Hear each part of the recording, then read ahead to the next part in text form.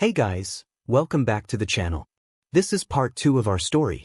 If you like this what if story and want to see part 3, let me know in the comments below. Before we start, don't forget to like, subscribe, and share this video with your friends. Also, check the description for more great content and my playlist. This story was posted by 𝗧𝗵𝗲 on Wattpad. Now let's start. Staircase on the opposite side, and as they hurried, Izuku skidded to a halt, realizing the shutters were closing.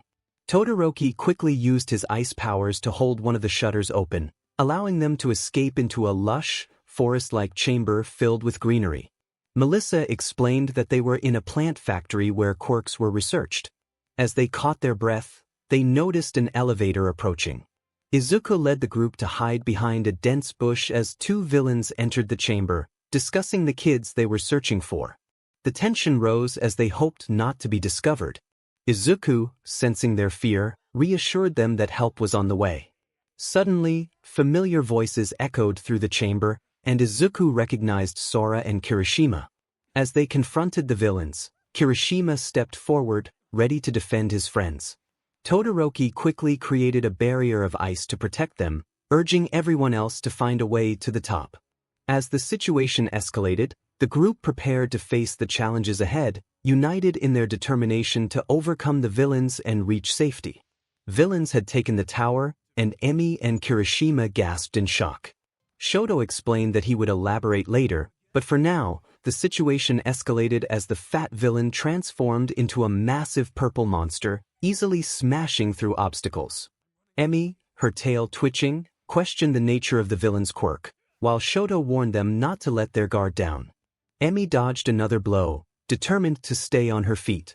The purple monster roared, declaring that the kids should not underestimate them. Meanwhile, Izuku's group burst through a door, only to find themselves at another dead end. Ida expressed frustration, feeling trapped like mice.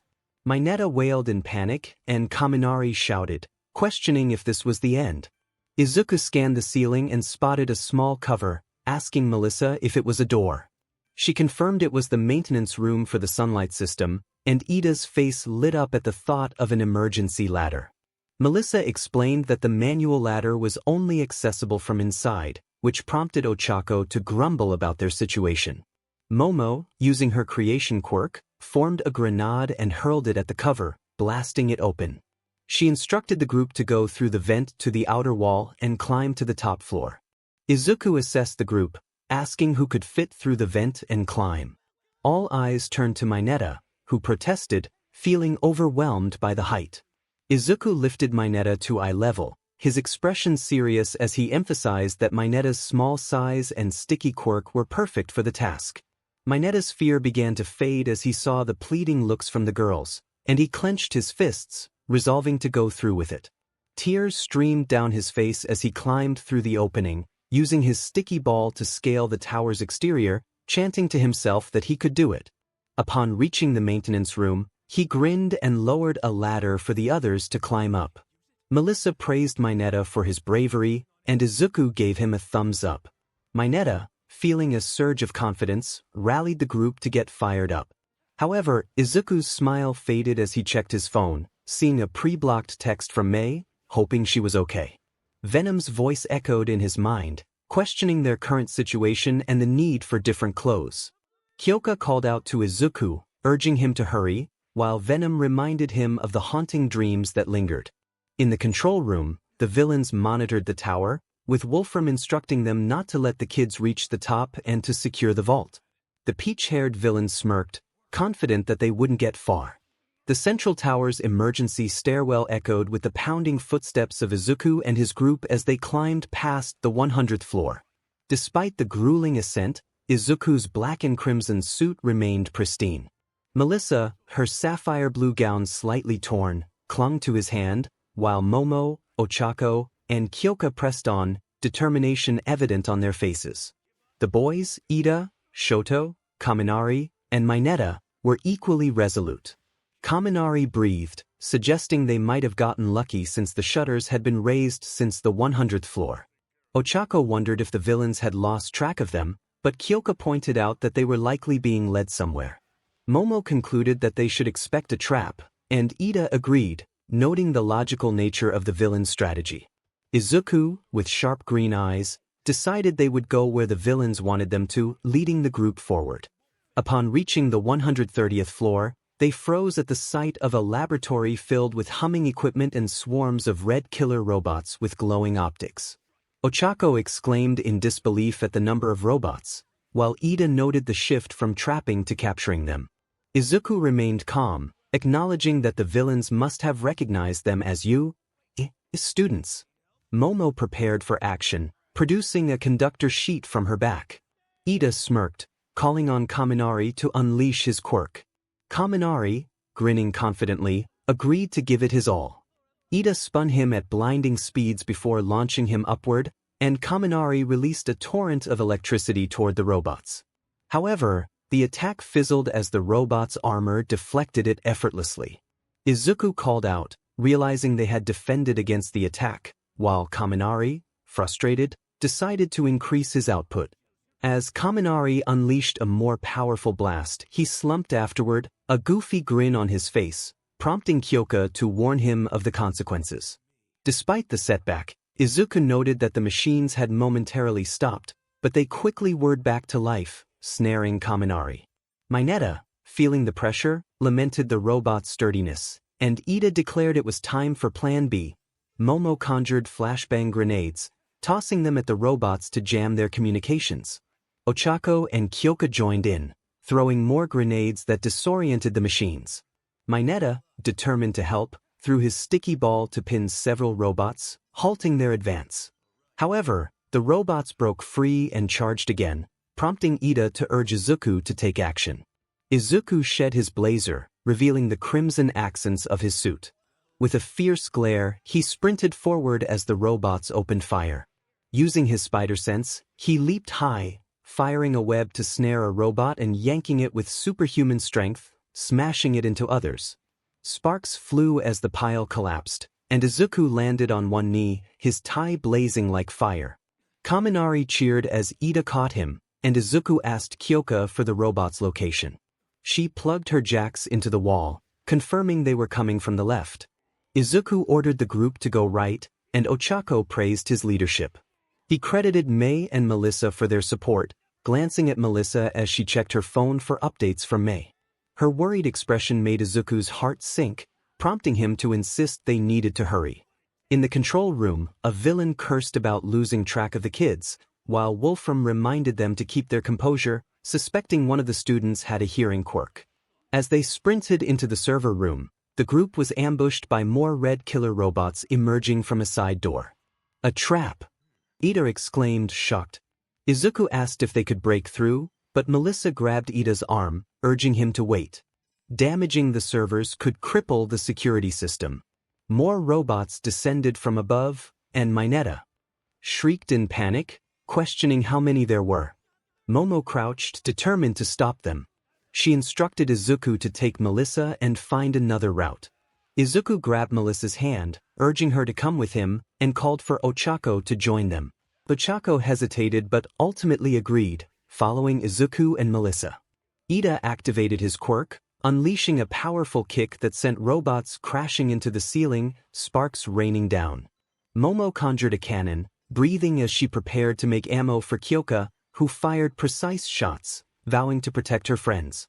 Mineta threw sticky ball, pinning robots in place, while Kaminari cheered weakly from the sidelines. Izuku, hearing the cannon fire, felt his instinct to transform into Spider-Man surge. 𝗧𝗏𝗄 grabbed his arm, urging him to keep moving. If they got caught, Ida and the others' efforts would be wasted. Izuku nodded and sprinted onward, silently hoping everyone would be okay. They emerged outside, facing massive wind propellers spinning in the night air. Melissa began to explain, and Izuku finished, identifying the wind power generator system. Melissa explained that if they went through the tower, the robots were waiting. They needed to climb to the emergency exit at the top. Izuku eyed the distant exit, crouching down and instructing Melissa to grab his back while he used the web shooters. 𝗧𝗏𝗄 made herself weightless, ready to follow. As they prepared to ascend, a door burst open below, revealing more robots. 𝗧𝗏𝗄 hesitated, but Izuku urged her to use her quirk. She felt torn, wanting to save everyone. Melissa cried out for Ochako, and a scream echoed as a robot fell, sparking. Izuku called out for Emi, who was nearby, and ice surged, trapping more robots. Todoroki checked on Ochako, who confirmed that Izuku and Melissa were heading to the top. Todoroki and Kirishima vowed to stop the robots below, while Emi prepared to fight. Izuku swung higher, spotting a pillar. He fired a web, smashing through the tower wall and landing inside with Melissa. Dust settled around them as Ochako cheered for their success. Kirishima and Todoroki encouraged Izuku to show what he was capable of, while Ochako whispered a warning to be careful. In the control room, Wolfram barked orders to send reinforcements to defend the area. Meanwhile, All Might's bound form emitted smoke, his strength waning. Izuku checked on Melissa, ensuring she was okay. Just then, his spider sense flared, and he pushed Melissa aside as a sword slashed where she had stood. Swordkill, the villain with a gleaming metal arm, confronted them, furious. Izuku demanded to know what Swordkill was after, dodging another swing. The villain roared, summoning a second sword. Izuku aimed a punch, but Swordkill's blade grazed his side, knocking him through the wall. Izuku clung to the ledge, unfazed. As Swordkill raised his sword again, Melissa lunged, grabbing his arm and pleading for him to stop. The villain backhanded her, sending her crashing to the floor. Izuku felt a surge of anger. He fired a web, propelling himself upward and delivering a powerful kick to Swordkill's face. The villain flew back, crashing into the stairs. Izuku rushed to Melissa, concerned for her well-being. She reassured him that it was just a cut, and he quickly wrapped her wound with a bandage, apologizing for getting distracted. Melissa teased him, and he smiled, determined to save everyone. They raced up the stairs to the 200th floor, only to face two armed gunmen. Bullets flew, but Izuku dropped low, firing webs at their rifles.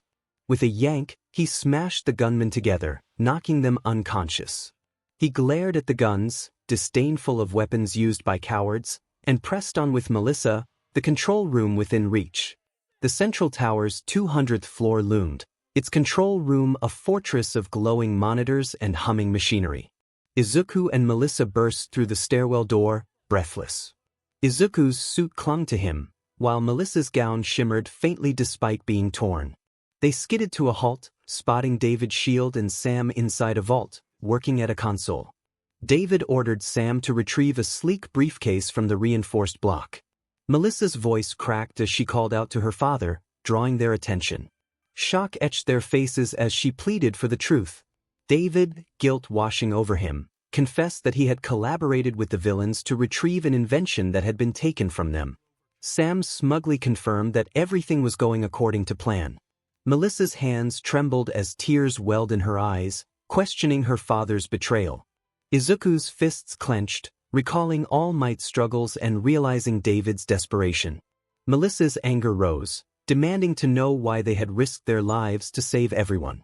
David was taken aback, unable to comprehend that the villains were real. Wolfram strode in, his presence commanding.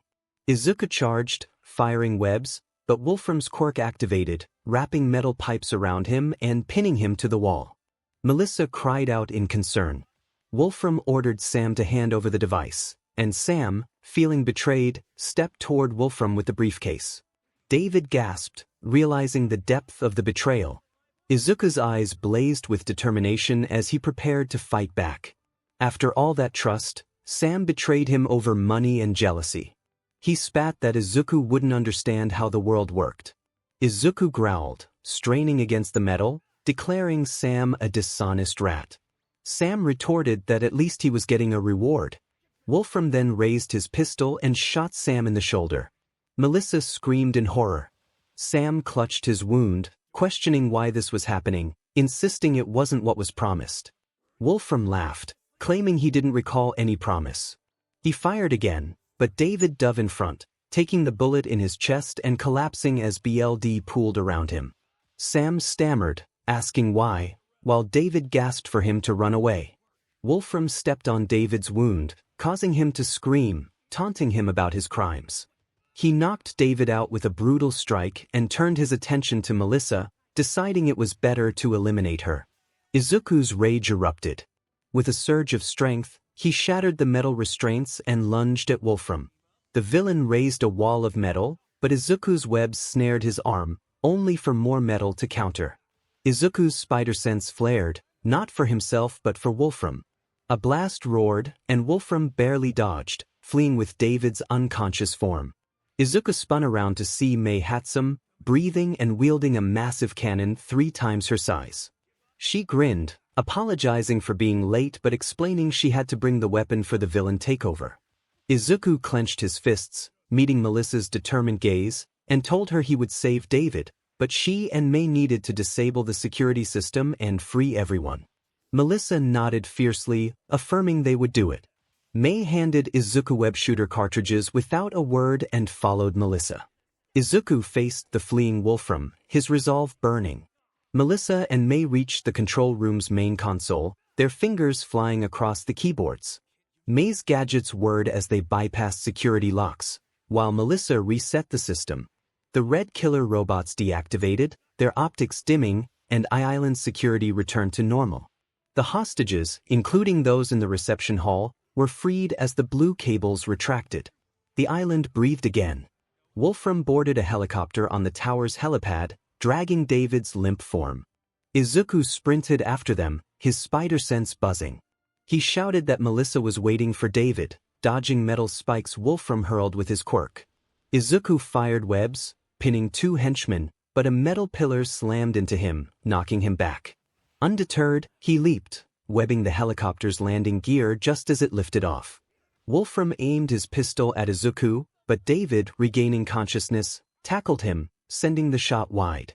Izuku ducked and swung into the helicopter, webbing Wolfram's face and tackling him to the floor, landing a punch that dented his mask. Grabbing David, Izuku leaped from the helicopter, the 2 plummeting toward the tower. All Might's voice boomed, declaring he was there, soaring through the helicopter and smashing it into flames, consuming the villains inside. He caught Izuku and David midair, landing on the helipad with a thunderous impact. David, bloodied, tried to speak, apologizing to Toshinori. A metal pillar shot from the wreckage, and Wolfram emerged, his mask cracked but his eyes blazing. He trapped David in a metal casing, his quirk amplified by the stolen device, mocking them for thinking the crash would stop him. All Might charged, but Wolfram's enhanced quirk transformed the roof into a chaotic storm of twisted beams and jagged panels. All Might dodged, his punches shaking the air, but Wolfram's metal barriers held. A steel barrage nearly crushed him, but Shoto Todoroki's ice and 𝗵𝗄 Sora's claws intervened, shattering the onslaught. 𝗵𝗄 growled that heroes were never alone as she slashed a beam. Tenya Ida and Ijiro Kirishima joined, their quirks smashing through metal. Ochako, Kyoka, Momo, Mineta, Kaminari, and Mei rallied, their combined efforts holding back the chaos. All Might, inspired, pushed beyond his limits, his muscle form blazing as he roared, unleashing a powerful attack that obliterated Wolfram's defenses in a shockwave that rattled the tower. Wolfram, undaunted, ensnared All Might in metal wires, tightening around his throat. He revealed he had 2 quirks, metal manipulation and muscle augmentation, and taunted All Might about the intel he received. All Might's eyes widened as he realized who had betrayed him. Wolfram laughed, asking where All Might's smile was now. All Might lunged, but a metal chunk sent him reeling, and a massive pile loomed, ready to crush him. Wolfram sneered a farewell, but a blur shot forward, pushing All Might clear just as the metal crashed down, burying Izuku. All Might dropped to his knees, the girls sobbing while the boys stood frozen in shock.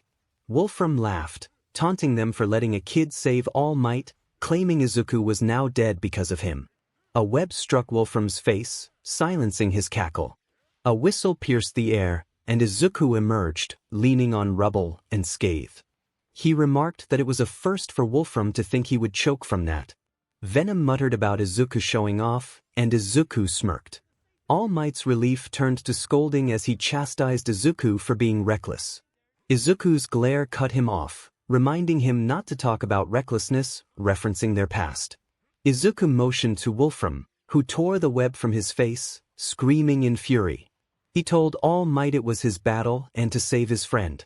All Might's forced smile returned, his muscle form surging as he charged through 𝗂𝗏𝗏's metal storm. His powerful punch shattered a barrier, sending 𝗂𝗏𝗏 staggering. Shoto's ice pinned metal shards, Emmy's claws sliced through wires, and Ida's kicks cleared a path. All Might's final punch, a blast of determination, sent 𝗂𝗏𝗏 crashing through the roof's edge, shattering his quirk device and causing the chaos to crumble to dust. As dawn broke, casting golden light over the tower's ruins, Izuku sat on a pile of rocks, his crimson tie loosened. 𝗘𝐁𝐝 sprinted toward him, tears streaming down her face as she tackled him to the ground. She sobbed his name, and he reassured her that he was fine while patting her head. Before he could stand, Ochako, Melissa, and May enveloped him in a group hug, their relief palpable. David, bandaged, approached All Might, apologizing for everything. All Might shook his head, explaining that Melissa had explained it all and that he and Izuku had saved the day. Melissa smiled at Izuku, acknowledging all he had done. Izuku responded that she had saved everyone, emphasizing her actions made the difference. She leaned in and kissed his cheek as a thank you, causing Izuku to blush and laugh nervously. Venom sighed at the display. All Might turned to David, acknowledging his fears about the symbol of peace fading. David nodded, shame in his eyes, admitting he had been clinging to the past. He expressed faith in Melissa and Izuku to protect the future and ensure peace. All Might's gaze lingered on Izuku, regret heavy in his heart as he recognized the same light in Izuku as in himself, the light of a hero. Izuku broke from the hug, staring at the rising sun. He turned to Melissa, recalling her mention of changing her last name. She smiled, revealing she wanted a legacy of her own. When he asked what the new name was, she declared she would be Melissa Stark from now on. Izuku grinned, warmth filling his eyes as he processed her words. In a dimly lit apartment in Japan, Hisashi Midoriya cowered on the floor, his hands clutching his head as a sinister voice echoed in his mind. The room was sparse, the air heavy with dread. A green mask, its goblin-like features twisted in a malevolent grin, sat on a table, its empty eyes seeming to stare into Hisashi's soul. The voice taunted him, dripping with malice, insisting that he accept what must be done. Hisashi, trembling, whispered for it to stop, pleading for no more.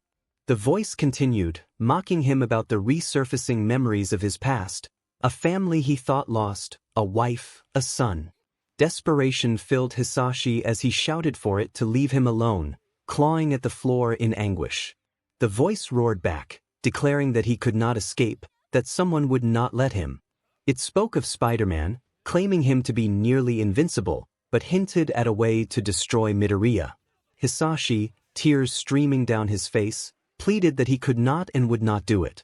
The voice insisted that the boy must be educated in loss and pain, urging him to make Midoriya suffer and grant his wish for death. Crawling toward the mask, Hisashi's hands shook as he asked how he could do such a thing. The voice cryptically advised that the cunning warrior attacks neither body nor mind, but rather the heart. It cackled, revealing its plan to attack Midoriya's heart, claiming to know just how to do it, but that they needed Hisashi's help.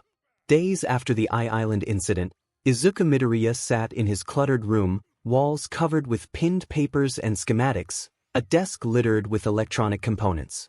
He held a small USB drive, a parting gift from David's shield before his custody for collaborating with villains. Samuel, David's traitorous assistant, had been hospitalized before facing prison. David's final words echoed in Izuku's mind, expressing trust in him to handle the information meant to be destroyed. Izuku sighed, slipping the drive into a hidden compartment. Venom's sly voice in his mind urged him to see what was inside, acknowledging his curiosity. He considered it, biting into a peanut butter and jelly sandwich, but decided against it, preferring to avoid a headache. Venom pressed him to destroy it instead, but Izuku opted to wait for the right time. His phone buzzed, and he answered, recognizing Principal Nizu's cheerful voice. Nizu inquired about his well-being after the Island incident and invited him to join a summer training trip with the hero course, expressing the need for his help. Izuku hesitated, questioning why he was chosen, but 𝗎𝗂 reassured him of his unique gifts and encouraged him to make a difference. Izuku gazed out the window at the twinkling city lights and asked if he could bring a classmate. 𝗎𝗂 agreed, welcoming Miss Hitoshi, and hung up, leaving Izuku surprised by the unexpected approval. Outside, police sirens wailed, pulling his attention to the balcony where a high-speed chase unfolded below. Duty called, and he donned his Spider-Man mask, transforming into his sleek costume as Venom enveloped him. He leaped from the balcony, swinging into the night with breathtaking speed. In a Tokyo prison, Samuel sat in his orange jumpsuit, bitterness etched on his face. Across the table sat a man in a long green shirt and brown breeches, his face shadowed by a wide-brimmed hat. The man's unsettlingly calm smile suggested he understood Samuel's frustrations about feeling let down by those he trusted. Samuel expressed his discontent about being imprisoned for revealing their project, feeling wronged and unworthy of such treatment. The man leaned forward, suggesting they change their circumstances together. Samuel smirked, intrigued, and asked for the man's name. The man's smile widened as he introduced himself simply as Dr. Samuel grasped the extended hand, their smirks mirroring each other. Izuku swung through Tokyo's neon-lit skyline, the wind rushing past him. Below, a police chase unfolded, a stolen van weaving dangerously through the streets. He fired a web, landing on the van's roof and webbing the driver's hands to the wheel. The van swerved, but he pulled the robbers out, webbing them to a lamppost and leaving a note proclaiming it was a courtesy from Spider-Man. As the police arrived, Izuku swung away, his senses tingling as a silent alarm blared from a nearby high-end jewelry store. He landed on the rooftop, peering through a skylight to see a figure moving gracefully inside, a young woman with silver hair and striking green-blue eyes. Her black suit shimmered as she cracked a safe with practiced ease. Venom commented on her being trouble, but Izuku focused, dropping through the skylight. The woman turned, her eyes locking onto him as she greeted him with a sultry tone, teasing about crashing her party. Izuku crouched, ready to confront her, demanding she hand over the jewels to avoid further conflict. She laughed, playfully dismissing him and demonstrating her acrobatic skills as she leaped over a display. Izuku fired a web, but she dodged with remarkable agility. Introducing herself as Black Cat, she declared him to be in her way. Izuku lunged, his spider sense buzzing as she hurled a smoke pellet, filling the room with mist. He tracked her movements, firing webs to pin her wrist, but she slipped free, her suit slick and evasive. She teased him, kicking a display case his way, which he dodged and webbed to the floor. As they continued to dance across the store, Izuku noted her speed and agility, realizing he needed to step up his game. Black Cat taunted him with a ruby tiara, smashing a window and sprinting onto the roof. Izuku pursued, determined not to let her escape. In the chase, she grazed his suit with her claws, leaving a shallow cut. She whispered a warning, her face close to his mask, before flipping backward and disappearing into the shadows. Izuku scanned the rooftops, his spider sense quiet, realizing she had vanished from sight. He cursed under his breath, and Venom chuckled at his misfortune. Izuku muttered a response as he swung back into the night, the city's lights blurring below. 3 days had passed, and a rugged cliff overlooking a dense forest marked the start of U.S. summer training camp. The morning sun filtered through towering trees, casting dappled light on the clearing where Class 1A stood, their luggage scattered around them. The students, dressed in casual clothes, jeans, t-shirts, and sneakers, looked bewildered, expecting a rest stop, not a wilderness. Kirishima stretched his arms and remarked on finally taking a breath. Mineta hopped from foot to foot, expressing his urgent need to find a restroom. Ochako, with her pink backpack slung over one shoulder, questioned whether this even counted as a rest area. Siro scanned the empty clearing, wondering where Class B was. Their teacher, Shodai Zawa, stood with his hands in his pockets, his scarf loose around his neck. He stated flatly that there was no point in stopping without a reason. Kaminari asked about the bathroom, earning a deadpan stare from Aizawa.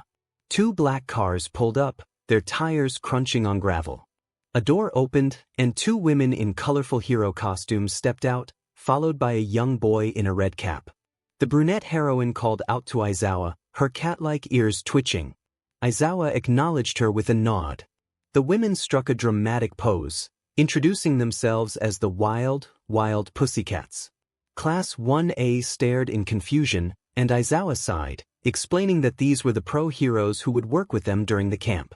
Emi Sora, lounging against a rock, chuckled at the sight of the pussycats, and all eyes turned to her as she pushed off the rock, her tail swishing. She explained that the pussycats were a 4-person hero team specializing in mountain rescues, emphasizing their veteran status. 𝗵𝗃𝗵𝗲, one of the pussycats, twitched her eye at Emi's jab. As Emi continued to tease 𝗵𝗃𝗵𝗲 about their years of service, the blonde hero lunged to silence her. Emi caught the claw with ease, enjoying the playful banter. The tension escalated, and Kaminari whispered to Kirishima, cringing at 𝗵𝗃𝗵𝗲's defensive outburst.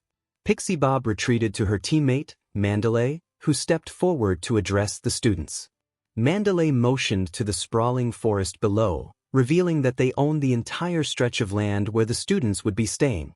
The class's eyes widened at the distance, and Ochako questioned why they had stopped there. Tsuyu pondered the implications, while Sato nervously shook his head, realizing the situation.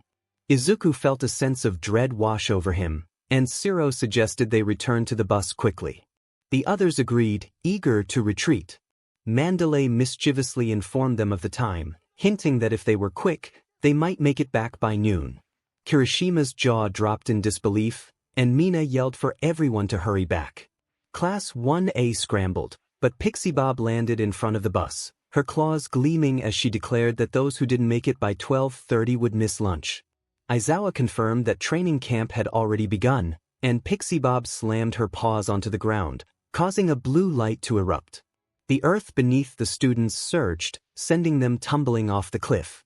As they fell, Mandalay called out that they could use their quirks since it was private land and that they had 3 hours to reach the facility through the beast's forest. The students hit the forest floor, groaning as they stood. The name of the forest echoed ominously, and Shiro expressed his disbelief. Kaminari compared it to a video game, while Jiro muttered about 𝗬𝗏's tendency to put them in challenging situations. A roar shook the trees as a massive beast formed from dirt by 𝗵𝗃𝗵𝗲's quirk rose before them. Class 1A braced for the challenge ahead. Inside the second black car, Izuku Midoriya and Hikari Shinso watched the chaos unfold, their eyes wide. Izuku, dressed in a green t-shirt and jeans, clutched his backpack, while Hikari, her purple hair tied back, wore a black hoodie and jeans, her expression a mix of awe and apprehension. Izawa's stern face appeared as he opened the car door, noting that they had been spared from joining Class 1A. However, he warned them not to relax, as they would face training equal to that of Class 1 as this summer. He tapped the car's hood, and the driver nodded, steering toward the camp facility. Hikari turned to Izuku, expressing her concern about the challenges ahead. Izuku felt a weight on his conscience regarding the USB drive David had given him, hidden in a secret compartment in his room. He pondered the contents, feeling a mix of curiosity and apprehension. Hikari's silence drew his attention, and he gently asked if she was okay. She flinched but forced a smile, admitting she was just nervous about the training. As they arrived at the camp facility, a sprawling complex at the mountain's base, Izawa led them out, his expression unreadable. He informed them that they would train under the Pussycat's guidance and warned them not to expect an easy experience. Izuku and Hikari exchanged determined glances, ready to face the trials that awaited them, with the distant roars of 𝗵𝗃𝗵𝗲's beasts echoing in the background. At 5:20 p.m., the sun dipped low, casting an orange glow over the training camp facility. Class 1A staggered out of the beast's forest, their school uniforms torn and dirt-streaked, exhaustion etched on their faces. Shoto Todoroki emerged first, his navy blazer ripped and scratches crisscrossing his arms. Emi Sora followed, her tail flicking and her smirk intact despite her rugged appearance. One by one, the others stumbled into the clearing: Ochako, Kyoka, Kirishima, Mina, Shiro, Sato, and the rest, each looking ready to collapse. Some dropped to their knees, gasping for air, relief washing over them as they reached the facility's entrance. 𝗵𝗃𝗵𝗲 chirped with excitement, her blonde hair bouncing as she clapped her paws, expressing her delight at their arrival. 𝗵𝗲 added her own comment, her brown ears twitching as the sunset deepened. 𝗕𝗁𝗄𝐵 groaned, sprawled on the ground, lamenting the time it took to arrive. 𝗵𝗲, with a sheepish grin, reminded him that it would have taken them longer. 𝗧𝗏 whined about the teasing, while 𝗕𝗁𝗄𝐵 complained about his hunger. 𝗵𝘃𝗵𝗵 chuckled, her claws glinting in the fading light. She expressed surprise that they had defeated her earth beasts more easily than she anticipated, particularly singling out 𝗵𝗲, who was stretching with a smug look. 𝗵𝘃𝗵𝗵 lunged at 𝗵𝗲, her paws swinging, fueled by a playful rage over a previous comment.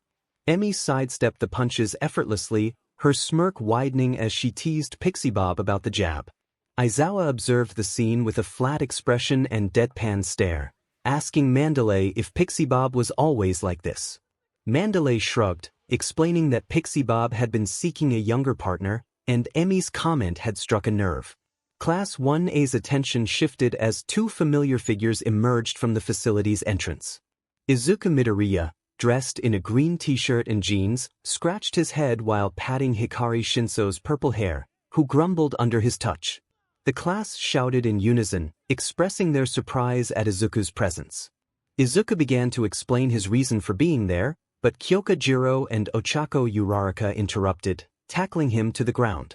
Kyoka scolded Izuku for not informing them of his arrival, while he winced under their weight, trying to justify himself. Their glares prompted him to promise to do whatever they wanted after the camp. The girls exchanged glances and smiled, each planting a kiss on his cheek, causing Izuku to groan and flush, while Venom cackled in his mind, teasing him about the situation. As the girls helped Izuku up, 𝗵𝗲 sauntered over with a smirk. Izuku inquired about her cheerful demeanor, and she playfully mentioned her plans to tease someone throughout the summer, glancing at 𝗵𝘃𝗵𝗵. Izuku then noticed a small boy standing apart, his red cap pulled low, and asked about him. 𝗵𝗲 explained that he was her cousin's child and encouraged 𝗂𝐫 to greet everyone, as he would be with them for the week. 𝗂𝐫 stared at the students with a cold expression. Izuku, ever optimistic, approached and introduced himself, extending his hand. Instead of a handshake, 𝗂𝐫 delivered a swift punch to Izuku's lower region, causing him to crumple into Tenya's arms with a pained whimper.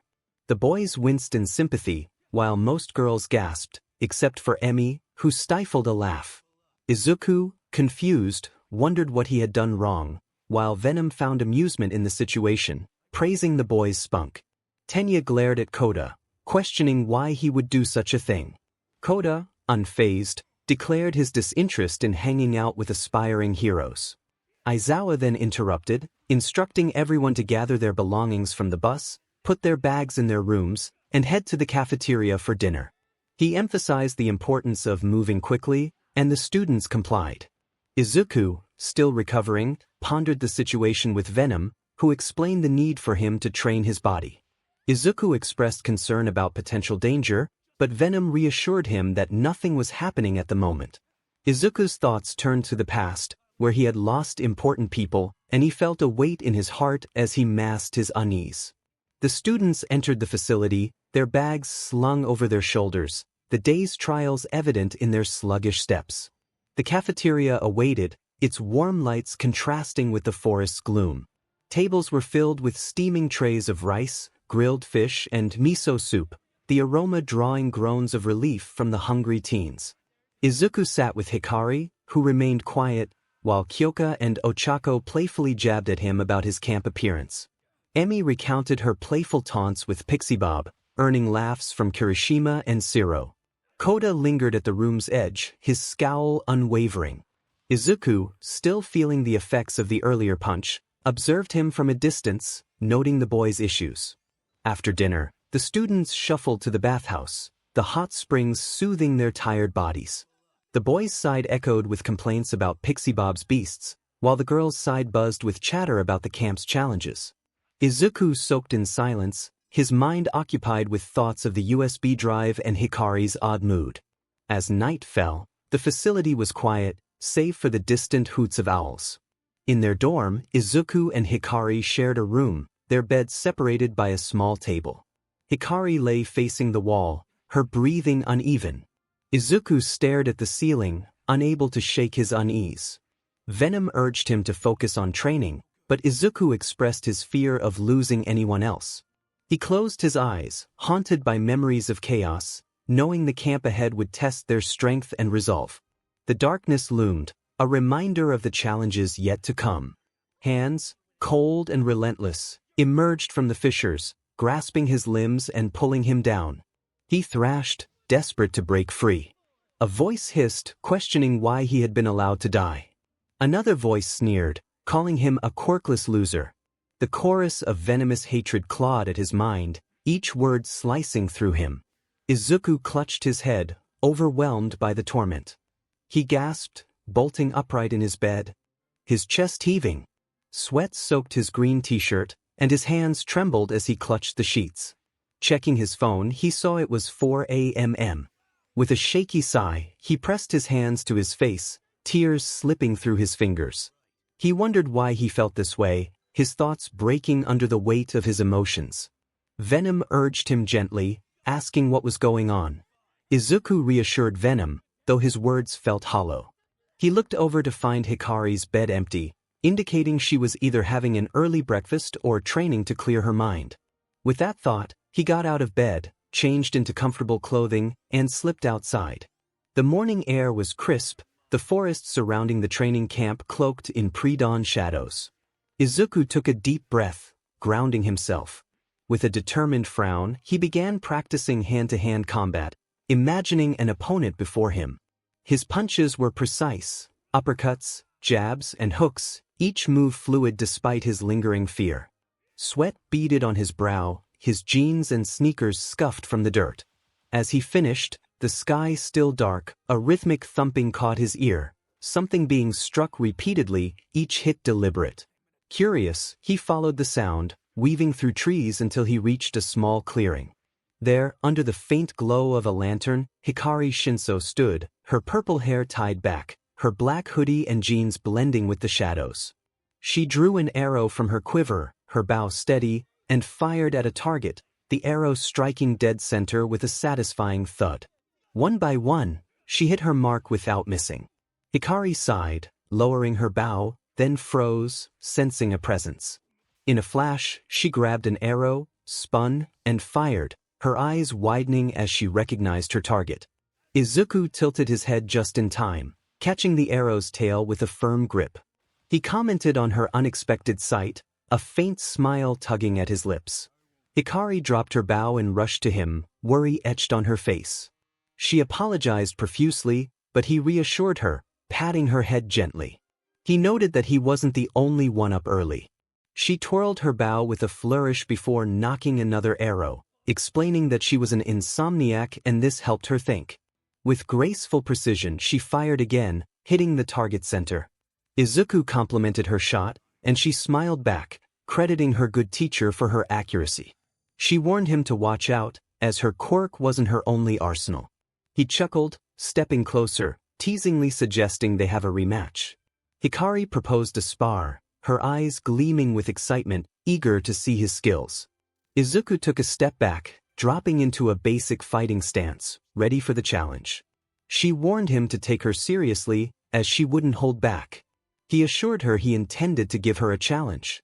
As they prepared to spar, Venom interjected, suggesting they lower his physical strength. Izuku tensed, asking how much. Venom reassured him not to worry, just to focus on the fight. Izuku felt his muscles subtly weaken as Venom dialed back his enhanced strength, leaving him closer to his quirkless self. Hikari charged, her fist aimed at his chest. He blocked, their arms colliding softly. She was fast, her movements honed from training, and Izuku felt the difference immediately. His reflexes were sharp, but his strength felt vulnerable. Hikari spun, aiming a kick at his side. He dodged, countering with a jab that she parried with her forearm. She teased him about slowing down, and he insisted he was just warming up. He feinted a punch before sweeping low, but Hikari leaped over his leg, landing with a twirl of her bow, using it like a staff to push him back. He stumbled but caught himself, grinning at her fancy moves. She lunged with a series of quick jabs, and he weaved, blocking and countering with precise strikes. Their spar became a dance, Hikari's agility against Izuku's instinct, each move a test of skill rather than power. The clearing echoed with their grunts and the rustle of leaves underfoot. Hikari's bow clattered to the ground as she switched to hand, her punches fast but controlled. Izuku ducked a high kick, grabbing her wrist and twisting gently, forcing her to spin. She broke free, laughing, and they circled each other, breath visible in the chilly air, their smiles genuine despite the early hour. Inside Izuku's mind, the walls he'd built to shield himself from years of torment trembled. The voices from his nightmare lingered, their accusations clawing at his resolve. Each punch he threw, each block, was a desperate attempt to silence them, but the cracks in his defenses widened. Hikari noticed his eyes flicker, a shadow passing over them, and paused mid-strike, asking if he was okay. He forced a smile, dodging her question and urging her not to hold back. She frowned but nodded, resuming the spar. She feinted left, then struck right, her fist grazing his cheek. Izuku countered, his movements slower without Venom's boost but his determination unwavering. He landed a gentle push to her shoulder, knocking her back a step. She smirked, charging and tackling him to the ground. They rolled, laughing, until they lay side by side, staring at the fading stars. The forest was quiet, the first light of dawn creeping over the horizon. Izuku complimented Hikari on her skills, noting her teacher must be proud. She nudged him playfully, acknowledging his talent but warning him not to get cocky, as she had more tricks up her sleeve. As they lay there, Izuku's smile faded as he stared at the sky, the nightmare's voices echoing faintly in his mind. He clenched his fist, determined not to let them win again. Hikari sat up, her expression softening as she asked if he was sure he was okay. "You seem off," he thought as he sat up, brushing dirt off his jeans. "Just early morning jitters. This camp's going to be intense." She nodded, unconvinced, but let it go. Well, they had a week to prove themselves and they would make it count. He stood and offered her a hand, which she took as they retrieved her bow, the clearing now bathed in soft dawn light. "Those walls are crumbling," Venom whispered in his mind. "You can't keep ignoring them." He felt a heaviness in his heart, but he had to keep going for them. As the sun rose over the training camp facility, a golden glow spread across the forest clearing where Class 1A gathered. The students, still groggy from the previous day's ordeal, yawned and rubbed their eyes, their school uniforms slightly wrinkled from sleep. Izuku Midoriya and Hikari Shinso stood among them, already awake and active, their morning training evident in the sweat on their brows. Izuku, in a green t-shirt, jeans, and sneakers, looked alert, while Hikari, in a black hoodie and jeans, leaned against him, her exhaustion clear. Her weight pressed lightly on his shoulder, drawing narrow-eyed stares from Kyokujiro and Ochako Uraraka. Shota Aizawa stepped forward, his scarf loose and his expression stern. He greeted the students, announcing that today they would begin training camp to increase their strength in earnest. The goal was to boost everyone's abilities and prepare them for their provisional licenses, as hostilities were becoming more real by the minute. He locked his gaze onto Izuku and tossed a softball his way. Izuku caught it, blinking in confusion, realizing he was not part of Aizawa's class. Aizawa explained that since Izuku was there with Miss Shinso, he wanted to see how much faith that rat had in him. Izuku felt a bead of sweat trickle down his forehead as he glanced at Hikari, who was barely standing. He gently lifted her, her body limp from their earlier spar. Turning to Ochako, he nodded, and she extended her hands, making Hikari float and holding her steady. He expressed his gratitude softly but firmly. Aizawa continued, revealing that he had received Izuku's middle school score of 45 meters. He noted that Izuku was different now and wanted to see how much he had improved. The students grew excited at the prospect of checking progress. Izuku stepped into the clearing, arching his arm back, the softball firm in his grip. He reminded himself to rely on pure human physical strength, flexing his arm before hurling the ball with all his might, sending it soaring into the sky. The students watched, breath held, until Aizawa's phone beeped. He noted that Izuku had thrown it 200 meters, which was not bad, but he believed Izuku was holding back a lot of potential. Izuku met Aizawa's stare, feeling a mix of determination and frustration. Aizawa's lips curled into a grin as he warned that during today's training, there would be no room for half-butting. He addressed the group, explaining that it had been 3 months since they started high school. Through various experiences, they had improved, but mainly in mental and technical skills, with some stamina gains. However, their quirks had not progressed much. Today, they would focus on improving them. Since Midoriya was different, he and Miss Shinso would work on physical training suited to their skill levels, which would be so challenging they would feel like they were on the brink of collapse. What followed was a grueling experience for Class 1A.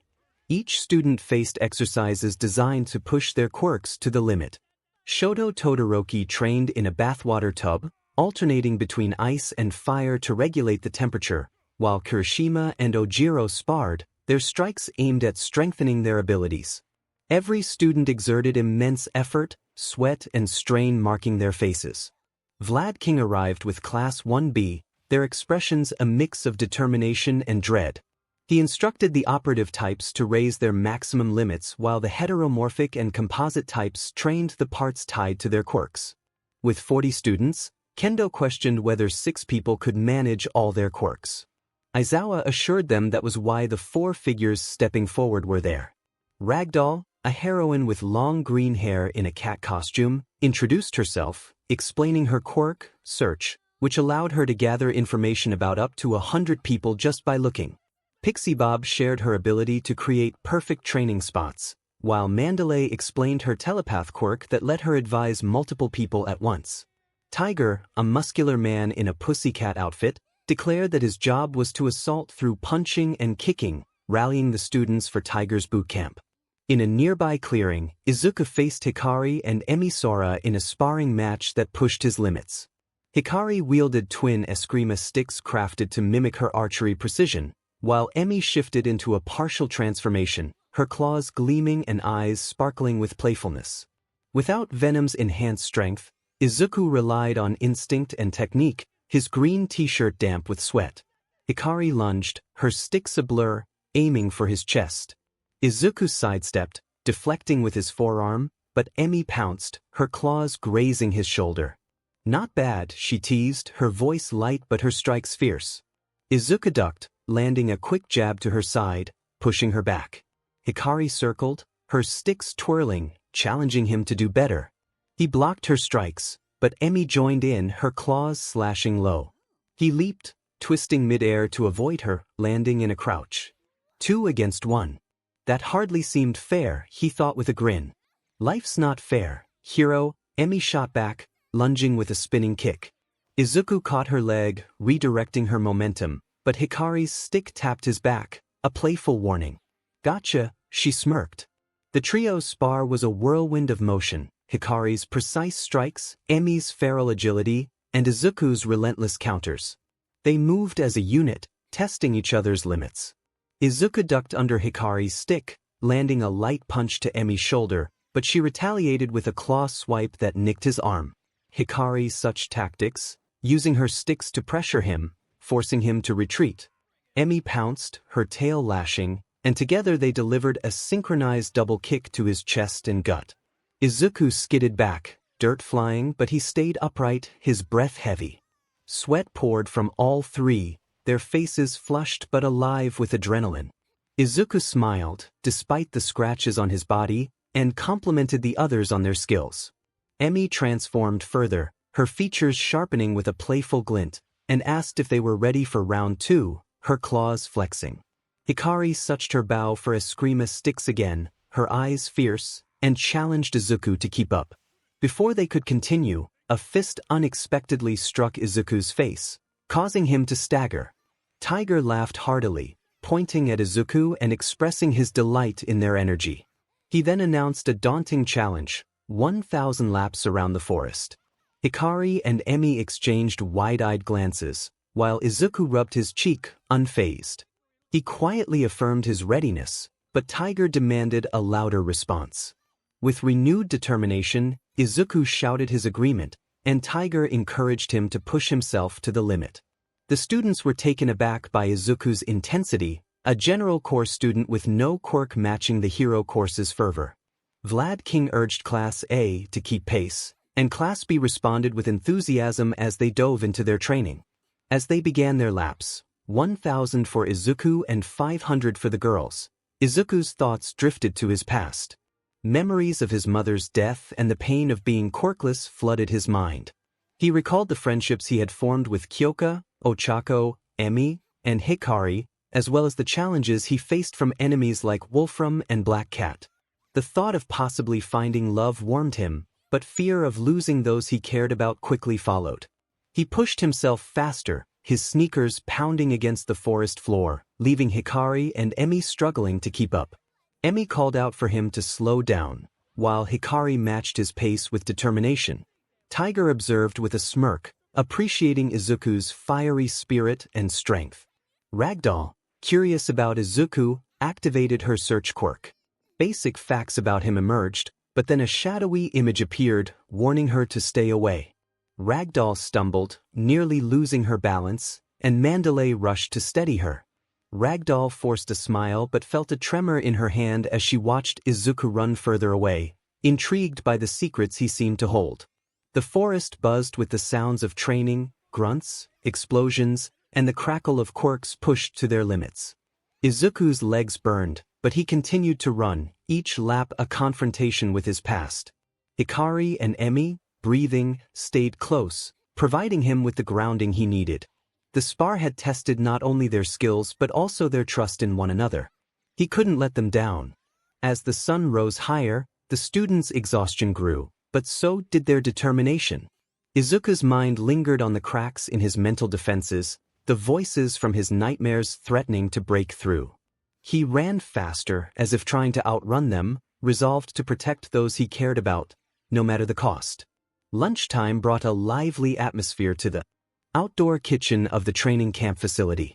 Class 1A, weary from the morning's intense training, gathered around makeshift stoves, their aprons stained with flour and sauce. As 𝗵𝗃𝗵𝗏 had warned, they prepared their own meal, curry, with the aroma of 𝗕𝗃𝗁𝗍 mingling with the forest air. Laughter and banter filled the clearing as they joked about their near-death experiences with 𝗵𝗃𝗵𝗏's earth beasts and Tiger's relentless boot camp. Izuku, dressed in a green t-shirt and jeans, ladled curry onto plates, his movements steady despite the morning's exertions. Hikari, still recovering, sat nearby, nibbling rice with a tired smile. Across the table, Koda lingered at the edge, his red cap low, ignoring Mandalay's calls for dinner. Izuku noticed the boy slip into the forest, his small frame disappearing among the trees, and his brow furrowed with concern. On a cliff top overlooking the camp, Koda sat on a rocky stump outside a cave, his secret hideout. The faint glow of the dining area flickered in the distance, the sounds of chatter drowned out by crickets and a gentle breeze. He felt hunger gnawing at him but remained focused, his expression hard. He thought about heroes and villains, frustrated by their constant fighting and the desperation to showcase their powers. Footsteps crunched behind him, and Izuku's gentle voice broke the silence as he approached with a plate of curry. Koda turned sharply, his teeth clenched in anger, demanding to know how Izuku had found his hideout. Izuku admitted to following his footsteps, stopping a few feet away with a sad smile. He offered the food, but Koda scowled, insisting he didn't need anything and ordering Izuku to leave. Izuku, undeterred, glanced at the cave's shadowed entrance and asked about Koda's parents, connecting them to the water hose. Koda's eyes widened in shock, quickly turning to fury as he demanded to know who had told Izuku. Izuku, feeling guilty, explained that he had overheard part of a conversation and expressed his sympathy for Koda's situation. He couldn't imagine the pain he had endured. Koda turned away, fists trembling, and told Izuku to shut up. Izuku, sensing the boy's turmoil, remained calm and tried to explain that heroes are those who fight for others without expecting anything in return, offering hope and comfort. He expressed that he didn't see himself as a hero, which caught Koda's attention. The boy, still angry but now puzzled, faced Izuku fully, unsure of how to respond. Izuku stepped closer to Koda, his expression serious. He explained that he wasn't in the class to become a hero, He owed the principal a favor and was there to join the training with aspiring heroes. Koda's eyes widened in surprise. Izuku continued, pointing out that Koda didn't just hate heroes. He despised everything about society because he focused on the negative aspects that quirks had caused. He expressed how Koda resented the way people used quirks to show off, how heroes and villains fought for money or power, and how lives were lost in the chaos that quirks brought. Koda reacted with anger, questioning if Izuku was going to tell him he shouldn't hate heroes, like someone else had said. Instead, Izuku posed a different question: did Koda hate his parents? This caught Koda off guard, and Izuku pressed on, asking if he believed his parents had left him behind, fighting merely to show off and gain power or money. Koda grumbled in response, his cap casting a shadow over his eyes. Izuku challenged him further, suggesting that if Koda hated the idea of using quirks to fight and kill, then his parents fit that description too, having fought and died in a battle against a villain. Koda shouted louder, insisting that his parents were not like that. Izuku remained steadfast, asking what kind of heroes they truly were. Koda's hands shook as he struggled to find the words, his head dropping in defeat. Silence enveloped them, and Izuku observed that Koda seemed unable to define what kind of heroes his parents were, perhaps realizing that his negative feelings might stem from them.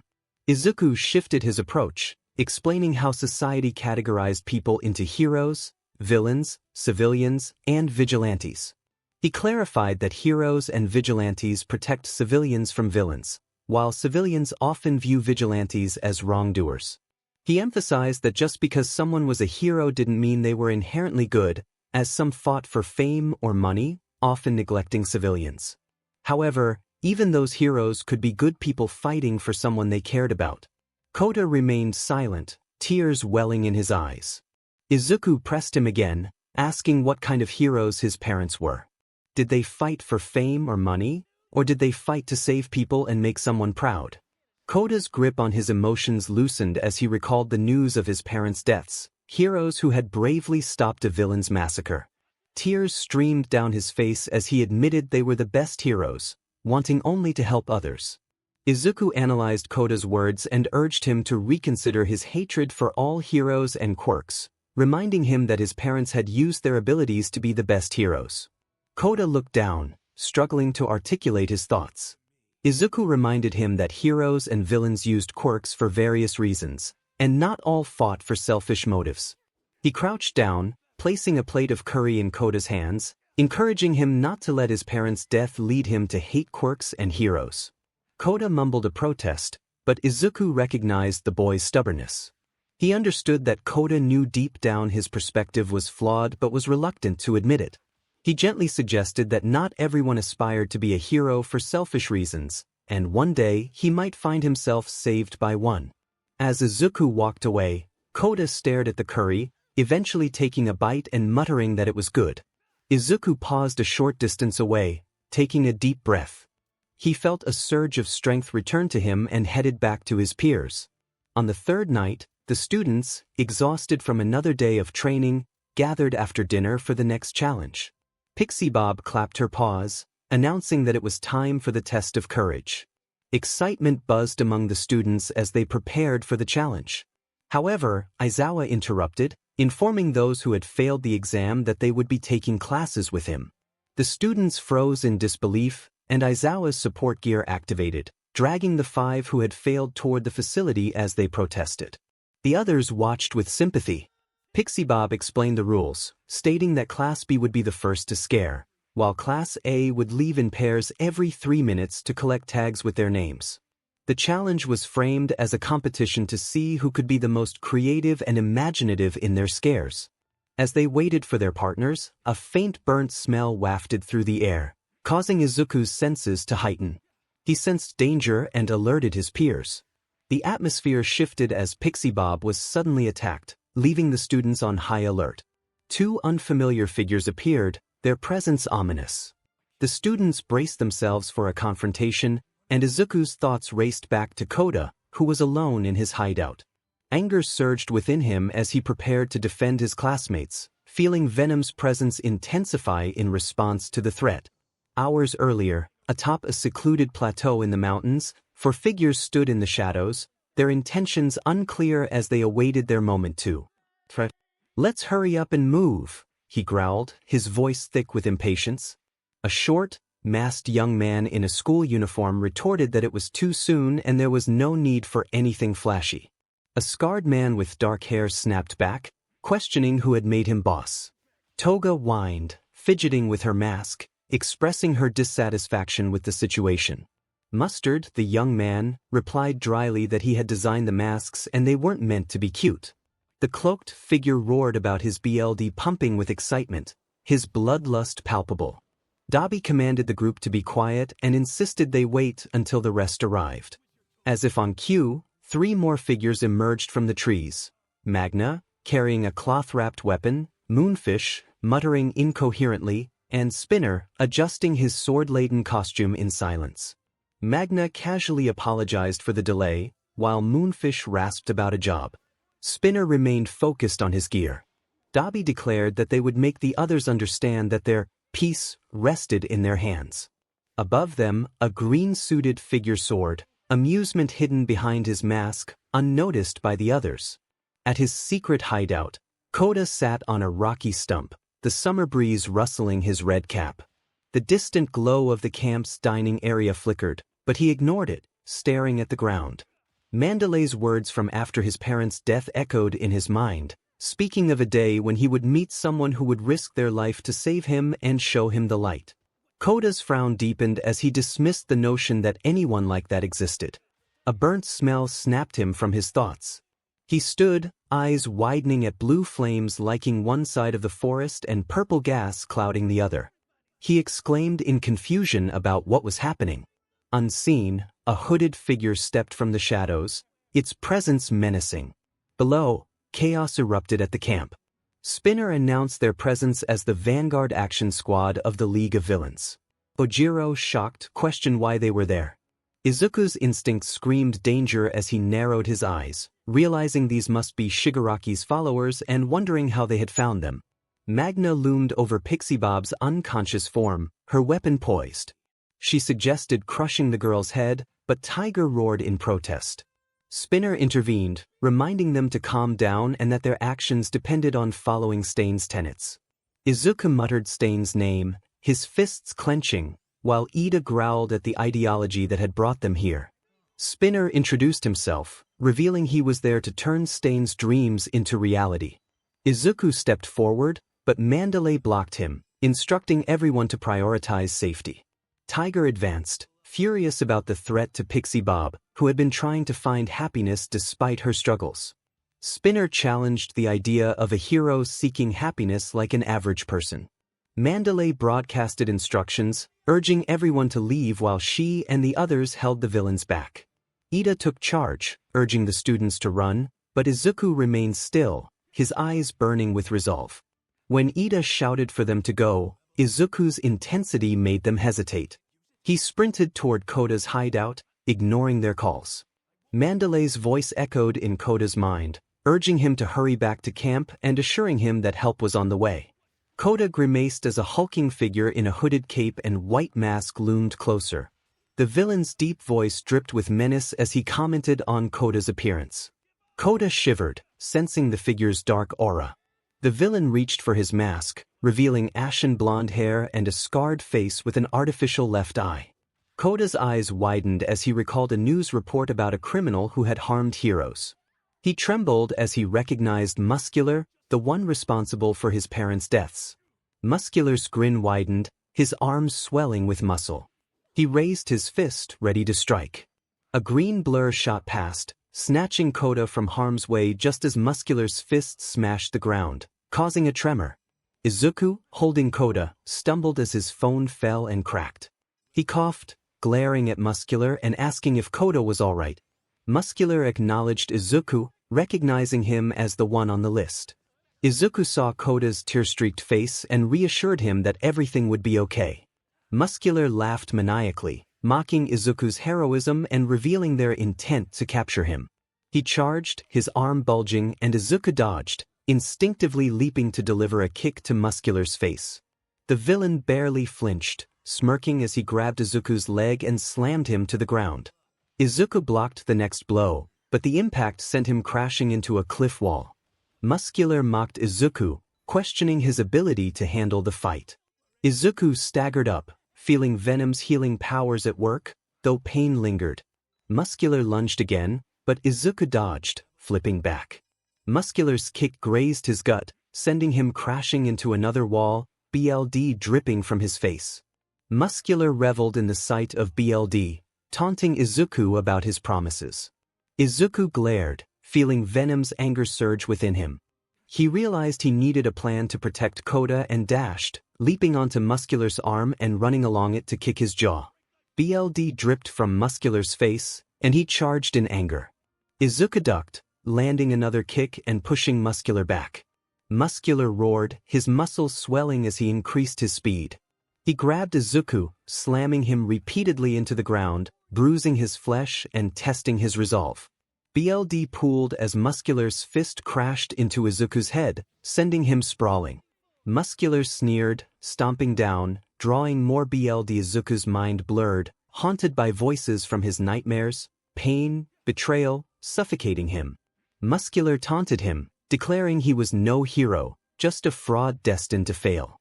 As Muscular raised his arm, a pebble struck his neck. 𝗂𝗧, tears streaming down his face, stood defiantly and confronted Muscular about his parents. Muscular laughed, revealing that he had no remorse for their deaths, only a twisted sense of fate.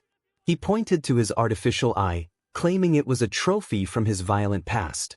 With Muscular preparing to attack 𝗂𝗧, Izuku surged forward, punching through his muscle fibers. He declared that Muscular had ruined 𝗂𝗧's life and would not escape responsibility. Izuku planted a device in the fibers and pressed a button, triggering an explosion that rocked the cliff and sent 𝗂𝗧 tumbling. Izuku caught 𝗂𝗧's shirt with his teeth, pulling him to safety. Though his right arm was injured and his shirt torn, he reassured 𝗂𝗧 that they needed to return to camp. Exhausted from the fight, Izuku struggled to stand, but another rumble interrupted them. Muscular rose, his muscles larger and more menacing.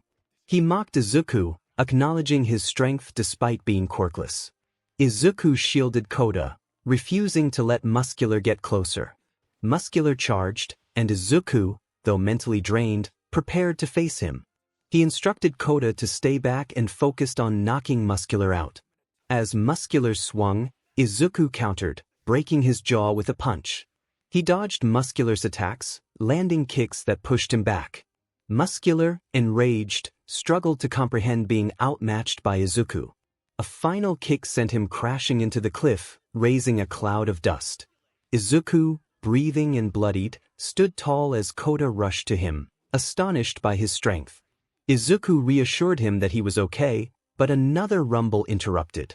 Muscular, still determined, advanced with bloodthirsty eyes. Izuku's fear spiked as he wondered how to deal with Muscular. He stalled for time, questioning Muscular's motives. Muscular revealed he was free to use his quirk as he pleased and acknowledged Izuku's strength. Izuku urged 𝗂𝗧 to climb on his back and dodged Muscular's powerful fists. He realized that one hit could end him. As Muscular got stuck in a wall, Izuku assessed their situation, knowing they needed to reach camp for help. He instructed 𝗂𝗧 to stay back and prepared for another attack. Muscular freed himself and charged, but Izuku blocked the blow with his venom-coated forearms. The clash sent gusts of wind, and Izuku felt his bones cracking under the pressure. Despite the pain, he resolved to protect 𝗂𝗧. As Muscular continued his assault, Izuku felt overwhelmed by voices of failure and loss. He thought of his mother and the sacrifices made for heroism. Suddenly, 𝗂𝗧 unleashed his quirk, splashing water to distract Muscular. Izuku, fueled by renewed determination, rose to his feet and struck Muscular, drawing BLD. He refused to let Muscular harm 𝗂𝗧 any longer. As Muscular staggered from Izuku's blows, he realized the device had weakened him. Izuku pressed forward, determined to end the fight. He countered Muscular's attacks with devastating precision, finally slamming him to the ground. Muscular gasped for mercy, but Izuku's resolve hardened. He tightened his grip until Muscular lost consciousness, releasing him afterward. Tears streamed down Izuku's face as he looked to the sky, overwhelmed by emotion. Koda fell to his knees, questioning why Izuku had risked his life for him. Izuku's roar echoed through the air, filled with anger and sadness, as he vowed to honor the sacrifices made for heroism. Koda, witnessing the transformation, began to understand what it meant to be a hero.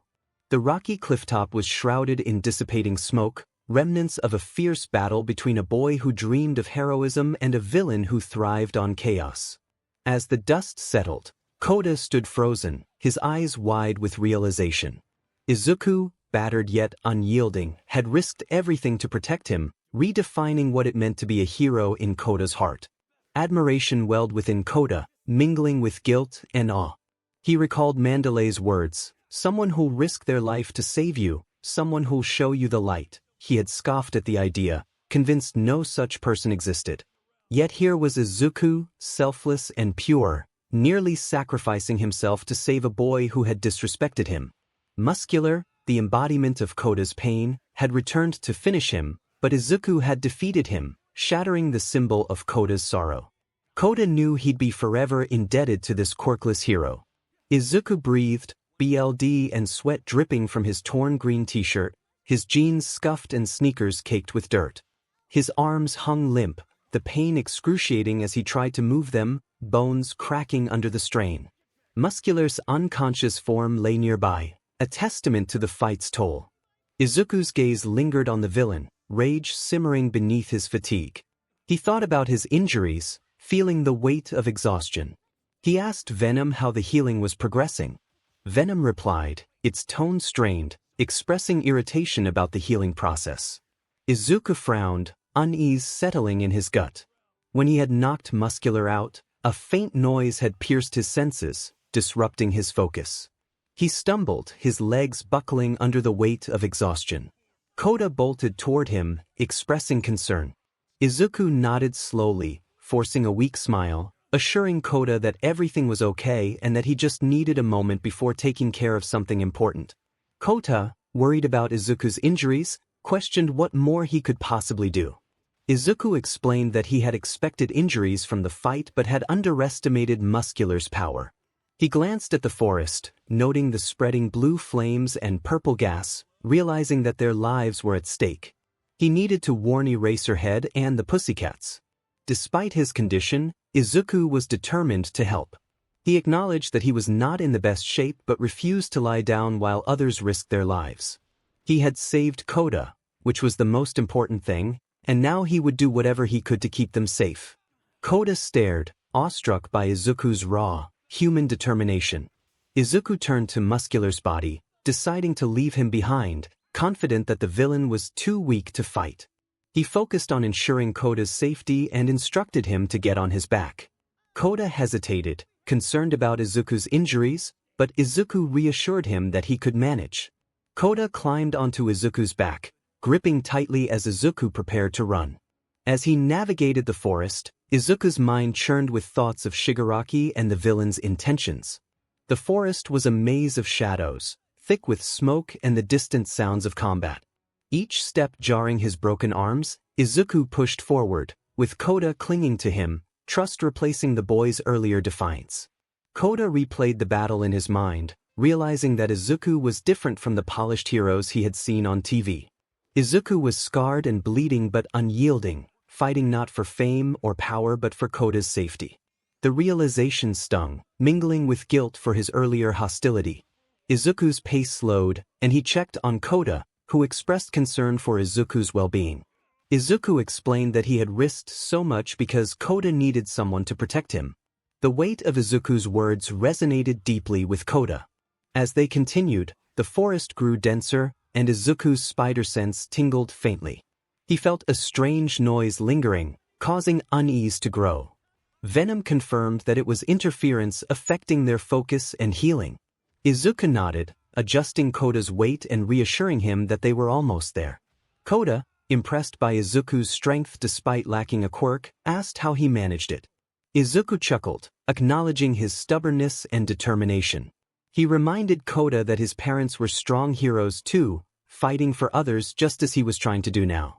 Koda's breath hitched, realizing that Izuku had shown him that his parents' choices were not wrong. The forest was a battlefield, filled with the sounds of combat. Shoto Todoroki and Emi Sora sprinted through the underbrush, carrying an unconscious Class 1B student on Shoto's back. Emi glanced at Shoto, asking who had been ahead of them in the test of courage. Shoto replied, maintaining his composure despite the chaos. Suddenly, a rustling ahead caught their attention. A grotesque figure crouched over a severed arm, muttering about exquisite flesh. Moonfish, with elongated teeth, turned his masked face toward them, eyes glinting with malice. Emi's claws flexed, ready for action, declaring that this freak would regret crossing them. She lunged forward, but Moonfish's blades shot toward her. Shoto reacted quickly, unleashing a stream of ice that deflected the attack, narrowly saving her head. He snapped at the student on his back, urging caution. Moonfish leaped, his blades slicing through the air with precision. Shoto fired another ice blast, but Moonfish deflected it, landing gracefully. Shoto gritted his teeth, acknowledging the villain's fluid movements. Years of battle experience were evident in his agility. Emi growled, her speed surging as she prepared to engage. Moonfish hung upside down from Shoto's glacier, hissing about flesh. Shoto warned Emi against starting fires, knowing the flames would spread and endanger everyone. He needed her to understand the gravity of the situation. Emi sighed, lowering her arm in compliance. She reassured him that she wasn't trying to hurt their friends. Shoto scanned the forest, noting the poison gas surrounding them. They had to keep Moonfish occupied. He instructed Sora to use her speed to distract the villain without causing harm. Emi, itching for a fight, dodged another blade, eager to engage. Outside the forest, Mandalay dodged Spinner's massive sword, its edge grazing her costume. Spinner roared, insisting she was no real hero. Mandalay, using her telepath ability, distracted him with a mental shout. She managed to slash his arm, causing him to stagger. However, Magna's quirk yanked Mandalay toward her, magnetizing her body. Tiger intervened, slamming his fist into Magna and freeing Mandalay. He growled, determined to protect her. Mandalay, breathing, expressed her concern about not being able to reach Ragdoll with telepath. Something felt off. Tiger, frustrated by Magna's evasive maneuvers, wondered how she was predicting his moves. At the facility, Shota Aizawa dodged a blast of blue flames from 𝗬𝗵𝗲, capturing the villain's arm with his weapon. With precise strikes, he overwhelmed 𝗬𝗵𝗲, pinning him down and demanding answers. 𝗬𝗵𝗲 smirked defiantly, refusing to respond. As Aizawa noticed wildfires spreading, Tenya Ida, Masahiro Ojiro, Minoru Mineta, and Koji Koda arrived. Suddenly, 𝗬𝗵𝗲 disintegrated, slipping from Aizawa's grasp. Aizawa muttered about the clone and ordered the students to retreat, sprinting toward the forest with heightened senses. Deep in the trees, the real 𝗬𝗵𝗲 stood beside 𝗬𝗐, a villain with a duplicating quirk. 𝗬𝗵𝗲 praised 𝗬𝗐 for his work with the clone and instructed him to create more, intent on continuing his confrontation with Eraserhead. Izuku ran through the forest, Koda clinging to his back, his broken arms protesting with every step. BLD and sweat soaked his torn green t-shirt, and his jeans were scuffed from the rough terrain. He felt a wave of guilt, believing the villains were there because of him. Venom reassured him, reminding him that he couldn't save everyone and urging him not to strain himself. Izuku spotted the facility and a familiar figure outside. Relief washed over him as he recognized Aizawa. Aizawa took in Izuku's battered state, noting his lifeless eyes and shredded arms. Izuku interrupted Aizawa, expressing his gratitude for his presence but insisting there was no time to explain. He needed to inform Aizawa about the villains and reach Mandalay. Aizawa, observing Izuku's adrenaline-fueled determination, felt concern for the student's well-being. As Izuku turned to run, Aizawa's capturing weapon snared his arm, halting him. Aizawa pointed out the severity of Izuku's injuries, insisting he shouldn't be moving. Izuku, his voice low, insisted he didn't have time and demanded to be released. With surprising strength, Izuku yanked the scarf, snapping it, and wrapped the torn piece around his arm before sprinting off. Aizawa watched him go, regret flickering in his eyes, realizing the risks Izuku was taking. He scooped up Koda and ran toward the facility, reflecting on Dabi's words about protecting the students. Koda, with tears in his eyes, expressed concern for Izuku, recalling how he had punched him before and regretting not apologizing or thanking him. Aizawa reassured Koda, patting his head and affirming Izuku's strength and determination. He emphasized that Izuku's drive inspired hope, making him a symbol of resilience. 𝗵𝗲 dodged Spinner's sword again, asserting that he had brought this upon himself. Spinner lunged, but Izuku intervened, kicking Spinner's face and pinning him down. He informed 𝗵𝗲 that Koda was safe, prompting her to express her relief. However, she gasped at Izuku's injuries and urged him to use telepath to inform classes A and B that Eraser had granted permission to engage the villains. Izuku, knowing the urgency of the situation, insisted that 𝗵𝗲 relay the message. She complied, broadcasting the message to the classes while biting her lip, hoping Izuku knew what he was doing. Seeing him breathing, she urged him to return to camp, concerned for his well-being. Izuku kicked Spinner back, shaking his head. He needed to send one more message. The villains were after him, and he wanted the others to be aware. 𝗵𝗲's eyes widened in alarm, urging him to get to safety. Magna aimed a fist at Izuku, but Spinner's knife blocked her. Spinner insisted that they needed to capture Izuku, comparing him to Stain, a true hero. Before they could argue further, Tiger and 𝗵𝗲 knocked them down. Izuku seized the opportunity to vanish into the forest. 𝗵𝗲 activated telepath, warning everyone that the villain's target was Izuku Midoriya, who was in critical condition but refused to stop. She urged them to support him and protect him at all costs. Emi dodged Moonfish's blades, frustrated by the situation. Shoto's ice saved her once more, keeping the unconscious Class 1B student secure on his back. 𝗵𝗲's message echoed in their minds, and Emi's excitement about permission to fight faded as she considered Izuku's condition. Shoto's jaw tightened, remembering how Izuku's influence had helped him reconnect with his family. They couldn't let the League take him. Moonfish growled, determined to fulfill his mission. His blades slashed through the air as Shoto deflected them with ice. He noted Moonfish's experience and reiterated the importance of not burning the forest, as it would endanger everyone. Emi acknowledged the need for caution, agreeing to avoid harming their friends. Shoto assessed their surroundings, realizing they were cornered by gas. He instructed Emi to distract Moonfish while they formulated a plan. Emi dashed forward, her speed teasing Moonfish, who lunged with blades slicing through the air. Izuku breathed as he ran through the forest, his spider sense flickering despite Venom's healing. He thought about Sora and Todoroki, who had gone second in the test of courage, and figured they were likely nearby. The gas was thinning, indicating that Kendo and Tetsu must have handled it. Suddenly, a shadowy hand lunged from the darkness, aiming to crush him. Izuku attempted to dodge, but pain surged through his mind, making his body feel sluggish. He called out for Venom to help. Venom's voice was strained as it replied, expressing its struggle. Just then, a tentacled arm tackled Izuku out of harm's way. He gasped, recognizing Shoji, who had a bleeding arm and scratches. With concern, Shoji remarked that Izuku should be resting, but he was determined to save his friends, no matter the cost. Izuku pointed out that Shoji was injured too. Shoji explained that they had been ambushed, and he had covered Tokoyami, but the attack had triggered his quirk. Dark Shadow roared, a monstrous silhouette that dwarfed the forest, its darkness suffocating. Tokoyami screamed for everyone to stay away, warning that they would die. Izuku's eyes widened in realization, and Shoji confirmed that they needed to face Dark Shadow first.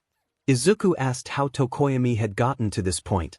Shoji explained that after 𝗵𝗲's warning, a villain had attacked, and he had hidden Tokoyami, but one of his arms had been cut. Tokoyami couldn't bear to see Shoji hurt, and his suppressed quirk had gone out of control. Izuku understood that the darker it was, the less control Tokoyami had, fueled by anger and regret. Tokoyami pleaded for them to save their classmates, urging them to calm Dark Shadow. Shoji pointed out that Tokoyami's quirk was weak to light and suggested leading him to a fire or camp to contain it. He insisted that he couldn't leave Tokoyami suffering and urged Izuku to run while he distracted Dark Shadow. Izuku protested, concerned for Shoji's safety, but 𝐭𝐲𝐽 reminded him that to save people, risks had to be taken. He urged Izuku to choose between helping 𝗃𝗁𝗵𝗲 or saving the others. After a moment of fierce determination, Izuku resolved to put his life on the line to save both 𝗃𝗁𝗵𝗲 and everyone else. He thought of himself not just as Izuku Midoriya, but as Spider-Man, and a risky plan began to form.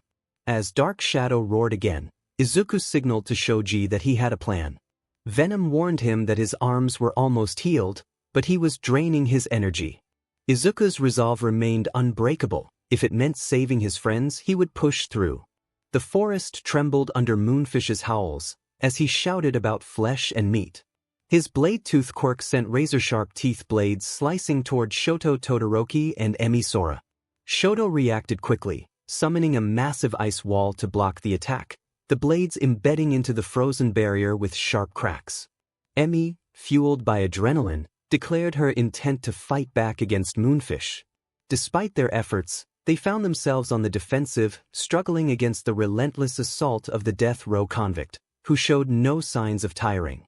Frustration mounted for Shoto as he noted Moonfish's fluid movements. The unconscious Class 1B student on his back limited his mobility. Suddenly, a deafening crash echoed through the forest, shaking the ground. Emi and Shoto turned to see a massive purple shadowy beast tearing through the trees, its destructive force unmistakable. 𝗏𝗏's voice cut through the chaos as he sprinted toward them with Izuku on his back. Moonfish, confused, howled for more flesh and launched a blade toward them. But Dark Shadow roared, shattering part of Shoto's ice wall, and slammed into Moonfish, pinning him to the ground with terrifying strength.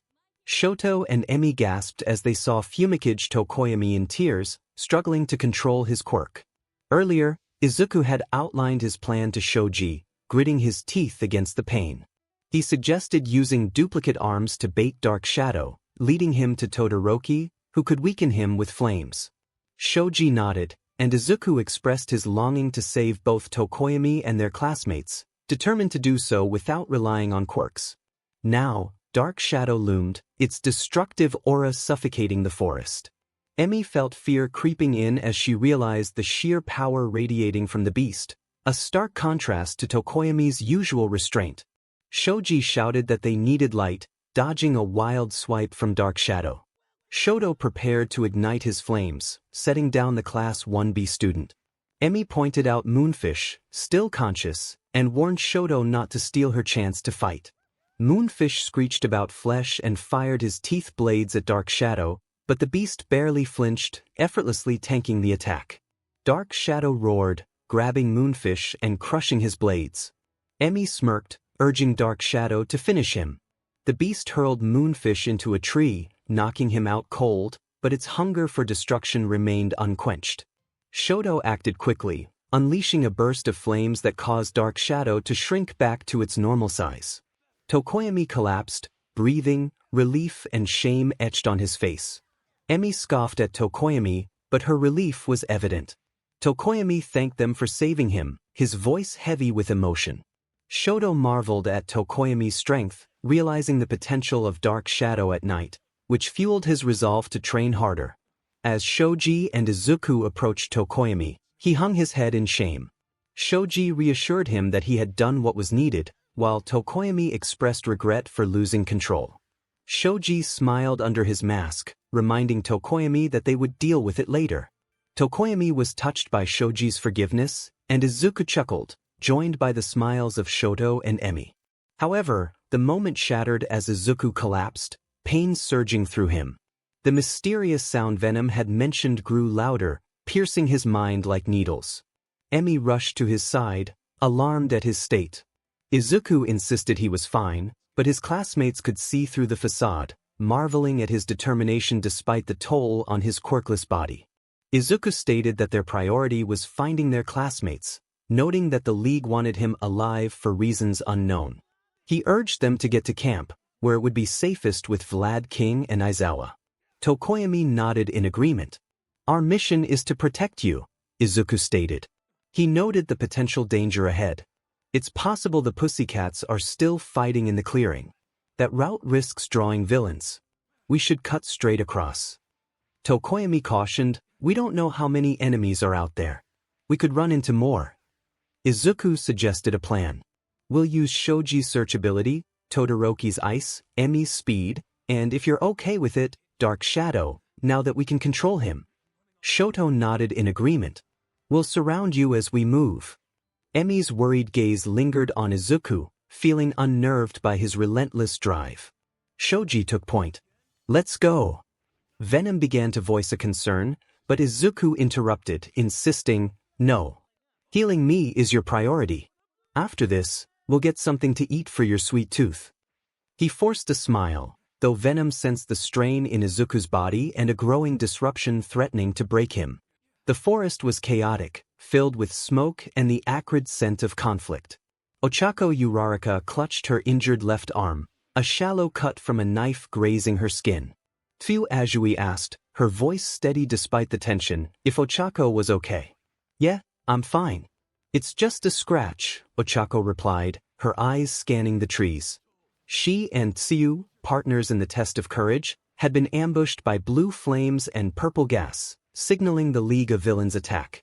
A girl their age, Himiko Toga, had emerged, her black mouth mask and tank suggesting sinister intentions. Mandalay's telepathic message granting permission to use their quirks had spurred them to fight, but her second message, that Izuku was the League's target, set Ochako's nerves on edge. Why him? And he's in bad shape, she thought, worry gnawing at her. Himiko Toga liked her knife, her eyes gleaming with excitement. Shallow. Not much BLD. Her tank and needle hinted at a BLD draining quirk, and her eagerness at the thought of encountering Izuku Midoriya was evident when Shigaraki assigned the Vanguard Action Squad to the camp. Encountering Ochako and Tsuyu, she sensed a special vibe that piqued her interest. What kind of person slashes people out of nowhere? Who do you think you are? Tsuyu demanded, her frog-like eyes narrowing. Himiko pointed her knife. I'm Himiko Toga. Geez, you two are super cute. Ochako Uraraka and 𝗬𝗓𝗎𝗓. How does she know us? Ochako asked, stepping back. Probably the sports festival, Tsuyu replied, remaining on guard. There's not enough BLD, Himiko pouted, brandishing her needle. Normally I'd seek it from the cut, but no time. This machine will pump it out once I stick it in you. Who's first? Himiko lunged, knife and needle flashing. Tsuyu reacted quickly, her tongue wrapping around Ochako and swinging her back. Ochako, get to camp. We have permission to protect ourselves, not counterattack. That's what Aizawa meant. Tsu, come on. Ochako protested, reaching to use her zero-gravity quirk. I'll be right behind you, Tsuyu assured, but Himiko slashed her tongue, causing her to flinch. Tsu. Himiko mimicked, eyeing the bee. What a cute nickname. I'll call you that too. No, you won't. Tsuyu snapped, her nickname a sacred symbol of trust and camaraderie reserved for those closest to her. She leaped, but Himiko's needle pinned her hair to a tree. That means I'm your friend too. Himiko chirped. Ah, you're bleeding, Tsu. So adorable. I love BLD. We're gonna be such good friends. Get away from her. Ochako charged, dodging Himiko's stab. She pivoted, recalling her training, when facing a knife, disappear from their line of sight. Grabbing Himiko's wrist and neck, she slammed her to the ground. And stay down, she thought, cursing inwardly. Ochako, that was amazing. Tsuyu called from the tree. Tsu, can you restrain her hands with your tongue? Does it hurt? Ochako asked, eyeing the cut. It'll be fine, Tsuyu replied, relieving Ochako. Himiko smiled from the ground, a creepy glint in her eyes. Ochako, you're delightful. You've got the same smell as me. You've got a crush, right? Ochako tightened her grip, her face blank. Himiko's words struck a nerve, recalling her admiration for Izuku during the sports festival, his leadership, strength, and selfless heroism. She envied his freedom, his refusal to be controlled. So do I, Himiko continued. You want to be like that special person. You model yourself after them, dress like them. But it's not enough. You want to become them. That's how love works, right? Ochako's breathing steadied, her gaze calculating. Himiko's words stirred memories of wanting to emulate Izuku's resolve. What kind of charmers got your eye? Himiko teased. I'm fond of people slashed up, reeking of BLD. That's why I cut them. Isn't this fun, Ochako? Two girls talking about crushes. She jabbed Ochako's leg with her needle. Ochako grunted, pain shooting through her. Ochako! Tsuyu cried. Himiko chanted as BLD flowed into her tank. A group arrived. Shoto, Izuku, Shoji, and Tokoyami. Uraraka! Shoto exclaimed, confused by the scene. Ochako pinned Himiko, but BLD was being siphoned. Help her! Tsuyu shouted. Himiko threw Ochako off, fleeing. Too many people and I don't feel like dying. Toodles. She paused, locking eyes with Izuku. His bloodied, muscular form sent a blush across her face. He's even hotter now, she thought, then vanished into the forest. Get her! Ochako yelled. It's too dangerous. Tsuyu held her back. We don't know her quirk. Who was that girl? Shoto asked. One of the villains. Crazy, Tsuyu replied, shivering. Ochako, you're hurt, Izuku noted, seeing her cuts. It's not bad. I can walk. You look terrible. Ochako said, eyeing his battered state. We can't stand here, Shoji urged. Let's move. I'm glad you're not hurt worse, Izuku said. Join us. We need help to get to camp. Ochako helped him stand, his legs trembling. Tsuyu tilted her head. Is this everyone? I heard Sora earlier. She's right. Izuku turned, eyes widening. Emmy's gone. What? Where's Emmy? He thought, panic rising. Venom, what's wrong? Something's off, Venom replied, its voice faint. Izuku's heart raced as the connection faltered. Nice trick, a voice called. Mr. Compress stood on a branch, twirling a marble. I took the young lady with my magic. A talent like hers is squandered as a hero. We'll give her a grander stage. Izuku's eyes burned with determination. Give her back. Emmy Sora doesn't belong to anyone. Don't be arrogant, Mr. Compress taunted. I can be arrogant all I want. Izuku roared. If you don't give her back, I'll make you regret it. Oh, do you see her as property? Some friend, Mr. Compress mocked. Give her back or I'll make you pay. Izuku screamed, flinging Aizawa's capture tape. It missed as Mr. Compress leaped to another tree. Midoriya, calm down. Shoto yelled, feeling Izuku's intense anger. We merely wish to show her options beyond heroism, Mr. Compress said, landing atop another tree. Choosing a path that aligns with your values is important. It's not just Emmy. Tokoyami's gone. Shoji noticed. Shoto gasped. He took two of our strongest without a sound. What power is this? Mr. Compress revealed a third marble, Hikari Shinso. Izuku froze, his eyes wide with shock. How dare you, Ochako growled. Poor moonfish, our blade tooth, Mr. Compress said, a smirk on his face. When Izuku saw the avian take down his target, he decided that the individual would join their team. He touched his earpiece and communicated with the Vanguard Action Squad, informing them that he had acquired one target and instructed them to meet at the retrieval point in 5 minutes. Shoto expressed his concern, stating that their friends were being taken. Izuku, filled with rage, crafted a makeshift slingshot with the capture tape and declared his intent to catch the enemy and make him pay. Ignoring the pleas from Shoji and Shoto, he launched himself into the forest, pain coursing through his body. The others chased after him on foot, but a sinister laugh echoed through the trees. At the retrieval point, Himiko Toga arrived, disappointed to find herself alone. Dabi inquired if she had obtained any BLD, to which she cheerfully replied that she had one person's. Twice was incredulous, pointing out that she was supposed to get 3. Toga giggled, explaining that the brats had nearly defeated her but that she had made friends and found someone interesting. Dabi, spotting something in the sky, warned Mr. Compress to move aside. Compress, glowing green, materialized away just as Dabi unleashed blue flames. Izuku dodged the attack but was tackled by Twice, who shouted that Izuku was on Shigaraki's kill list.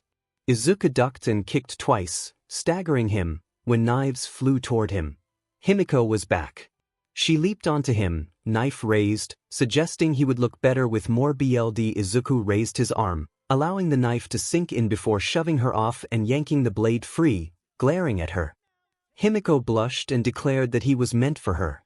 He charged forward, dodging twice punches and using the knife to slice through his clothes while landing a punch that broke twice's nose. Mr. 𝗕𝗄𝗄 reappeared, annoyed that Izuku had ruined his exit. 𝗕𝗵𝗃 asked 𝗕𝗄𝗄 what he had since their target was still fighting. 𝗕𝗄𝗄 reached for the marbles but found them missing. Izuku laughed, revealing that he had snatched them when 𝗕𝗄𝗄 hit the ground. 𝗕𝗄𝗄, unimpressed, revealed 3 marbles on his tongue, stating that he flaunted shiny objects to distract from what he didn't want them to see. Izuku yelled in frustration as 𝗕𝗄𝗄 snapped his fingers, revealing that his marbles held Shoto's ice. 𝗕𝗄𝗄 explained that he had slipped dummies into his pocket during the attack. Izuku charged, realizing the implications of 𝗕𝗄𝗄's quirk, and shouted in disbelief. 𝗕𝗄𝗄 bowed dramatically, but before he could continue, a blue laser pierced his mask. Izuku turned to see Aoyama. In the chaos, 𝗕𝗄𝗄 spat out the marbles, and Izuku lunged to grab 2, but 𝗕𝗵𝗃 reached for the 3rd. Izuku threw the knife, striking 𝗕𝗵𝗃's hand, allowing him to secure the last marble, but 𝗕𝗵𝗃 rolled in pain and sprinted away. 𝗕𝗵𝗃 growled, clutching his bleeding hand, when an explosion sent Izuku crashing into a tree. 𝗕𝗵𝗃 questioned what had taken so long, and a chilling voice responded that they had been held up. A hand gripped Izuku's neck, lifting him off the ground. Cold, demonic eyes stared back at him, the Green Goblin. He laughed menacingly, punching Izuku in the gut and kicking him down. 𝗕𝗵𝗃 reminded the goblin that they needed Izuku, who was clutching the marbles. The goblin cackled that he had a parting gift for Izuku. As Izuku looked up, his heart sank at the sight of Naomi, his friend, lying lifeless, her body cold. He whispered her name, his eyes blank with shock. The goblin laughed, vanishing with 𝗕𝗵𝗃 and 𝗕𝗄𝗄 through Kurojire's portal. 𝗵𝗄𝗄 waved goodbye, but Izuku was lost in his grief. 𝗕𝗄𝗄 snapped his fingers, releasing Emi, Tokoyami, and Hikari from the marbles, but Izuku's gaze remained fixed on Naomi, her hollow eyes staring back at him. He had thought he could save everyone, but now, with Naomi's death weighing heavily on him, he screamed, a raw, echoing wail that shook the forest. Darkness enveloped Izuku Midoriya, a suffocating void that drowned his senses. He stood alone, lost in thought, until a chilling sight emerged, graves, stark and cold, bearing the names of his mother, Inko, his father, Hisashi, and Naomi. Tears welled in his eyes as he whispered an apology to Naomi. Footsteps crunched behind him, and before he could turn, a hand seized his throat, choking the air from his lungs. The Green Goblin's menacing mask loomed, his cold laughter piercing Izuku's soul. In his other hand he dangled Naomi's lifeless body, demanding that Izuku wake up and blaming him for the tragedy. The ground quaked as hands clawed from the earth, familiar faces twisted in accusation. Izuku's mind buckled under the weight of their judgment, his screams tearing through the darkness, tears streaming down his face. A voice called out to him, urging him to wake up. Gasping, Izuku bolted upright in the hospital room. His classmates from Class 1A gathered around him. They jumped in surprise, their faces shifting to concern at his panicked expression. Hikari Shinso, closest to him, pulled him into a gentle embrace, steadying his trembling frame and guiding his breathing to slow. Izuku's eyes darted around, taking in the worried faces of Shoto, Tokoyami, Ida, and others. Before he could speak, Tokoyami stepped forward and bowed deeply, apologizing for the trouble caused at the camp. Izuku cut him off, forcing a smile despite the ache in his chest, assuring them that it was fine. His voice was hollow, and his classmates could see through the facade, knowing the toll the camp attack had taken on him. Hikari's eyes softened as she reminded him not to move his arms too much, as he had been hurt the most. Izuku chuckled weakly, flexing his bandaged arms and insisting he would be fine, but the desperation in his eyes betrayed him. He asked if everyone was okay. Ida adjusted his glasses, his expression grave as he informed Izuku that Class 1A was safe, but Hagakure and Kyoka hadn't regained consciousness from the gas. Yaoyorozu had been hospitalized with a serious head injury but had woken the day before. Izuku's voice tightened as he inquired about Ochako. Ida hesitated before explaining that she was in critical condition, recounting the goblin's attack, explosions that had battered their classmates and left Ochako gravely injured. Silence fell over Izuku as he trembled, memories of Naomi's lifeless body flashing in his mind. He bowed his head, shaking with guilt, while his classmates exchanged glances, their hearts heavy. Unable to bear his pain, they quietly left, giving him space. Hikari lingered, searching his face with concern. She softly asked if he would be okay, and he raised his head with a strained smile, assuring her that he could handle it. He had been doing this for 10 years and would be fine. Hikari wasn't convinced but sighed, hugging him tightly and reminding him that it wasn't his fault before leaving. Alone, Izuku clenched his fists, tears spilling as he whispered to himself that the villain knew who he was, which was why he had gone after Naomi and hurt Ochako. He felt responsible for the danger his friends faced. Venom's voice pleaded with him not to do this to himself, insisting that it was better for him to find someone who wasn't broken. Izuku thought that perhaps it would be best. Venom countered, declaring that Izuku was his host and friend, important because he gave meaning to himself and to those who needed him. Izuku had saved a child and his friends because of his will to fight, even when broken. Venom reminded him that he was like the villain, different yet similar. He vowed to always help Izuku, no matter what. Izuku sighed, finding a faint comfort in Venom's words against the weight of his guilt. He sat outside Ochako's room, watching her lie still, surrounded by tubes and monitors. Memories of their laughter and shared moments flooded his mind. He whispered an apology as he closed the door. Unseen, Ochako's eyes fluttered open, filled with sadness. She thought about how she was sorry for what was to come for Izuku. The next day, Izuku sat in his hospital bed, the TV blaring news of the 𝗂𝐴 camp attack. Heroes and police were searching for the Vanguard Action Squad, but no leads had surfaced. To his left, cards from Class 1A and Naomi's workplace sat, each one a painful reminder. He closed his eyes, fighting back tears. The door opened, and Mitsuki Bakugo entered, her smile warm. Izuku was surprised to see her. She hugged him gently and expressed her relief that he was okay and not in too much pain. He replied that he was getting better and would be discharged soon, though his voice was flat. Mitsuki then asked how he was really doing mentally. Izuku looked down, taking a deep breath. He admitted that he felt responsible for the villains attacking the camp. Mitsuki reassured him that he couldn't blame himself for something he didn't know and that he wasn't at fault. Izuku continued, expressing his feelings of inadequacy, saying that he had tried but it wasn't enough. His friends were injured, and Naomi had died because of him, tears falling as he spoke. Mitsuki pulled him into another hug as he sobbed, reminding him that he had done something right by putting himself on the line for others. She picked up a card with a child's handwriting, Koda's, and told him that he had always been that way since he was 3. She wished she had done more when his parents left him alone. Izuku insisted that he had handled it, making it to 𝗂𝐴, making friends, winning the sports festival despite being quirkless, and facing the one who had hurt him. Mitsuki saw Inko in him and remarked how much he reminded her of his mother, who would be proud of the man he had become. Izuku hoped so, smiling faintly. Mitsuki chuckled, recalling a memory from when he was 4, when a couple moved into his neighborhood. She teased him about how he had once thought Kyoko was an angel. Izuku blushed, surprised to learn he had said that. However, his smile faded as he expressed doubt about whether he and Kyoko could still be friends. Mitsuki pointed out that it was up to her and asked if he wanted to ensure her happiness. Izuku affirmed that he cared for not just Kyoko, but also Ochako, Hikari, Mei, Melissa, and Naomi. He felt they didn't know the real him. Mitsuki insisted that it was because he wouldn't let them. She questioned whether it would be so dangerous to show how much he cared, noting that everyone else already knew. Before Izuku could respond, the door opened, revealing Kyoko's parents, their faces pale with panic.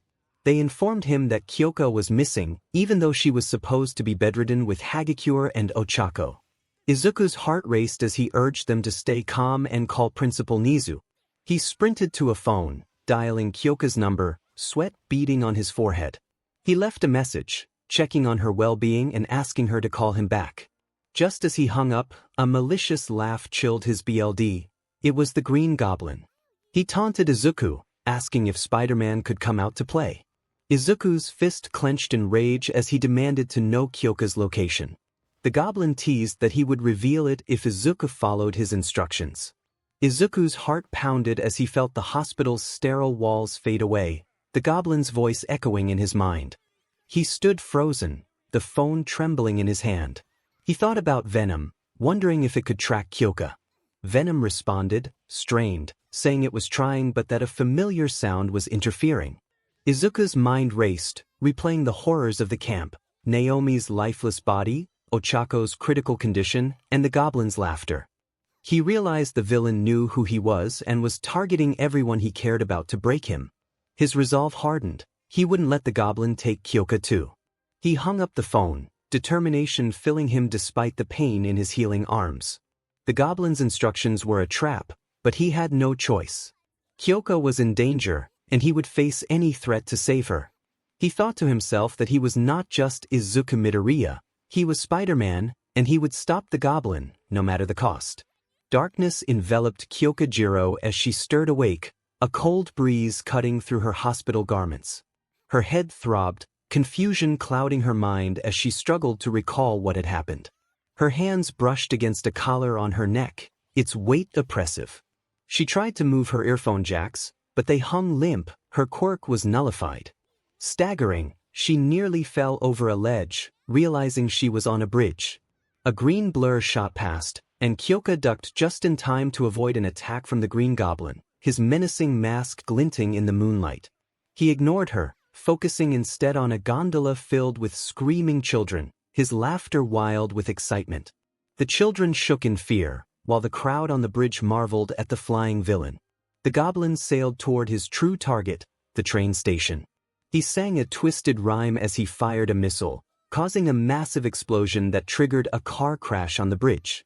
Izuku Midoriya, clad in his black and white symbiotic suit, swung into view, alerted by the chaos. He whispered in horror at the madman's actions. The gondola's cable snapped, sending it into free fall. The goblin grabbed the cable, carrying the screaming children back toward 𝗂𝐽𝑘𝐻's position with one arm, his other hand gripping her. As Spider-Man, Izuku acted quickly. Using 2 posts, he crafted a slingshot with his webs, pulling with all his might. His theme song echoed in his mind, filling the crowd with hope. He released, soaring through the air with ease, weaving between the bridge's supports at high speed. He landed before the goblin, catching 𝗂𝐽𝑘𝐻 with one hand while grabbing the gondola's cable with the other. The mood turned grave as Spider-Man faced the villain and his hostages. The goblin taunted him, declaring that only fools were heroes and that one never knew when a lunatic would present a sadistic choice. He shook 𝗂𝐽𝑘𝐻, causing her slippers to fall over the edge as she cried out. The goblin demanded that Izuku choose between letting 𝗂𝐽𝑘𝐻 die or the children. Izuku's heart pounded as he realized the gravity of the situation. He felt shaken but determined. He sprinted and leapt off the bridge, tackling 𝗂𝐽𝑘𝐻 and wrapping her arms around him. Using the momentum, he fired a web, swinging to safety on the other side. Releasing the web, he grabbed the gondola's cable, firing another to anchor them above the water below. He roared with determination, shocking the crowd. The Green Goblin growled, clenching his fist at Izuku's feet. Spider-Man strained, holding both 𝗂𝐽𝑘𝐻 and the gondola. He thought to Venom to keep the web strong. Venom warned him to be careful, noting that the goblin had plans. A blinding light flashed in Spider-Man's face, cutting through the chaos on the bridge. A voice boomed from above, announcing that a large barge was being brought right under them. Izuku Midoriya, clad in his black and white symbiotic suit, glanced up, heart racing. The Green Goblin hovered above, 𝗂𝐽𝑘𝐻 Jiro trembling in his grasp, the gondola of screaming children dangling from his other hand. Time was slipping away. Spider-Man urgently called to 𝗂𝐽𝑘𝐻, instructing her to climb down. Her eyes widened, her heart pounding so loudly it drowned out his words. The quirk-nullifying collar weighed heavily on her neck. A shake from Spider-Man snapped her focus back to him. He reassured her that he would make sure she wasn't hurt. His familiar tone steadied her, and she nodded, slowly descending the cable. Spider-Man's eyes flicked to the goblin, who was closing in. He urged her to hurry. As 𝗂𝐭𝐲 climbed, she looked up and shouted for Spider-Man just as the goblin swooped down, delivering a powerful punch. Izuku grunted, the cable shaking, while 𝗂𝐭𝐲 clung desperately to it, the children screaming in fear. The goblin circled back, delivering another strong punch. Pain surged through Izuku, loosening his grip. The cable slipped from his hands, sending 𝗂𝐭𝐲 and the gondola into freefall. With a surge of strength, Spider-Man reclaimed the cable, muscles straining under the symbiotic suit.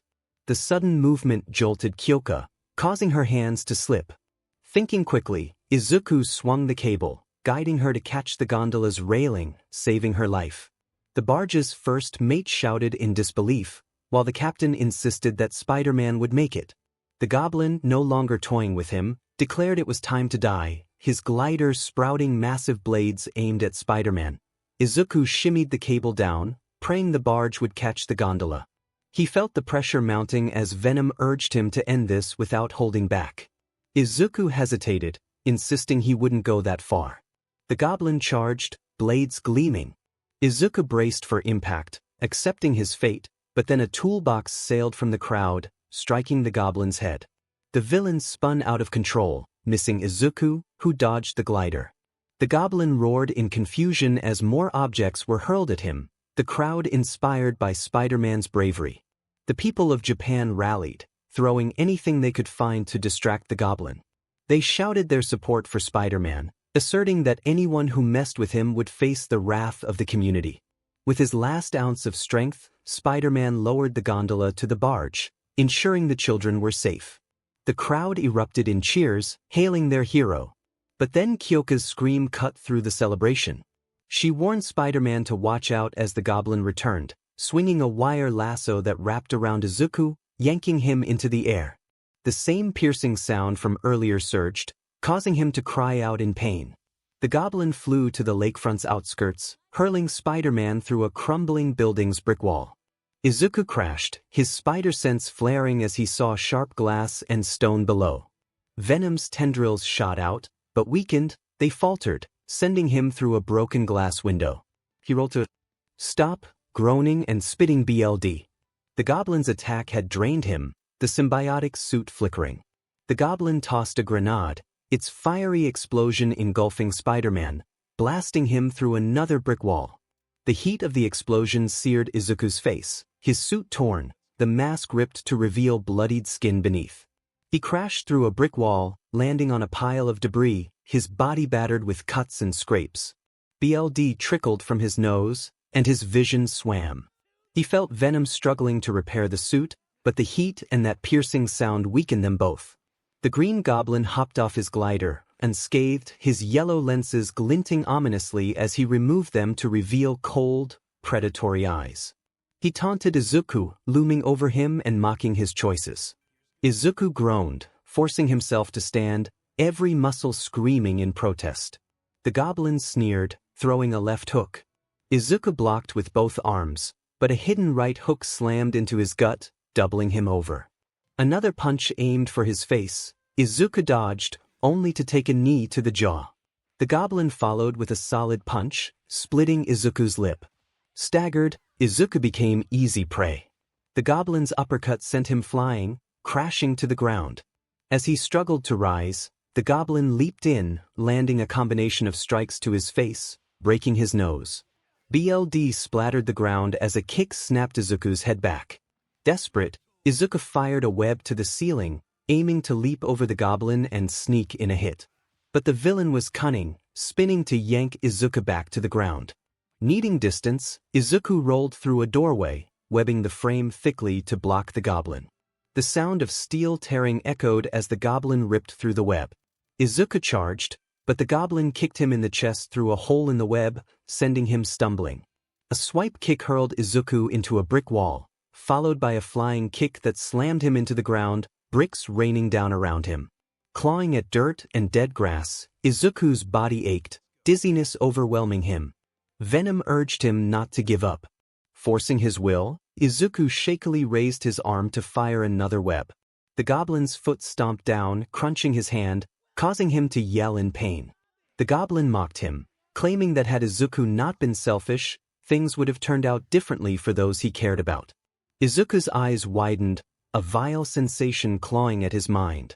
The goblin relished the threat to 𝐬𝐽, declaring he would finish her slowly. Izuku glared, blood and sweat mixing with his broken mask, his teeth bared in determination. The goblin drew a staff from his glider, transforming it into an electric trident. As the trident moved toward him, Izuku surged to his feet, catching it.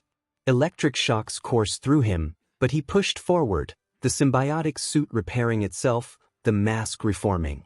With a roar, he overpowered the goblin, hurling him into a brick wall, the villain's weapon clattering away. The goblin rose, but Izuku webbed his feet, yanking him to the ground. Seizing the moment, Izuku webbed the top of the brick wall, pulling hard. The base snapped, and the wall collapsed on the goblin with a scream. Silence fell, broken by the goblin crawling from the rubble, his suit dented and a tooth missing from his mask. He searched for Spider-Man, hearing an animalistic growl echo around him. Izuku swung from above, slamming the goblin into another wall. Dropping down, he grabbed the villain's throat, punched his gut, and then landed a right hook, sending him to the floor. Izuku yanked him up, slamming him down repeatedly, shattering more of the goblin's mask. His vision burned red, the suit morphing with his rage. A voice cried out, urging Izuku to stop. He froze, the goblin removing his mask to reveal the sweaty, beaten face of Hisashi Sora. Izuku gasped, recognizing his father. Hisashi, lying on the floor, pleaded for protection, insisting that the goblin was responsible for the chaos. Izuku's emotions spiraled as he confronted Hisashi about the lives lost, including Naomi's, and the attempts on his friends' lives. Hisashi begged for Izuku's belief in him, claiming he could be the father Izuku always wanted. Izuku stood firm, meeting Hisashi's eyes, declaring he had no father, only his mother, 𝗵𝗄 Midoriya. Hisashi smirked, uttering a farewell. Suddenly, Izuku's spider sense screamed as the glider's spikes jutted out, charging toward him. He dodged, but the glider veered toward Hisashi. The blades pierced Hisashi's abdomen, pinning him to the wall. As blood pooled, Hisashi smiled weakly, urging Izuku to take care of his sister before slumping lifelessly. Izuku stared in shock, bowing his head in mourning as the goblin's mask faded from memory. Later, he delivered Hisashi's body to their home, placing him in a chair without the goblin costume to protect his identity. Kneeling, he shed tears, whispering an apology for not saving him. Emi Sora entered, seeing Spider-Man beside her father's body. She walked past, her eyes fixed on Hisashi, and asked how he died. Izuku, holding back tears, explained that Hisashi was stabbed by a villain and that he was too late to stop it. Emi hugged him, thanking him for bringing her father home. Izuku swung away, leaving Emi to mourn, tears streaming down her face. On a rooftop, he overlooked the city, cars moving below, a Jumbotron replaying All Might's battle. Removing his mask, he shed more tears, the weight of his father's death and his hero's fall crushing him. Days passed since the chaos in 𝗵𝗄, where All for One fell and the Green Goblin vanished. Those who knew the truth saw Spider-Man swinging through the city, stopping crimes and saving lives. But even heroes needed solitude. At a cemetery, Izuku stood before a freshly buried grave, bouquets of flowers in hand. His green eyes, heavy with sorrow, traced the name etched in stone, Naomi. He whispered an apology for not saving her, recalling how she would encourage him to keep going despite his losses. Venom remained silent, unable to find words to ease his friend's pain. Footsteps approached, and Izuku turned, breath catching as 𝗬𝗁𝗔𝗂 and 𝗵𝗃 appeared, their presence a quiet comfort. They hugged him tightly, dispelling his dark thoughts.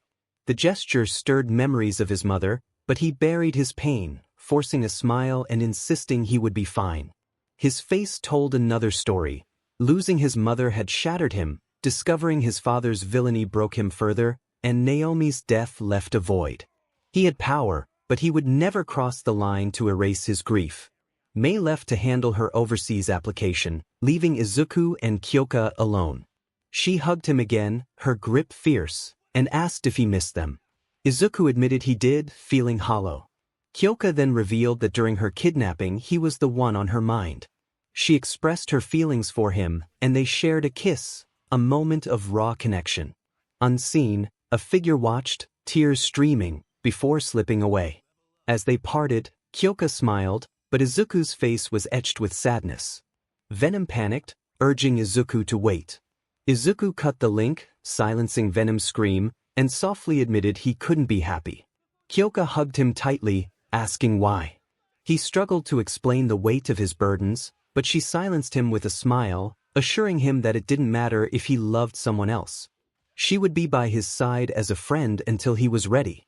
Izuku kissed her forehead, tears falling as he smiled, promising to see her later. He walked away, leaving 𝗘𝐁𝐴 to touch her lips, a memory stirring. In his apartment, Izuku sat with his head bowed, contemplating the love he could have accepted but felt he didn't deserve. Venom manifested before him, expressing concern that he could have been happy again. Izuku replied that he felt broken and unworthy of happiness. Venom asked if he would accept the burden of the path he chose. Izuku glanced at the police scanner, then at Venom, affirming he had accepted it when they bonded. He declared that with great power comes great responsibility, vowing to prove he was still standing. Venom grinned widely, promising to stay by his side. Izuku suited up in the new black and white symbiotic suit and leaped out the window, declaring that he was Spider-Man as they swung through the city, scaling walls and landing atop a skyscraper. Below, a car chase unfolded. Spider-Man's eyes glinted through his mask's lenses. With a great leap, he dove into the night, ready to protect his city. The dim glow of a desk lamp cast long shadows across Izuku Midoriya's apartment, the cluttered space a testament to a life split between hero and human. Textbooks, hero analysis notebooks, and crumpled get-well cards littered his desk, but his attention was fixed on a small, metallic object in his hand, a flash drive, its surface etched with the initials, 𝐕s. David's shield. He had been instructed to destroy it, a directive from a higher authority before he was detained for his actions during the I-Island incident. The urgency in that command had lingered in his mind, yet curiosity, that relentless spark that defined him, had kept it intact until now. Izuku sat, his green eyes reflecting the laptop screen's blue light. The weight of the past weeks pressed on him, Naomi's death, Ochako's injuries, his father's unmasking as the Green Goblin, and that final, fatal moment when the glider's blades had taken Hisashi Sora's life. The nightmares clung to him, vivid and merciless, replaying his father's haunting smile and last words, "Take care of your sister." He shook his head, exhaling shakily, and plugged the flash drive into his laptop. He wondered if it was safe, his fingers hesitating over the keyboard. Venom's voice rumbled in his mind, cautious but curious. It informed him that it was scanning the drive, noting that there were no digital traps, but the data was encrypted. It warned him that it was heavy stuff and questioned whether he truly wanted to dig into it. Izuku's resolve solidified. He needed to know what David was working on. If it was dangerous, he had to ensure it was gone for good. The screen flickered as the drive's contents unlocked, revealing a trove of files labeled with cryptic names: Quantum Amplifier, Neural Interface, Singularity Core. Izuku's heart raced as he opened the first file, a blueprint for a device that could enhance quirk output tenfold. Schematics detailed its potential to stabilize or amplify abilities, but a warning in David's handwriting stood out: unstable. Risk of catastrophic overload. Another file showcased a drone swarm capable of autonomous combat, designed to protect cities but flagged as delayed ethical concerns. A third outlined a neural implant that could link minds to machines, marked too powerful, potential for abuse. Izuku leaned back, his breath shallow. David had wanted to do good, and these inventions could save lives, revolutionizing hero work. But in the wrong hands, like Shigaraki's or the League's, they could become weapons. He envisioned the chaos his father had caused, the destruction at Kamino, and the twisted smirk that haunted him. Those close to David could exploit this for their own gain. Venom reminded him that power like this attracted those without a conscience. Izuku nodded, his jaw tight. David had trusted him to keep this safe. He couldn't let anyone misuse it. He ejected the flash drive, its weight heavier now. With a deep breath, he crushed it in his hand, the plastic and metal snapping under his enhanced strength. The pieces clinked into a small metal box, which he placed beside his desk, next to a photo of him and Naomi laughing at a cafe. His chest tightened as he whispered that it was done. Venom affirmed his decision but warned that he was carrying too much. The nightmares were a burden. Izuku cut in, insisting he needed to clear his head. He grabbed his jacket, and Venom formed the new black and white symbiotic around him, ready for action. The city called, a distraction from the ghosts haunting him. The night air was crisp as Spider-Man swung through 𝗵𝗲𝗄𝗏's skyline, the city's lights a blur below. The symbiotic suit hugged his frame, its sleek design glinting under streetlights. Each swing was a release, the rhythm of web shooting and soaring pulling him from the memories that clawed at his mind. But the nightmares followed, Hisashi's face, Naomi's lifeless eyes. He landed on a rooftop, chest heaving, and removed his mask. He questioned why the memories kept returning, expressing his frustration that saving others didn't seem enough. Venom emerged beside him, its form a shadowy mass, reminding him that loss cuts deep and that healing takes time. Izuku admitted he kept seeing his father, begging him to save him, and felt the weight of guilt for not being able to stop the glider. Venom reassured him that he had fought with everything he had, saving lives, and that Hisashi had chosen his path. Izuku shook his head, tears stinging his eyes as he thought of Naomi and the others affected by the goblin's cruelty. He felt as though he was pushing everyone away, unsure of how to stop. Venom countered that he was protecting them but couldn't carry this burden alone. Izuku acknowledged Venom's efforts but felt trapped in a loop as you prepared to reopen. He worried about facing his friends while feeling so broken. Venom encouraged him to face them with his stubborn heart, reminding him that he was both Spider-Man and Izuku Midoriya, and that they cared about both sides of him. Izuku exhaled, pulling the mask back on, and decided to keep moving. He leaped, firing a web, and swung into the night, the city's pulse a temporary balm for his fractured soul. The week before 𝐒𝐻's reopening was a blur of patrols and restless nights. Izuku's apartment became both a sanctuary and a prison, the box with the broken flash drive a constant reminder of his choice. He avoided mirrors, unable to face the hollow-eyed reflection staring back. His nightmares grew vivid, Hisashi's voice pleading, the glider's blades gleaming, Naomi's grave multiplying until it filled the cemetery. Each morning, he woke gasping, with Venom's presence a quiet anchor. During a patrol, he stopped a mugging in an alley, webbing the thief to a wall with practiced ease. The victim, an elderly woman, clutched his hand, expressing her gratitude and calling him a real hero. Her warmth momentarily lifted his spirits, but it couldn't erase the guilt. He nodded and swung away before she could see the pain in his eyes through the mask's lenses. Back at his apartment, Izuku sat on his bed, the police scanner crackling in the background. He pulled out his phone, scrolling through messages from Kyoka and Mei. Kyoka's texts were light, asking about his day, while Mei rambled about her latest gadget. He typed replies but hesitated, his thumb hovering over the send button. They deserve better than me, he thought. Venom, its form rising from his shoulder, responded, reminding him that they chose to stay in his life and that he should respect that. Izuku sighed as he sent the messages, expressing his struggle with the feeling of betraying them by not sharing the whole truth about Venom and everything else.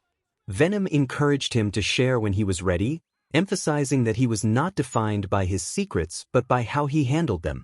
A notification pinged on his phone, news about 𝐒𝐻's reopening. Security was tightened, and Aizawa's message to Class 1A had somehow made it to him, likely from one of the students. The message emphasized resilience, stating that they had faced villains before and that they were stronger for it. Izuku's resolve solidified. He owed it to Class 1A, to Hikari, to Mei, to Melissa, to Naomi, and even to Emmy, to keep moving forward. That night, he swung to 𝗂𝐻's campus, landing on the roof. The school loomed below, a symbol of his purpose. He recalled Kyoka's kiss and her promise to stay by his side. He wondered if he could give her more one day, if he could allow himself to feel again. He asked Venom if he could ever be normal, his voice barely audible. Venom chuckled, reminding him that being Spider-Man was anything but normal, but happiness was possible if he allowed himself to try. Izuku smiled faintly, the city lights reflecting in his mask's lenses. He resolved to protect the city and return to school, taking it one step at a time. Venom suggested they check out a car chase on the west side, which sounded like fun to him. Izuku laughed, feeling lighter than he had in weeks, and leaped into the night, webbing a skyscraper and soaring through the air, his new suit gleaming. With great power came great responsibility, and he was ready to carry it, no matter how heavy. The late afternoon sun filtered through the cracked blinds of Izuku Midoriya's apartment, casting slanted rays across his cluttered desk. Tools, wires, and scraps of metal surrounded a half-assembled device. A prototype web shooter, its design a blend of ingenuity and desperation. Izuku hunched over it, his green eyes narrowed in focus as he twirled a screwdriver in his calloused fingers. The idea had sparked after the Island incident, where 𝗵𝗃𝗧𝗵𝗲's invention, a wrist-mounted gadget that mimicked his webbing, had allowed him to blend in without relying solely on Venom. It was a safeguard, a way to keep his Spider-Man identity hidden and prevent anyone from piecing together the truth.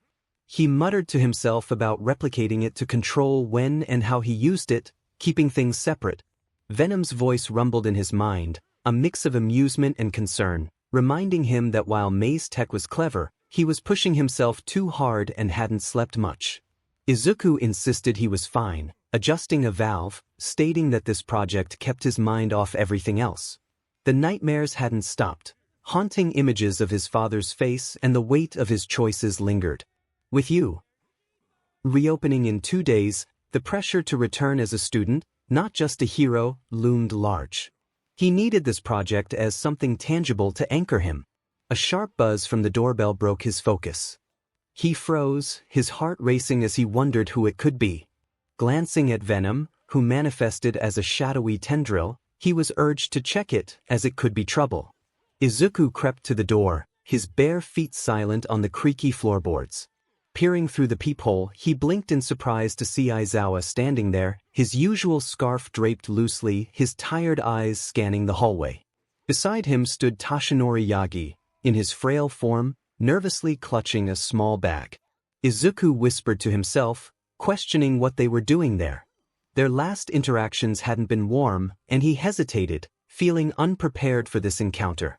Venom urged him to open the door, assuring him they were not there to fight. Taking a deep breath, he unlocked the door and swung it open, cautiously greeting them. Aizawa's gaze swept over him, noting the dark circles under Izuku's eyes. He asked if they could come in, and Toshinori offered a shaky smile, stating they needed to talk because it was important. Izuku stepped aside, gesturing for them to enter. The apartment was a mess, but they settled on the couch without comment. Izuku sat opposite them, fidgeting with his hands, the web shooter prototype hidden under a cloth on the desk. Toshinori cleared his throat, his voice raspy as he expressed concern for Izuku, acknowledging that things hadn't been easy for him. Izuku's guard went up, insisting he was fine and just preparing for school. Aizawa leaned forward, his expression unyielding, urging Izuku to drop the act. He reminded him that he had been through a lot, and he was not fooling anyone. Izuku flinched at Aizawa's words, feeling the weight of his choices. He insisted he was handling it and didn't need their help. Aizawa clarified that they were not there to lecture but to discuss the new dorm system being implemented for student safety after the attacks. He explained that living on campus under their supervision was the best way to protect him and his classmates. Toshinori nodded, emphasizing the need for safety after the incidents with the League and the Goblin. He reminded Izuku that he was a target and living alone made him vulnerable. Izuku's eyes narrowed, feeling defiant as he expressed his appreciation for their concern but refused to move into the dorms. Aizawa's brow furrowed as he explained that this decision was not optional, with the school board, parents, and Hero Commission all pushing for it.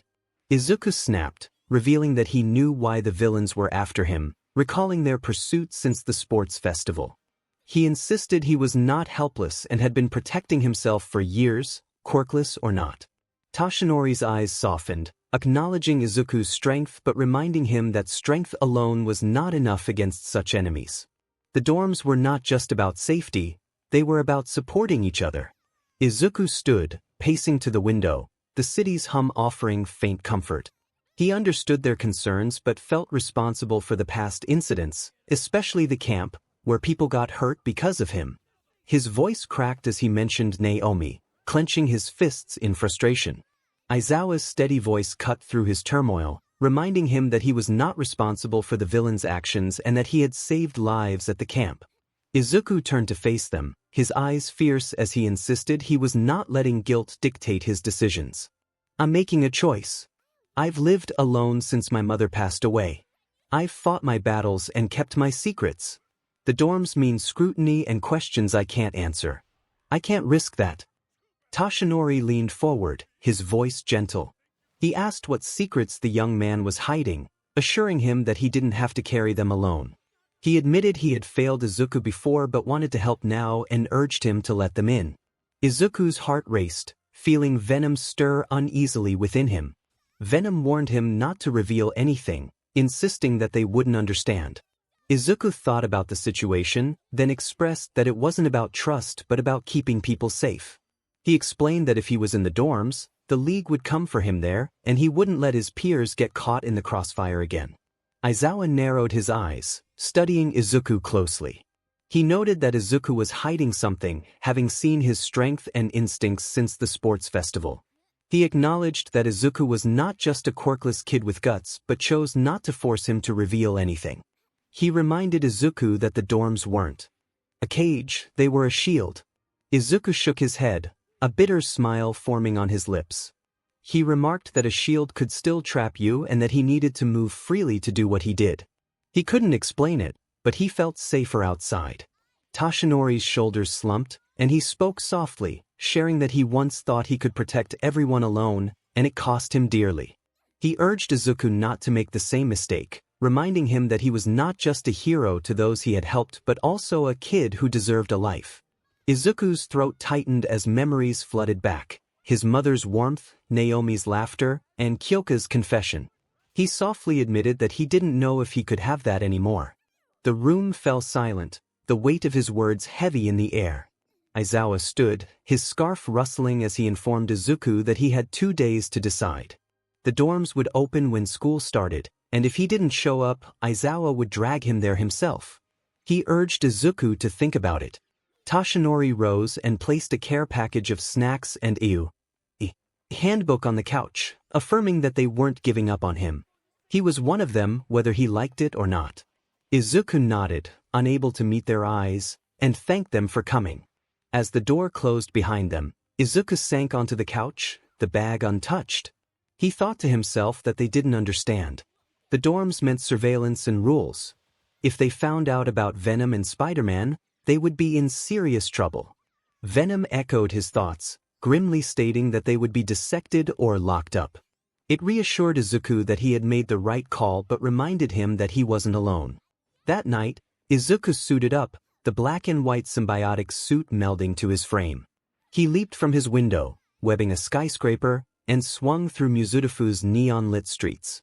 The city's pulse drowned out his thoughts, but the nightmares lingered, his father's final moments, the glider's blades, and Naomi's grave.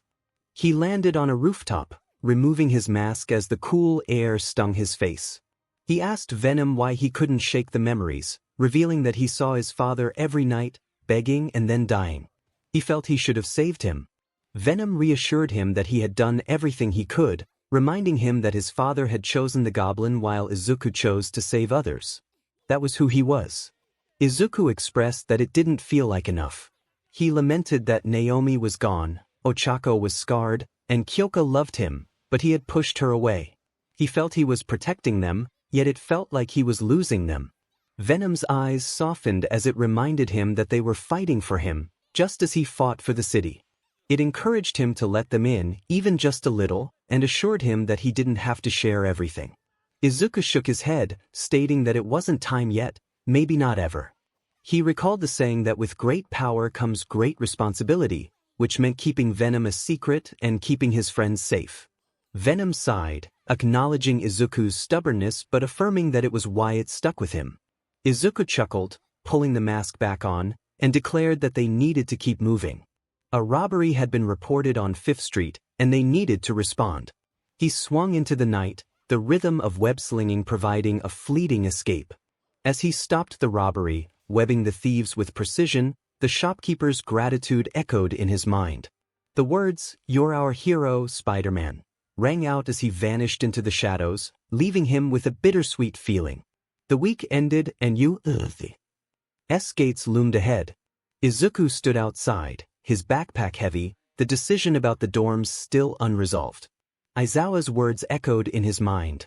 A shield, not a cage, but to Izuku, it felt like a choice between freedom and safety, between being Spider-Man and being Midoriya. He clenched his fists, the symbiotic suit hidden beneath his clothes, ready for whatever came next.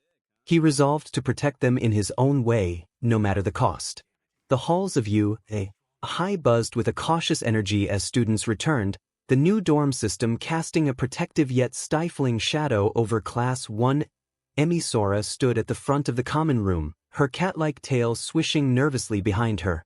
Her transformation quirk allowed her to partially shift into feline traits, making her a standout during combat training. She had used her abilities to deal blows against villains on Island and had clawed through restraints at summer camp, only to be recaptured. Now, she faced a different challenge, lifting the spirits of her classmates, who were still reeling from the League's attacks, Naomi's death, and the chaos at Kamino. Emi encouraged her classmates to do something fun, holding up a deck of cards and promising not to use her claws to peek. Her tail flicked playfully, hoping to coax a smile from the group sprawled across the couches. Tiu tilted her head, her frog-like eyes soft but unenthused, while Shoto nodded quietly, acknowledging that it was hard to relax after everything they had been through. Emi's smile faltered, and she shifted her features to resemble a cat's, a trick she had used to cheer up Koda at camp. She suggested a movie, something light, like the hero comedy Ida loved. Ida adjusted his glasses and expressed appreciation for her effort but reminded her that they were all still processing the recent events. Emi's tail drooped, and her heart sank as she realized her classmates were struggling. She just wanted them to feel normal again, especially after losing Naomi, who had teased her about her tail. To Emi, Naomi's death was a reminder of her father's loss, though she didn't know the full truth, that Hisashi Sora had been the Green Goblin, killed by his own glider. To her, he was a hero, a genius taken by a villain. Kyoka spoke up, reminding Emi that processing didn't mean pretending nothing had happened. She acknowledged Emi's efforts and reassured her that trying was enough. Emi nodded, her claws retracting as she sat beside Kyoka, admitting that she just wanted everyone to be okay after everything they had been through. Kyoka placed a hand on her shoulder, offering support. That's more than most could manage. The moment was interrupted by Emi's phone buzzing in her pocket. She pulled it out, frowning at the unknown number. She stepped into the hallway, feeling the dorm's bright blue walls contrast with the weight in her chest.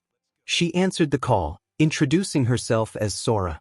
A crisp voice responded, identifying itself as Director Takahashi from S.H.I.E.L.D. Industries. The director explained that they needed to discuss her father's estate and her potential role in the company. Emi's breath caught at the mention of her role, as she was still in high school. Takahashi informed her that her father had named her as his successor. S.H.I.E.L.D. Industries was at a crucial point, and with her father's passing, the board needed a leader. Emi was the only one with a claim to his legacy, and they wanted her to take over immediately. Leaning against the wall, Emi felt her tail stiffen. She was training to be a hero and couldn't just abandon that path. Takahashi interrupted her thoughts, stating that taking over would require her to step away from you. The company needed stability, and her father's vision must continue. If she refused, the board would appoint a temporary CEO, risking the loss of control over her father's work. Emi's mind raced. S.H.I.E.L.D. Industries was her father's lifeblood, a beacon of innovation. She had seen his prototypes in action during Island, but was where she felt she truly belonged. It was where she had honed her quirk, met a mentor who matched her wit, and found a family in Class 1A. She needed time to think, her voice trembling as she expressed her uncertainty. Takahashi informed her that she had until the end of the week to decide and that they would arrange a meeting. The call ended, leaving Emi staring at her phone, her tail limp. She sank to the floor, questioning why she had been chosen for this responsibility and wishing her father had prepared her for it. Back in the dorm, Emi attempted to rejoin her classmates, but her heart wasn't in it. She excused herself and retreated to her room, a small space decorated with cat-themed posters and a photo of her and Hisashi at a science fair. Sitting on her bed, she reflected on the director's words, feeling torn between her aspirations and her father's legacy. Her quirk had defined her path, granting her partial transformations into cat-like forms that gave her an edge in training.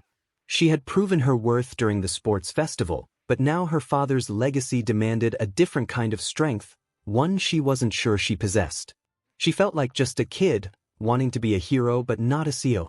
Yet, her father had believed in her. Pacing her room, she felt the weight of Class 1A's struggles, the USJ attack, the camp, and Kamino. She had fought alongside them, her agility complementing their quirks. Abandoning her father's company felt like betraying him, just as leaving her friends felt like betraying them. She whispered to the photo of her father, wondering what he would have done. Her phone buzzed again, pulling her from her thoughts. The screen displayed Izuku's name, her half-brother, with whom she had grown close despite their complicated family ties. She answered, her voice soft as she greeted him. Izuku's hesitant voice came through, explaining that he had accidentally called her. Emi managed a small laugh, feeling her tail relax. She welcomed the distraction, sharing that she had received a call from Shield Industries about taking over her father's role as CEO. Izuku expressed surprise at the news, asking what they expected her to do. Emi explained the dilemma, run the company or let the board choose someone else. If she accepted, she would likely have to drop out of 𝐒𝐻. But refusing could mean losing her father's legacy. She admitted to Izuku that she didn't know what to do. After a pause, Izuku acknowledged the difficulty of her situation and asked what her heart told her. Emi's ears twitched, her quirk responding to her emotions.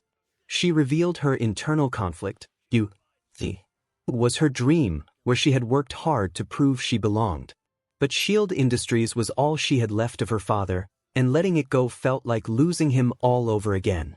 Izuku understood her pain, sharing his own experience of loss. He encouraged her to make the choice that felt right for her, emphasizing that no one could make it for her. Emi took a deep breath, feeling her tail curl around her knees as she appreciated his support. She joked about how Izuku always seemed to know what to say, to which he replied that he just tried to keep going. He reminded her of her strength, assuring her that she would figure things out. Tears pricked her eyes, but she smiled, grateful for his words. As their conversation ended, Emi felt steadier. Izuku's advice echoed in her mind. Follow what her heart tells her. She stood with renewed purpose, her eyes hardening with resolve. She decided to take the role at Shield Industries while staying at 𝐻𝐻. She would make it work, for her father, for herself, and for Class 1. Walking to her window, she looked out at the courtyard where her classmates were gathering. Her claws extended briefly, a reminder of her quirk's strength, honed through training and experience. She was determined to balance both worlds, hero and heiress, no matter how challenging it would be. With a deep breath, she stepped out, ready to face the board and her future, her tail flicking with determination. The hum of 𝐒𝐻𝐻's general studies classroom was a dull roar in Izuku Midoriya's ears, the chatter of his classmates blending with the scratch of pencils and the drone of their teacher's lecture on hero ethics. He sat near the back, his notebook open but untouched, his green eyes staring blankly at the page. The words, "With great power comes great responsibility," were scrawled in the margin, a mantra etched into his soul. He tried to focus, to anchor himself in the normalcy of school, but his mind wandered, Naomi's grave, Hisashi's bloodied face, Kyoka's tearful confession. The weight of his double life as Spider-Man pressed harder with each passing day, and the dorm system's watchful eyes only heightened his need to stay guarded. He thought to himself that he needed to focus and get through the day, one step at a time. But the nightmares lingered, vivid flashes of his father's final moments and Emi's quiet grief as she mourned a father she didn't fully know. Izuku's refusal to join the dorms had kept him free but isolated, his apartment a sanctuary where he could tinker with his web shooter or swing through the city to escape. Yet even that freedom felt like a cage when guilt clawed at him.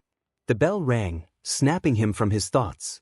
He turned his head towards the desk next to him, the one that belonged to Hikari Shinso, and let out a sigh, wishing his friend good luck in achieving her dream. Students surged toward the cafeteria, their laughter a stark contrast to his silence.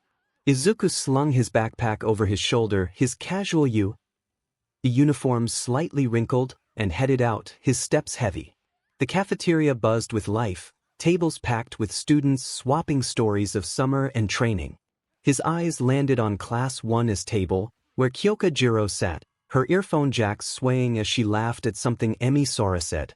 Emmy's cat-like tail flicked playfully, her attempt to lighten the mood evident even from a distance.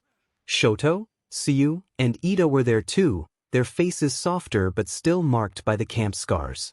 Izuku's heart tugged. He wanted to join them, to feel the warmth of their friendship, but a familiar ache stopped him. He thought that if he got too close, they would get hurt, just like Naomi and Ochako. He turned away, choosing an empty table in the corner, his tray of food untouched as he stared out the window. Kyoka's eyes caught his movement, her smile fading. Emmy noticed too, her tail stiffening. Kyoka murmured to Emmy that he was pushing them away again. Emmy asked what she meant, and Kyoka explained that he had been like this since the camp. She had hoped that after what she told him, he would open up a little. Emmy's ears shifted slightly, acknowledging Kyoka's concern and stating that losing Naomi had hit him hard. Kyoka's jaw tightened with determination. She refused to let him shut her out this time. Ignoring Emmy's worried glance, she stood and headed toward Izuku's table. He barely noticed her approach, lost in thought, until her earphone jack tapped his shoulder, startling him. He turned to find her standing there, arms crossed, her eyes sharp yet soft with concern. She asked why he had walked away, pointing out that he had seen them, started over, then bailed. Izuku shifted uncomfortably, tracing the edge of his tray as he explained that he just needed some space because it had been a rough week. Kyoka sat across from him, her jacks coiling slightly. She reminded him that it had been a rough few months, mentioning the camp, Kamino, and Naomi. They were all hurting, but he was acting like he had to carry it alone. Izuku insisted he was fine, his voice too quick and rehearsed. Kyoka narrowed her eyes, not believing him. She had known him since they were kids and could see he was shutting everyone out. Her, Emmy, May, everyone who cared about him. Izuku's heart raced, feeling Venom stir uneasily in his mind, warning him not to let her push too far. He thought he couldn't tell her the truth and met Kyoka's gaze, stating that it wasn't about her. He just needed time to think and figure things out. Kyoka pressed him, reminding him of all the times he had saved her and stood his ground. She urged him to let them be there for him, to let them help. Izuku clenched his hands, his knuckles whitening as he insisted that they couldn't help with this. Some things he had to handle alone, and it was better that way. Kyoka's expression softened, but her voice held an edge as she questioned who it was better for, him or them. From her perspective, he was the one suffering. She reminded him that he didn't have to be a hero all the time. He flinched at the word, hero, feeling it cut deeper than she knew. He stood abruptly, stating that he couldn't do this right now and apologizing as he grabbed his tray and walked away, leaving Kyoka staring after him, her jacks drooping. Emmy approached, her tail flicking with concern, and asked what had happened. Kyoka explained that he was pushing her away again, despite her confession of love, and she didn't know how to reach him.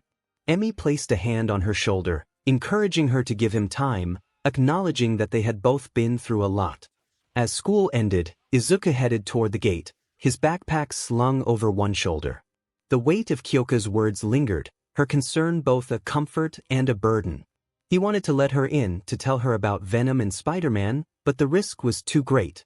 He thought that if the League found out, they would target her, Emmy, and everyone he cared about, causing him to quicken his steps.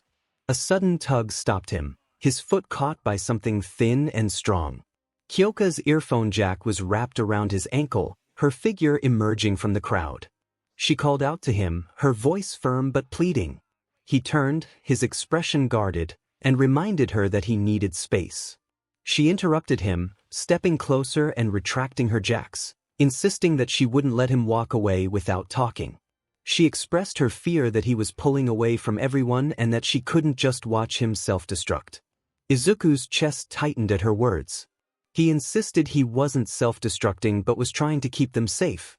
Kyoka urged him to let her understand what he was dealing with, emphasizing that he didn't have to carry this alone.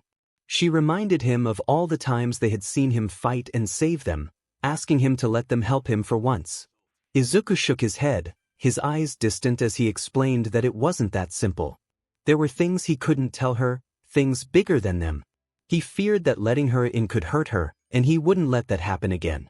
Kyoka's hands clenched, her voice trembling as she tried to reach him. Izuku felt the weight of Kyoka's words pressing on him. She had confronted him, expressing her love and determination not to give up on him, but he had pushed her away, believing it was for her protection. As he walked away, his heart ached, leaving Kyoka standing alone, her expression a mix of disappointment and hurt. That night, Izuku swung through Mizudafu as Spider-Man, his black and white symbiotic suit shimmering under the stars. He perched on the edge of a skyscraper, the city lights sprawling below like a constellation of hopes and fears. Removing his mask, he gazed at the sky, seeking solace amidst his turmoil. He confided in Venom, questioning why everything had to be so difficult. He wanted to share his truth with Kyoka and the others, but the memories of loss haunted him, Naomi's grave, Ochako's scar, and the BLD of his father. Venom appeared beside him, its white eyes glowing with understanding. It reminded Izuku that he was not just a hero but also human. Kyoka was right, he didn't have to face everything alone. Yet, Izuku felt the burden of keeping his identity secret, fearing that revealing it would put his loved ones in danger.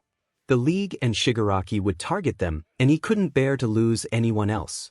Venom insisted that keeping secrets was not the way to protect them, shutting them out would only lead to more pain.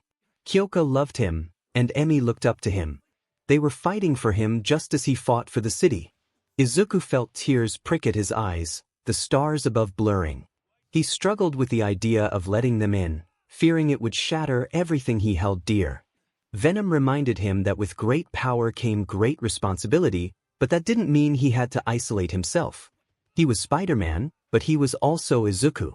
With a faint smile, Izuku acknowledged Venom's support, appreciating the bond they shared. Just then, a shadow caught his attention, sleek and silent.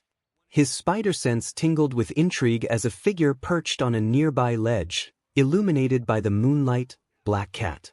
The Mizudafu skyline sparkled under the stars as Izuku navigated the rooftops. He ducked behind a vent, his heart racing at the sight of Black Cat. Her silhouette was unmistakable, clad in a form-fitting black suit, her white hair glimmering in the moonlight. He remembered their previous encounters, her teasing demeanor making him wary. He thought to himself that she was trouble. Venom's voice echoed in his mind, reminding him that she was aware of their presence and was clearly enjoying the game. Black Cat turned, her emerald eyes sparkling as she waved, playfully calling out to him. Izuku sighed, feeling the familiar frustration of her antics. He reluctantly decided to confront her, swinging onto her ledge and crossing his arms, ready for whatever mischief she had planned. Black Cat approached, her playful demeanor evident as she suggested that she was simply looking for fun.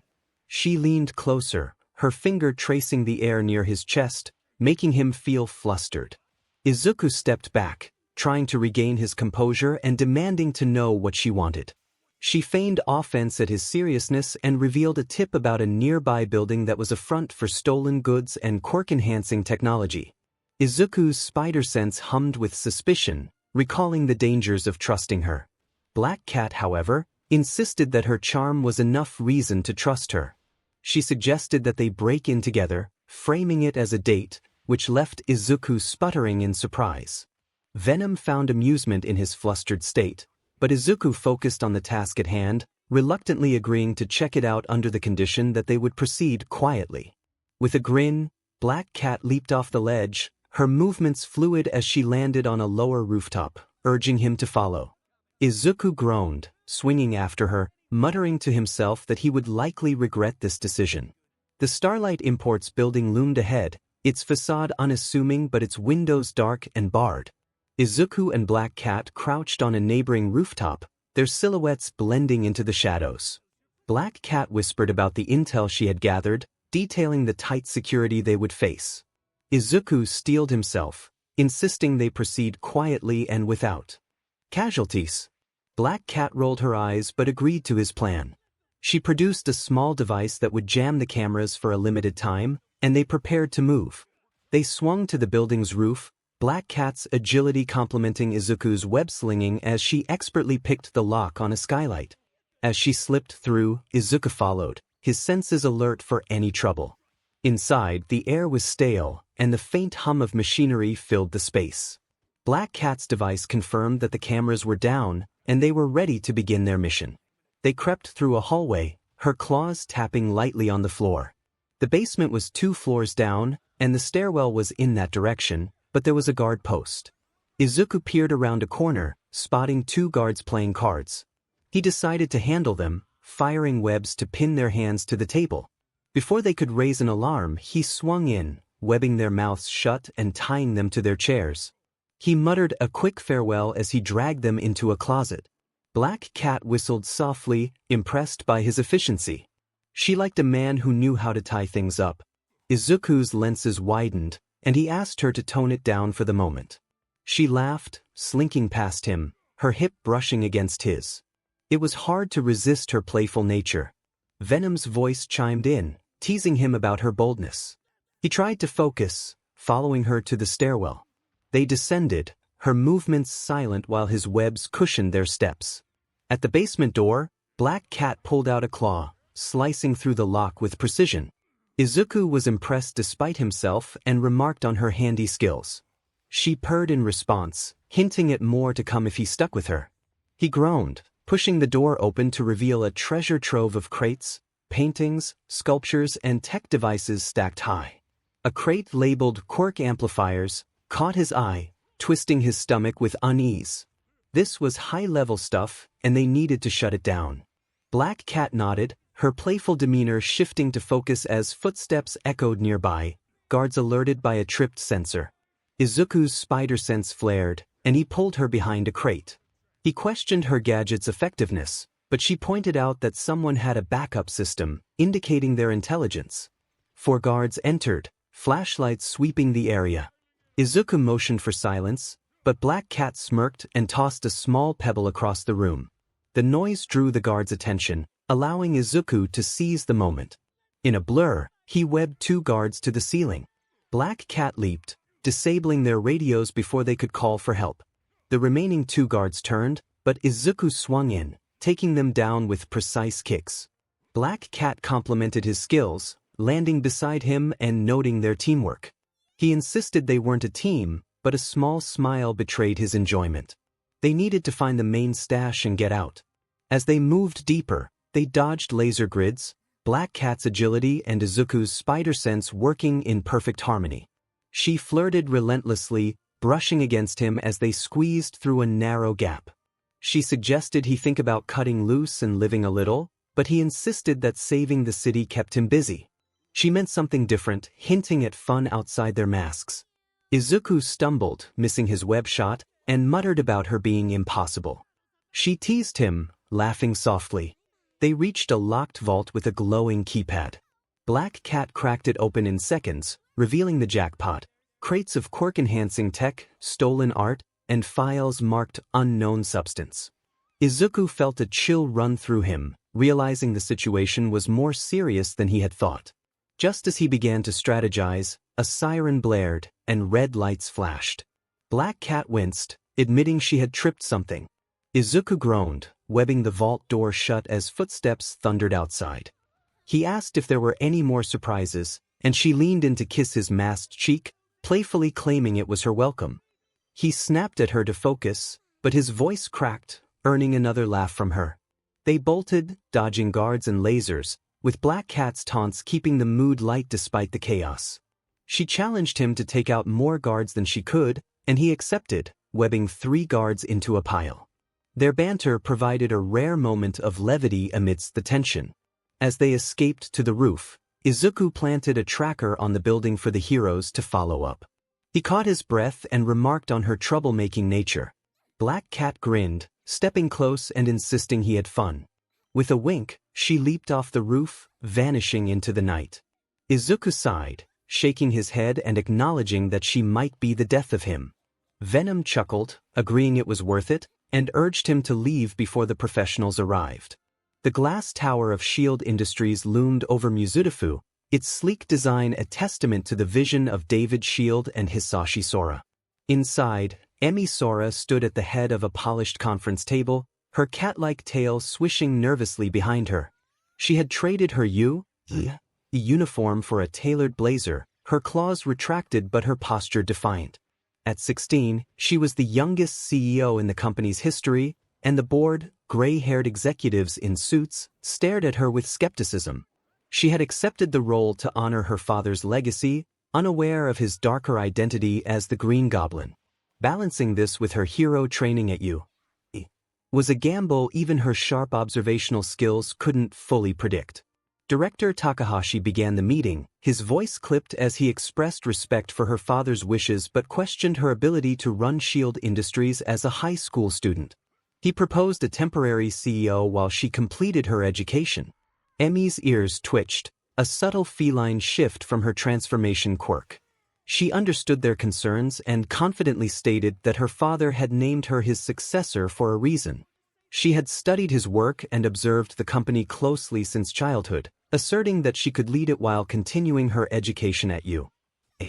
The board exchanged glances, murmurs rippling through the room.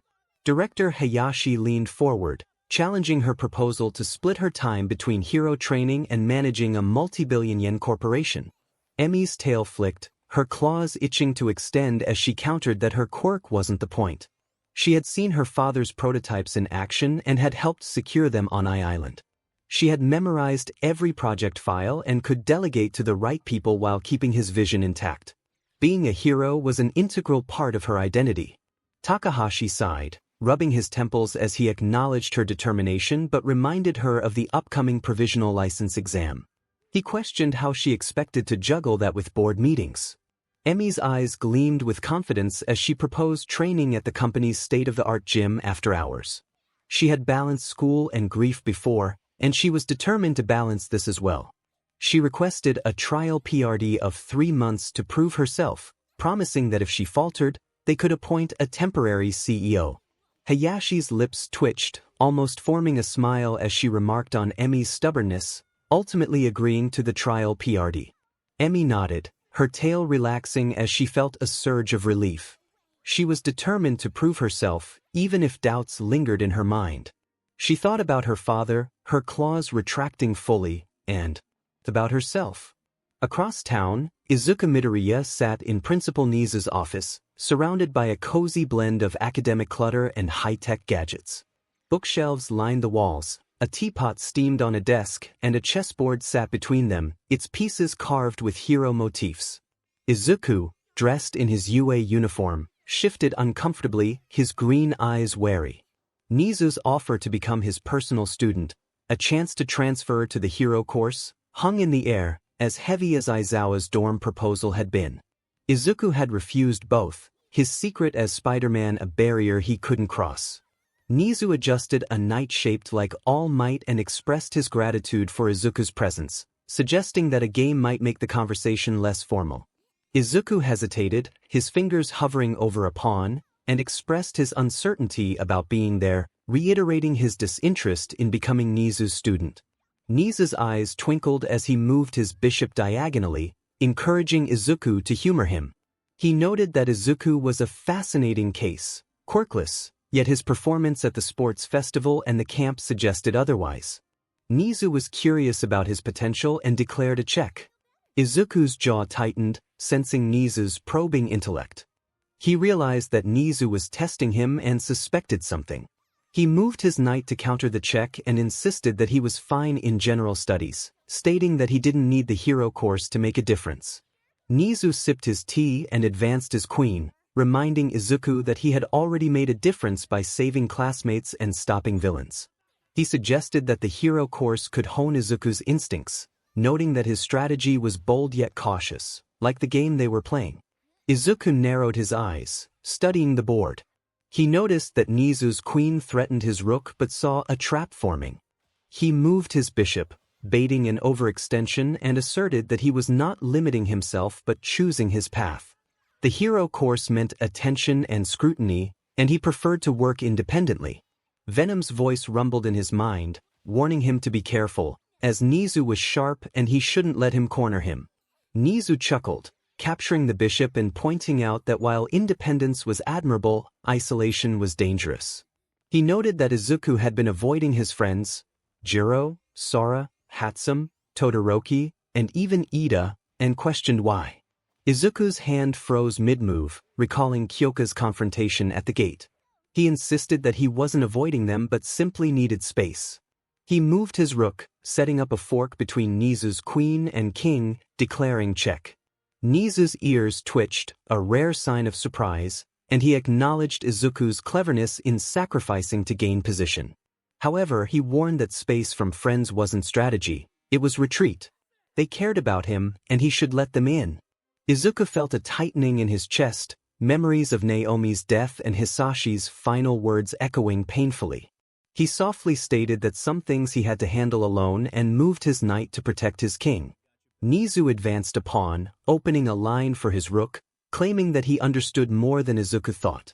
He had seen his resilience and ingenuity, referencing a gadget Izuku had been tinkering with, likely inspired by Hatsum.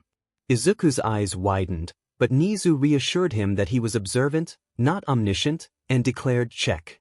Izuku's heart raced as he moved his king to safety, insisting that he was handling things his way and didn't need Nizu's mentorship. Nizu's queen slid forward, pinning Izuku's knight and reminding him that he was a pawn in a larger game, yet he played like a king. He offered Izuku a chance to grow and protect those he loved without sacrificing himself, declaring checkmate in 3 moves. Izuku studied the board, his mind racing. Nizu had outmaneuvered him, but he saw a desperate move remaining. He sacrificed his rook, opening a path for his queen and firmly stating that he wasn't ready to be anyone's student. He had his own way of protecting people. Nizu smiled, conceding the game with a nod and declaring a draw. He acknowledged Izuku's stubbornness and reiterated that his offer stood. Izuku stood, feeling the weight of his backpack, and thanked Nizu for the game. As he left, the chessboard reflected his internal battle, strategy versus instinct, connection versus solitude. Meanwhile, Emi stepped into S.H.I.E.L.D. Industries' gym, a sprawling facility equipped with holographic training dummies and quirk-compatible equipment. Having changed into a training outfit, she stretched, her tail swishing behind her. The provisional license exam loomed, and her quirk, partial cat-like transformations, needed sharpening. She was determined to prove she could be a hero while running a company. Activating a training dummy, its lasers simulated villain attacks. Emi leaped, her claws extending as she slashed through a beam, her tail stabilizing her mid-air.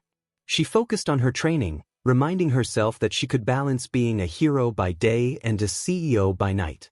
Her observational skills, honed from watching her father and David during her childhood, helped her anticipate the dummy's patterns, her feline senses catching subtle shifts. Hours passed, and she collapsed onto a mat, her tail curling around her. She thought about how proud her father would be and pictured Hisashi's smile. The responsibilities of the board, the exam, and Class 1A weighed heavily on her. Remembering Izuku's advice to follow her heart, she resolved not to give up. After showering and changing, her phone buzzed with a confirmation for her first board meeting as CEO.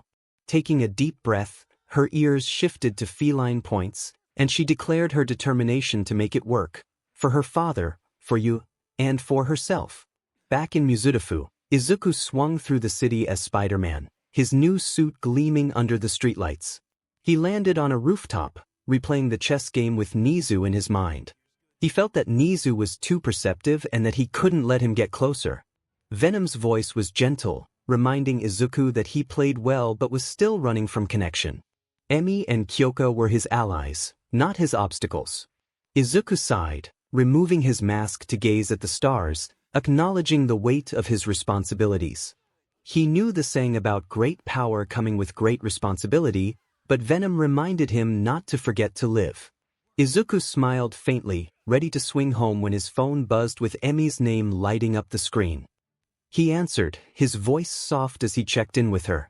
Emi sounded steady but tired, sharing her news about becoming CEO and the challenges she faced with the board and the upcoming license exam. Izuku's heart ached for her, recalling his promise to Hisashi. He reassured her that she was doing great and reminded her to follow her heart, which would guide her. Emi laughed softly, grateful for his support, and they agreed to meet at school. As he hung up, he swung into the night, the city's pulse reminding him of his purpose. The chess game lingered in his mind, a reminder that every move mattered, and he couldn't outrun his choices forever. The late afternoon sun dipped below Mizudafu's skyline, casting a warm glow through the cracked blinds of Izuku Midoriya's apartment. School had ended for the day, and the weight of 𝐒𝐻's bustling halls lingered in his mind. Kyoka's confrontation at the gate, Emi's quiet concern, and Nizu's strategic chess match all tugging at his resolve. He sat at his cluttered desk, textbooks pushed aside, his laptop open to a blank screen. The silence of his apartment was both a comfort and a reminder of his isolation.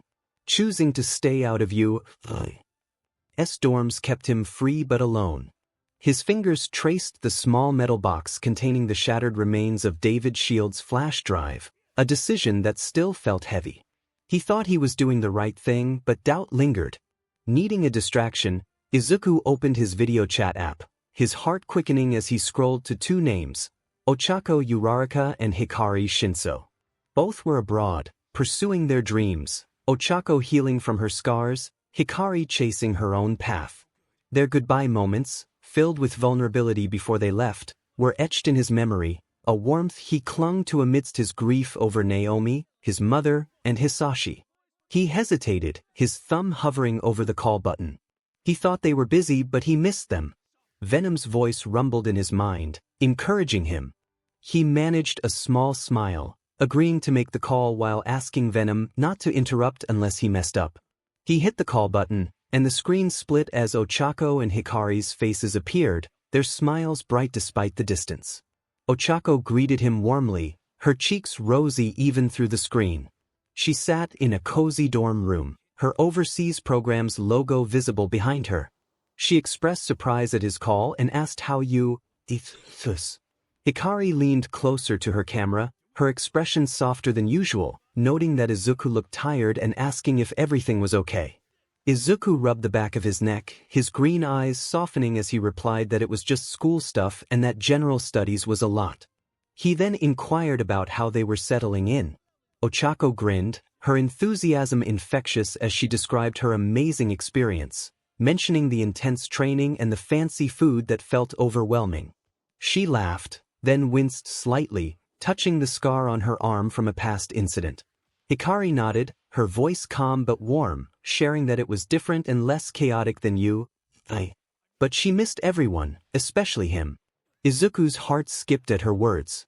He admitted he missed them both too, noting that it wasn't the same without their cheerful presence or their ability to keep him in check. He chuckled, but the weight of his secrets, his life as Spider-Man, the battles he faced, and the burden of his father's death, pressed heavily on him. He wanted to tell them, to unburden himself, to explain why he had been so distant. Venom warned him not to share too much, reminding him that revealing his identity could put them in danger. Izuku understood the risk but felt they deserved to know something. Ochako tilted her head, noticing the familiar look on his face, and asked what was wrong. Hikari leaned closer, gently encouraging him to talk, reminding him they were more than just classmates, they were friends. Izuku's throat tightened as he began to share that he had been doing things outside of school, helping people in a way that was important to him. Just as he was about to reveal more, Venom's voice boomed in his mind, urging him to stop and think about the implications. Izuku froze, quickly backtracking and saying he had been volunteering at shelters and similar activities, explaining that it had been a lot to manage. Ochako's expression softened, but a hint of doubt lingered in her eyes. She reassured him that he didn't have to do everything alone, recalling how he had helped her through tough times. Hikari nodded, her cheeks flushing as she echoed Ochako's sentiment, reminding him that he was always there for them, especially during their farewells. Izuku felt his cheeks burn as he recalled those moments, Ochako's bright smile, the cheers of their friends, and Hikari's quiet intensity. He admitted that he didn't want them to leave without knowing how much they meant to him. Ochako's face turned scarlet, and she playfully scolded him for saying such things, though her flustered happiness was evident. Hikari's blush matched Ochako's, her usual stoicism cracking as she admitted it was unexpected but nice. Izuku's heart swelled, a rare moment of warmth piercing through his guilt. He confessed that he thought about both of them often, and it was what kept him going sometimes. The call continued, shifting to lighter topics, Ochako's training mishaps, Hikari's struggles with foreign languages, and Izuku's workload. For a moment, he felt like the boy he used to be, not the hero carrying the weight of the city. But as the call ended and their smiling faces faded from the screen, the loneliness returned. Venom commented on how close he had come to revealing too much but acknowledged that the call had been beneficial. Izuku leaned back in his chair, wishing he could tell them the truth. Venom reassured him that one day he would, when it was safe. For now, he needed to keep moving. Izuku's gaze shifted to his desk, where the prototype web shooter lay, a project inspired by Mei Hatsum's I-Island gadget. He needed to focus and channel his restless energy. He pulled the device closer, determined to make it work. The web shooter was a tangle of wires, valves, and a small canister of synthetic webbing, its design a blend of Mei's ingenuity and Izuku's obsessive tinkering. He had been refining it since the I-Island incident, where Mei's version had allowed him to blend in without relying on Venom's organic webs. If he could perfect it, he'd have a backup, a way to protect his Spider-Man identity even if Venom was compromised. His desk was cluttered with tools, screwdrivers, pliers, a soldering iron, and his notebook was open to sketches of pressure valves and tensile strengths. He slipped on the wrist-mounted device, explaining to Venom that this version had a reinforced nozzle and a higher pressure canister for rapid-fire shots. Venom's form emerged, curious about his progress. Izuku chuckled, adjusting a valve and asserting that he needed to control every variable to keep people safe. He stood, aiming the shooter at a target taped to the wall, a crude drawing of the Green Goblin. With determination, he pressed the trigger, and a web shot out, thick and precise, hitting the target dead center. Izuku grinned, firing again, the webs forming a tight net. It was working. He swung the shooter, testing its range, webbing a chair and pulling it across the room. He inspected the strands, pleased with the strength. Just as he began to celebrate, a faint hiss interrupted him, and the canister sputtered. The next shot fizzled, a weak dribble of webbing splattering the floor. Izuku sighed, removing the shooter and inspecting it, muttering about the nature of trial and error. Venom laughed, encouraging him that he was making progress. Better than blowing up the apartment, Izuku thought with a smirk as he set the web shooter down. Small victories. He glanced at the photo of himself and Naomi on his desk, her smile a painful reminder. He promised himself he would figure it out, for her and for everyone. Suited up in the black and white symbiotic suit that melded to his frame, he leaped out the window, swinging into the night. The city's pulse called to him, reminding him of his purpose. Yet, as he soared through the air, memories of Ochako and Hikari's blushes, Kyoka's concern, and Emi's determination lingered in his mind. With great power comes great responsibility, he reminded himself. He would carry that weight no matter how many times he stumbled. The late afternoon sun filtered through 𝐒𝐻's courtyard, casting long shadows across the stone paths as students milled about, their chatter a lively hum after another grueling day of classes. Izuku Midoriya walked alone, his uniform slightly rumpled and his backpack slung over one shoulder. His thoughts were tangled, Ochako and Hikari's blushing faces from their video chat, the web shooter still needing tweaks, and the weight of his secret life as Spider-Man. The memory of Kyokajiro's kiss at the cemetery lingered, a bittersweet warmth he couldn't shake, even as he had pushed her away to protect her. Lost in thought, He didn't notice 𝗵𝗃𝗁𝗏 approaching until a sharp voice cut through the air. Midoriya was startled when 𝗵𝗁 called out to him, his electric blonde hair glinting in the sunlight, eyes narrowed with an intensity Izuku hadn't seen before. The courtyard's noise faded as students sensed the tension, their glances darting toward the pair. Izuku adjusted his backpack, his green eyes wary. 𝗵𝗁 crossed his arms, his jaw tight, and declared that he needed to talk about Jiro. He insisted that Izuku should stop hanging around her. Caught off guard, Izuku blinked and asked why. 𝗵𝗁 snapped back, stepping closer, his hands sparking faintly, a sign of his quirk flaring with his emotions. He had seen them at the cemetery, and the memory of the kiss ignited his anger. Izuku's stomach twisted at the thought of Kyoka's confession, her tearful words and the kiss that had shaken him to his core. He hadn't meant for anyone to see, especially not 𝗵𝗁, whose feelings for Kyoka were well known among Class 1. Izuku calmly stated that Kyoka could decide who she wanted to be friends with, and that decision was not up to either of them. 𝗵𝗁's face reddened, fists clenching as he expressed his frustration. He felt it was unfair that he had been trying to get closer to Kyoka for months while Izuku seemed to have her attention effortlessly. Izuku's eyes softened, sensing the hurt beneath 𝗵𝗁's anger. He apologized for how 𝗵𝗁 felt, emphasizing that he was not trying to hurt him. 𝗵𝗁's voice rose, drawing more attention, as he accused Izuku of stealing Kyoka from him. Izuku maintained his calm demeanor, stating that Kyoka was not a prize to be won, she made her own choices. Venom's voice rumbled in Izuku's mind, cautioning him about 𝗵𝗁's escalating emotions. Izuku reassured Venom that he had the situation under control, even as his spider sense hummed faintly, alert for trouble. He took a step back, hoping to de-escalate the situation, but 𝗵𝗁 was not finished. He accused Izuku of thinking he was superior just because he had saved people, warning him to stay away from Kyoka or face consequences. Izuku's patience began to thin as he narrowed his eyes, asserting that 𝗵𝗁 did not have the right to threaten him. He was not looking for trouble, but he was not afraid either. The air crackled as 𝗵𝗁's quirk flared, small arcs of electricity dancing around his fists. He lunged forward, aiming a punch at Izuku's face. Izuku's spider sense screamed, and he sidestepped effortlessly, his movements fluid as he dodged 𝗵𝗁's wild swing. The courtyard erupted in gasps as students formed a loose circle around them.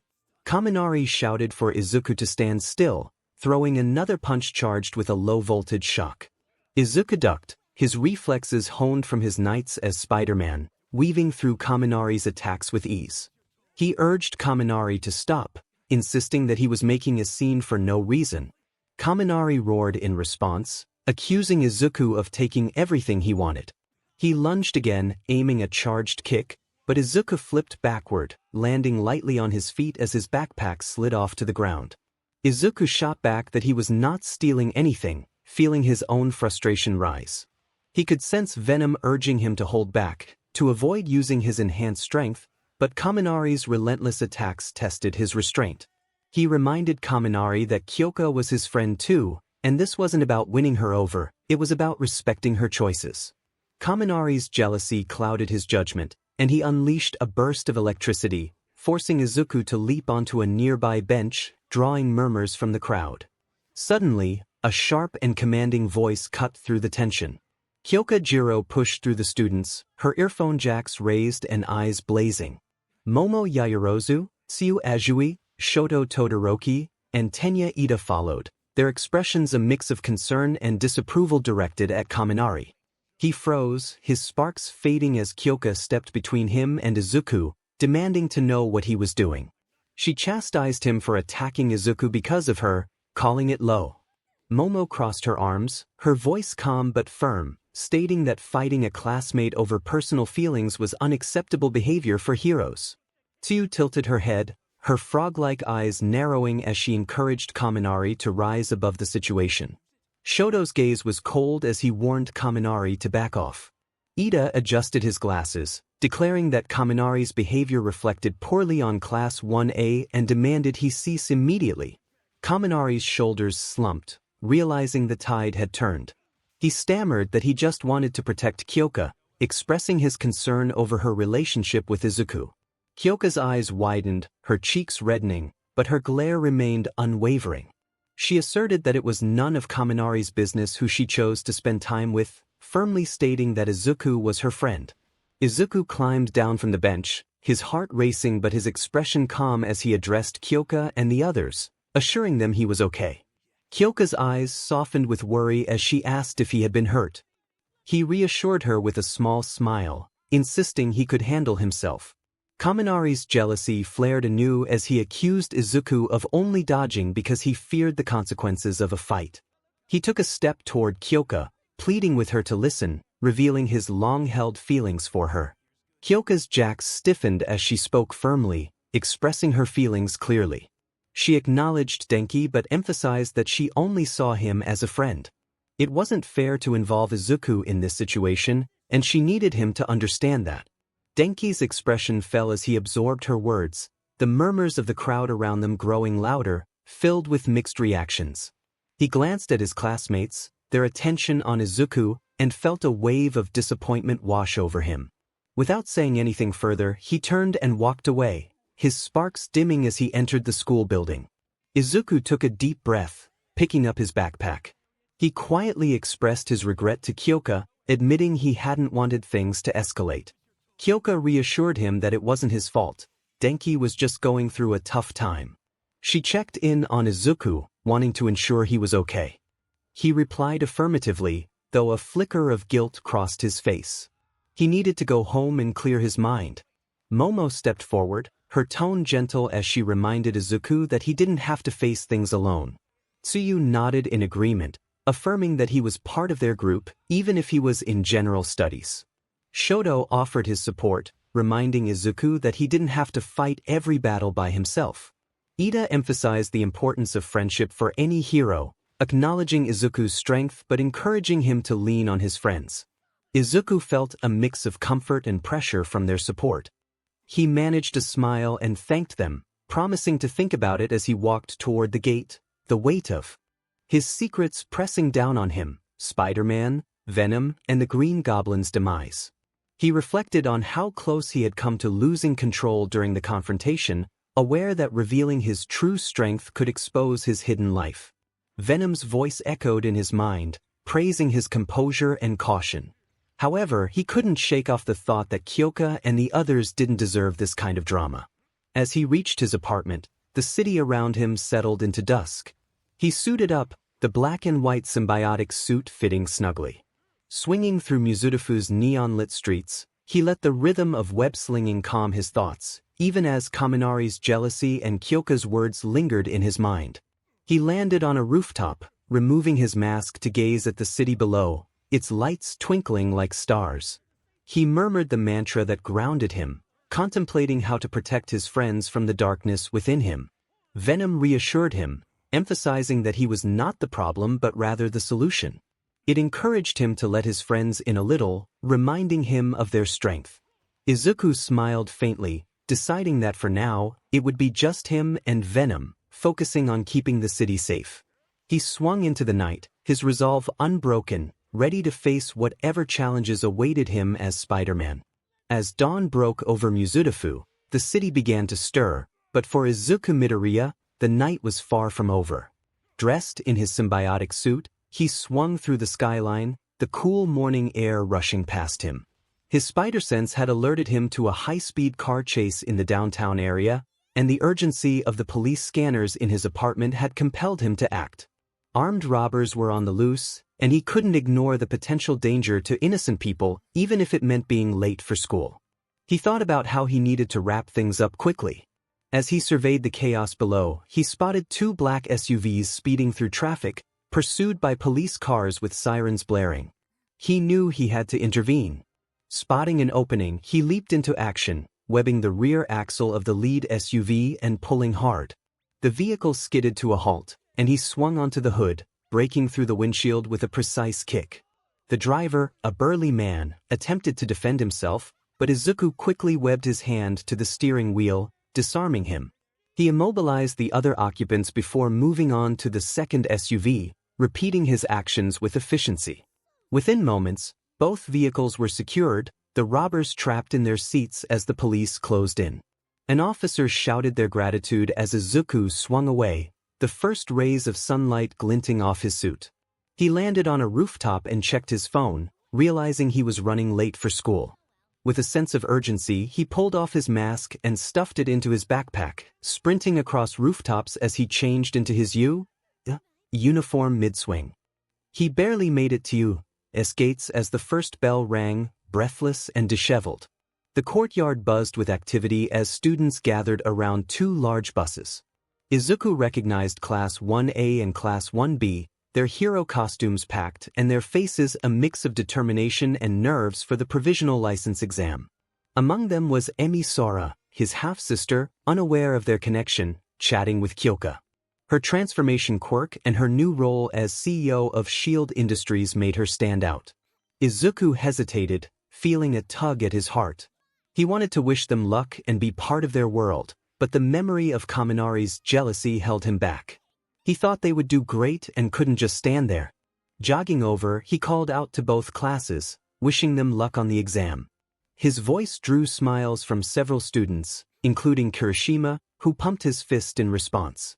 Ida expressed appreciation for Izuku's support, while Shoto nodded with a calm but warm acknowledgement. However, Denki stood apart, glaring at Izuku with crossed arms, the tension from their earlier confrontation still palpable. He turned away, muttering to Shiro, who looked uncomfortable.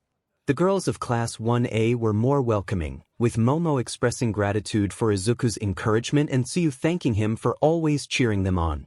Emi smiled brightly, unaware of the bond they shared. Wish us luck at the top. Izuku's gaze shifted to 𝗕𝐁𝐽𝐝, who stood slightly apart, her earphone jacks swaying gently.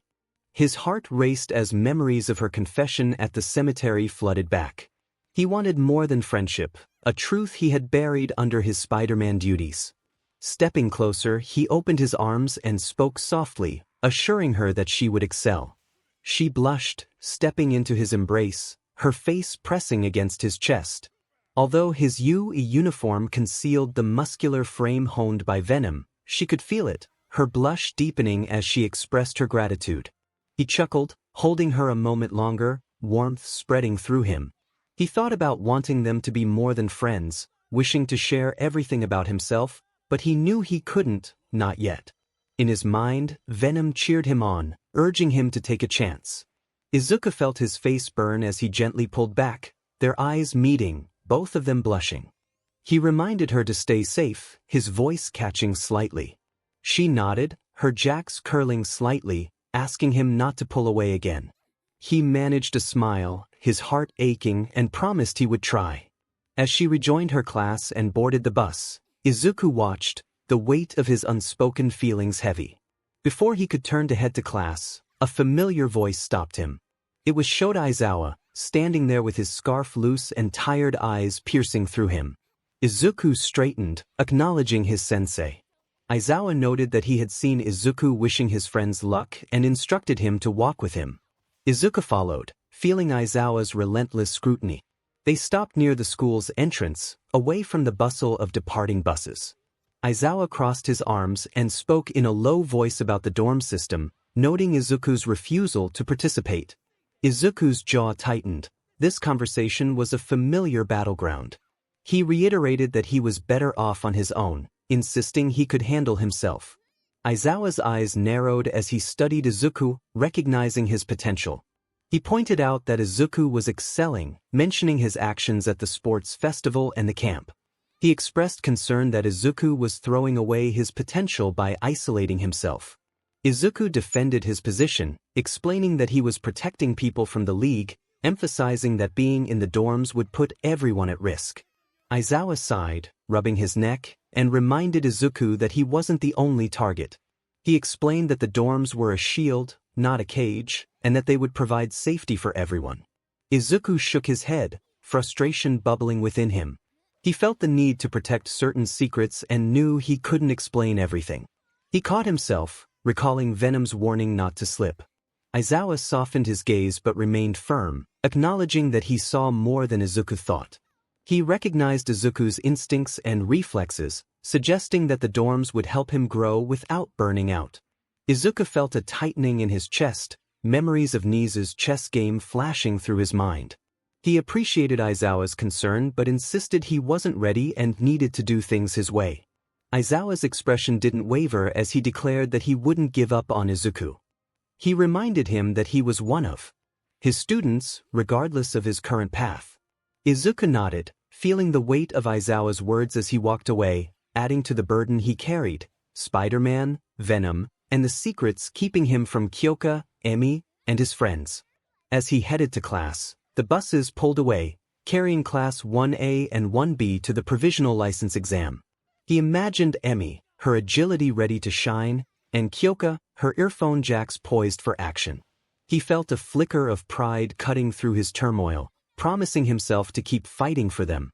That night, Izuku swung through Mizudafu as Spider-Man, the city's lights a blur below. He landed on a rooftop, removing his mask to breathe in the cool air. He thought about wanting more with 𝗂𝐭 and how to balance that with his responsibilities. Venom's form emerged, urging him to be smart and keep 𝗂𝐭 safe while maintaining their secret. Izuku nodded, his resolve hardening. He swung into the night, the city's pulse reminding him of his purpose, his heart lighter despite the challenges ahead. The night air sliced through his suit as he navigated the city, his spider sense guiding him toward trouble. He noticed disturbances below and prepared to intervene, reminding himself of his mantra, "With great power comes great responsibility." As he spotted a group of thugs cornering a young woman, he dove into action, quipping to the thugs about their behavior. He swiftly incapacitated them, ensuring the woman was safe before swinging back to the rooftops as police sirens approached. The adrenaline buzzed through him, but his thoughts lingered on 𝗂𝐭's blush and their earlier moment together. He reminded himself to focus as he prepared for the next challenge that awaited him. A group of masked men loaded crates into a van, clearly stolen technology, reminiscent of the haul Izuku and Black Cat had previously uncovered. He thought about the situation as he dove toward the scene. Landing on the van's roof, the metal creaked under his weight. He announced that the 𝗕𝗏𝗏 was cancelled, quickly webbing the driver's door shut. The men shouted and pulled out their weapons, but Izuku was already in motion, his agility a blur. He swung low, disarming one with a web to the hand, then flipped over another, securing his feet to the ground with webs. A third man fired, bullets whizzing through the air, but Izuku's spider sense guided him, allowing him to twist midair and avoid the shots. He landed behind the shooter and delivered a swift strike, rendering him unconscious. The final two men charged at him, one wielding a crowbar and the other a taser. Izuku ducked the crowbar and webbed it to the van, then caught the taser wielder's arm, forcing him to drop the weapon. He declared that it was a bad idea, webbing the two of them together and hanging them from a streetlight. He planted a tracker on the van for the police, his breath heavy but his focus sharp. Venom's voice echoed in his mind, approving of his work but reminding him to pace himself. Izuku replied that there was no rest for the wicked, swinging toward another alert about a jewelry store break-in.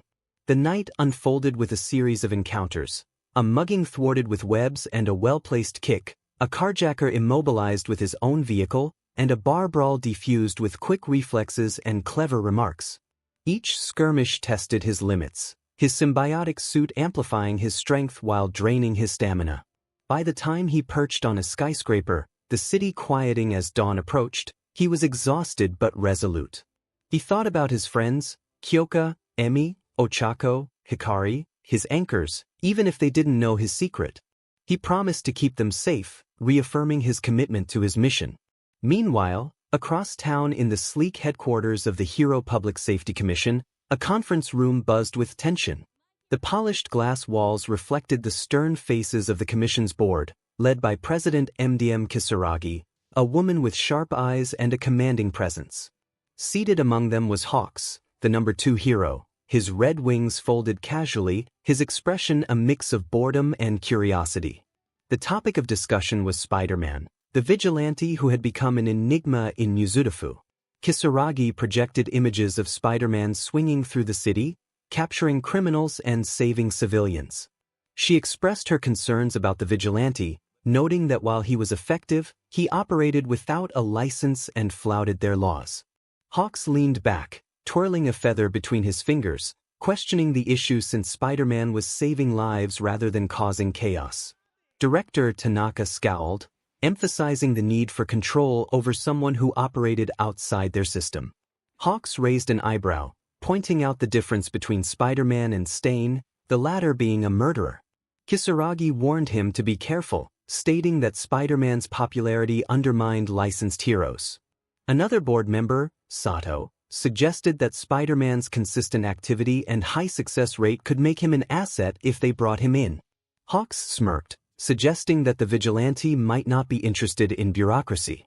Kisaragi then tasked Hawks with recruiting Spider-Man, emphasizing his relatability and street cred. Hawks agreed to track him down but warned that Spider-Man had his own code and might not be easily swayed. Tanaka reminded them of the ongoing threat posed by the League of Villains, suggesting that Spider-Man could be a liability if not aligned with them. Hawks acknowledged the risk but believed that Spider-Man might be the one keeping the villains in check. He left the meeting, already planning his approach, intrigued by the vigilante who fought like a pro but remained in the shadows. Back at his apartment, Izuku collapsed onto his bed, the symbiotic suit retracting to reveal his exhausted form. The night's encounters had left him bruised but unbroken, and he stared at the ceiling, recalling the warmth of Kyoka's hug. He felt a mix of emotions, knowing she was important to him but hesitant to involve her in his dangerous life. Venom teased him about his feelings, but Izuku remained firm in his resolve to protect his friends, including his half-sister Emi, who was unaware of their bond. As he drifted into sleep, he felt the city's pulse calling him back. Even in rest, he knew that Spider-Man's work was never truly done, and neither was his determination. Izuku's lips curved into a small smile as he scrolled through his messages, his heart lifting despite the exhaustion. Kyoka had passed the provisional license exam, expressing her excitement and gratitude for his support. Emi, his half-sister who remained unaware of their bond, celebrated her success as a licensed hero in training, playfully showcasing her newfound skills. Momo shared her achievement, emphasizing how much his encouragement meant to her, while Tsuyu thanked him for cheering them on. Kirishima's enthusiasm was infectious as he announced his own success, promising to show off his skills as a pro soon. Izuku's smile widened as he tapped out quick replies. He congratulated Kyoka, expressing his pride in her achievement, and sent a warm message to Emi, acknowledging her impressive abilities. Each response was filled with warmth, yet he remained guarded, the secret of his Spider-Man identity a barrier he couldn't cross. He felt a surge of pride for Emi, knowing how her agility and combat skills had shown during the exam, all while remembering the promise he made to their father, Hisashi, to protect her. Venom's voice rumbled in his mind, teasing him about his solitary nature. Izuku thought about how deserving his friends were of their success. He set his phone down, determined to keep up with them in his own way. Venom urged him to clear his head by swinging through the city. Izuku nodded, the restless energy in his chest urging him to move. He changed into his black and white symbiotic suit, the material melding seamlessly to his frame, and leaped out the window, firing a web to swing through Mizutafu's neon-lit streets. The city was unusually quiet, with no police scanners blaring or crimes demanding Spider-Man's intervention. The fresh air was a balm, and the rhythm of swinging became a meditation that eased the turmoil in his heart. He soared past skyscrapers, the wind whistling through his mask's lenses, his thoughts drifting to Kyoka's blush, Emi's determination, and the weight of his secrets. He contemplated revealing his identity to them, but the thought of putting them in danger held him back. Venom acknowledged his concerns, reminding him that he couldn't keep running from his friends forever, especially since Kyoka was already suspicious. As he swung higher, the city sprawled below like a canvas of lights. Suddenly, his spider sense flared, not with danger but with something deeper, a jolt that froze him in place. His vision blurred, and for a moment he found himself in a different city, swinging alongside a woman in a similar suit, black and white, sleek and symbiotic. Her movements mirrored his, and their laughter echoed in the night. Her mask turned toward him, and her lenses glowed with a warmth that felt achingly familiar. A name formed on his lips, But before he could speak, the vision snapped, and he was back in 𝗵𝗍𝗪, his web faltering. He caught himself, landing on a rooftop, breathless and shaken. The city's lights spun below him as he tried to process what had just happened. Venom confirmed it had felt the same strange vision, suggesting it might be a glimpse of a future or a warning. Izuku sank to the rooftop, overwhelmed by the vividness of the experience. It felt so real, as if he had been with her, partners in their shared mission. The idea thrilled and terrified him. He had spent so long alone, keeping his Spider-Man identity hidden from 𝗂𝐭𝐲, 𝗵𝗵𝐲, and others who cared about him. The vision hinted at a future where he wasn't alone, where someone shared his burden. He reflected on the mantra he held dear: with great power comes great responsibility. But what did it mean to share that responsibility? Staring at the stars, he pondered his next steps. Should he continue to push everyone away or let them in and risk their safety? Venom, sensing his turmoil, reminded him that he couldn't live in the vision and needed to focus on the present. Izuku pulled his mask back on, determined to take things one step at a time. He stood, firing a web to swing back into the city, the vision lingering like a half-remembered dream. The woman's face haunted him, a promise or a warning he couldn't decipher. As he soared through the night, he reaffirmed his commitment to face whatever the future held, as Spider-Man and as Izuku, for 𝗂𝐭𝐲, 𝗵𝗵𝐲, and the city he vowed to protect. The 𝗵𝗍𝗪 skyline shimmered under a crescent moon, its neon lights casting a kaleidoscope of colors across the city's glass towers. Izuku, as Spider-Man, swung through the night, his symbiotic suit gleaming as he navigated the urban jungle. The rhythm of web-slinging was a meditative escape from the weight of his day, the texts from his friends celebrating their success, the haunting vision of a future partner, and the constant pull of his secrets. Perched on a rooftop overlooking a bustling nightlife district, he scanned the streets below, hoping for a quiet patrol. Venom's voice, laced with amusement, reminded him that quiet was unlikely given his luck. Izuku chuckled, adjusting his mask, but before he could swing off, his spider sense flared with that familiar, tingling intrigue. Suddenly, a sleek figure pounced from the shadows, tackling him to the rooftop with a playful thud. He rolled, pinned beneath a lithe form, her white hair catching the moonlight, her emerald eyes glinting with mischief. It was Black Cat. Izuku yelped, his hands instinctively grabbing her shoulders as she straddled him, her claws retracted but her grin sharp. She leaned closer, her breath warm against his mask, her tail-like belt swaying. She teased him, saying she thought she'd spice up his patrol. Izuku's cheeks burned under the mask, his heart racing as he gently pushed her off, rolling to his feet. He playfully expressed that she couldn't just pounce on him like that, wondering what would happen if he had webbed her to the roof.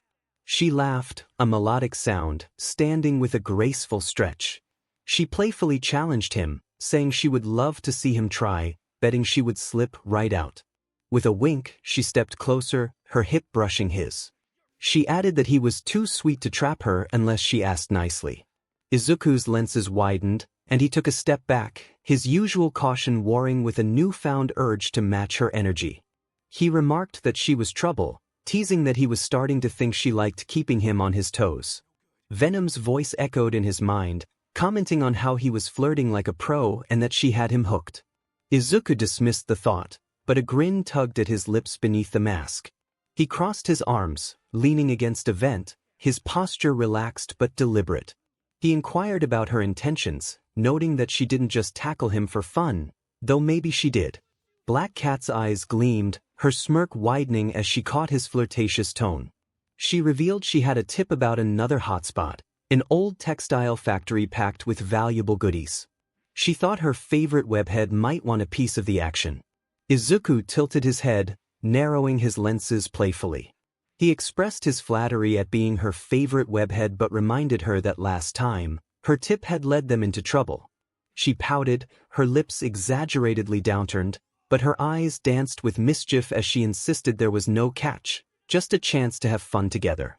Izuku laughed, stepping closer, his confidence surging as he challenged her, claiming he could take the place down solo but would allow her to tag along to keep things interesting.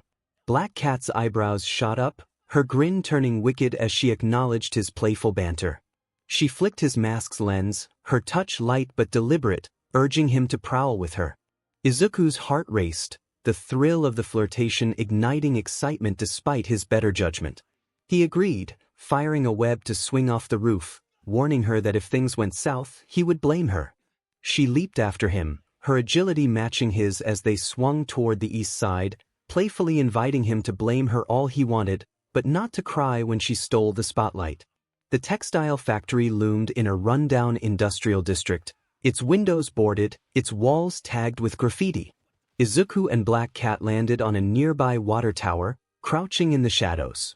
The air smelled of rust and oil, and the faint hum of machinery suggested activity inside. Izuku's spider sense was quiet but alert as he scanned for security measures. He noted the cameras swiveling on the roof and expressed his concern about the fortress-like appearance of the place, demanding her intel be solid. Black Cat pulled a small device from her belt, its screen glowing. She assured him it was as solid as his abs, teasing him about his suit. This device would jam the cameras for 15 minutes, giving them plenty of time to slip in and out. Izuku's cheeks burned, but he leaned closer, playfully remarking on her obsession with his abs and suggesting that she might be into him. She laughed, her claws extending briefly as she sliced through a skylight's lock. She dropped through the skylight, landing silently in a storage room, with Izuku following, his webs cushioning his descent, his heart pounding from her words. Inside, the factory was a maze of crates and machinery, dimly lit by flickering bulbs. Crates labeled antiquities and rare minerals confirmed Black Cat's tip about valuable, illegal goods. Izuku's lenses narrowed as he noted the importance of shutting it down quietly. Black Cat whispered that quiet was her middle name, adding a playful twist about being irresistible. She glanced back, winking at him, urging him to keep up. Izuku grinned, his confidence growing as he declared he would clear the place faster than she could say, meow. She stifled a laugh, her eyes sparkling as they moved through the factory, a synchronized dance of stealth and skill. Black Cat disabled a guard's radio, her movements silent as a shadow, while Izuku webbed another to a wall, his agility outpacing the man's reaction. He playfully announced their progress, teasing her about falling behind. She smirked, flipping over a conveyor belt to knock out a second guard with a swift kick, claiming 2 for herself and blowing him a kiss. Izuku's heart raced, the banter fueling his adrenaline. He swung to a catwalk, webbing a camera before it could turn, then dropped behind a third guard, webbing his hands and feet. He called softly, teasing her about keeping up with his webs. Black Cat's laugh was soft but wicked as she slashed a lock on a crate, revealing glittering gems. She proposed a wager, whoever bagged the most guards would pick their next date spot. Izuku sputtered at the mention of a date spot, momentarily distracted, but quickly regained his composure, insisting he would choose a place with no lasers. She leaned close, her lips brushing his ear through the mask, playfully challenging him about being scared of a little heat. Venom cackled in his mind, commenting on how she was captivating him, urging him to keep flirting. Izuku's face burned, but he matched her energy, teasing that he was more about the thrill of the chase and questioning if she could outrun him. Her eyes widened with delight, and she eagerly accepted the challenge. They continued their mission, their teamwork seamless despite the flirtation. Izuku webbed a guard to the ceiling with precision, while Black Cat used her claws to disable a security panel. They uncovered more crates filled with artifacts, rare metals, and even prototype tech reminiscent of S.H.I.E.L.D. Industries' work, though he pushed thoughts of 𝗵𝗲 aside. He planted a tracker for the police, realizing this place was a gold mine. "We need to wrap this up." Black Cat nodded, her playful demeanor shifting to focus. She mentioned that there was one last room to check, the main stash, and asked if he was ready for the grand finale. He grinned, firing a web to swing them both to the final door, stating he was born ready but reminded her that if he won their bet, she would be buying him coffee. She laughed, slicing the lock, and agreed to the deal, urging him to make it quick. Inside, the room was packed with crates, and a guard was patrolling with a stun baton. Izuku and Black Cat moved in sync. He webbed the baton away while she swiftly incapacitated the guard with a precise chop. They secured the crates shut, ensuring the goods wouldn't be disturbed until the authorities arrived. As they escaped to the roof, the city's lights sprawling below, Black Cat turned to him with a triumphant grin, declaring her victory with 5 guards taken down compared to his 4. Izuku laughed, catching his breath and conceding that she had won. He mentioned that coffee would be on him but added that next time, he would pick the target.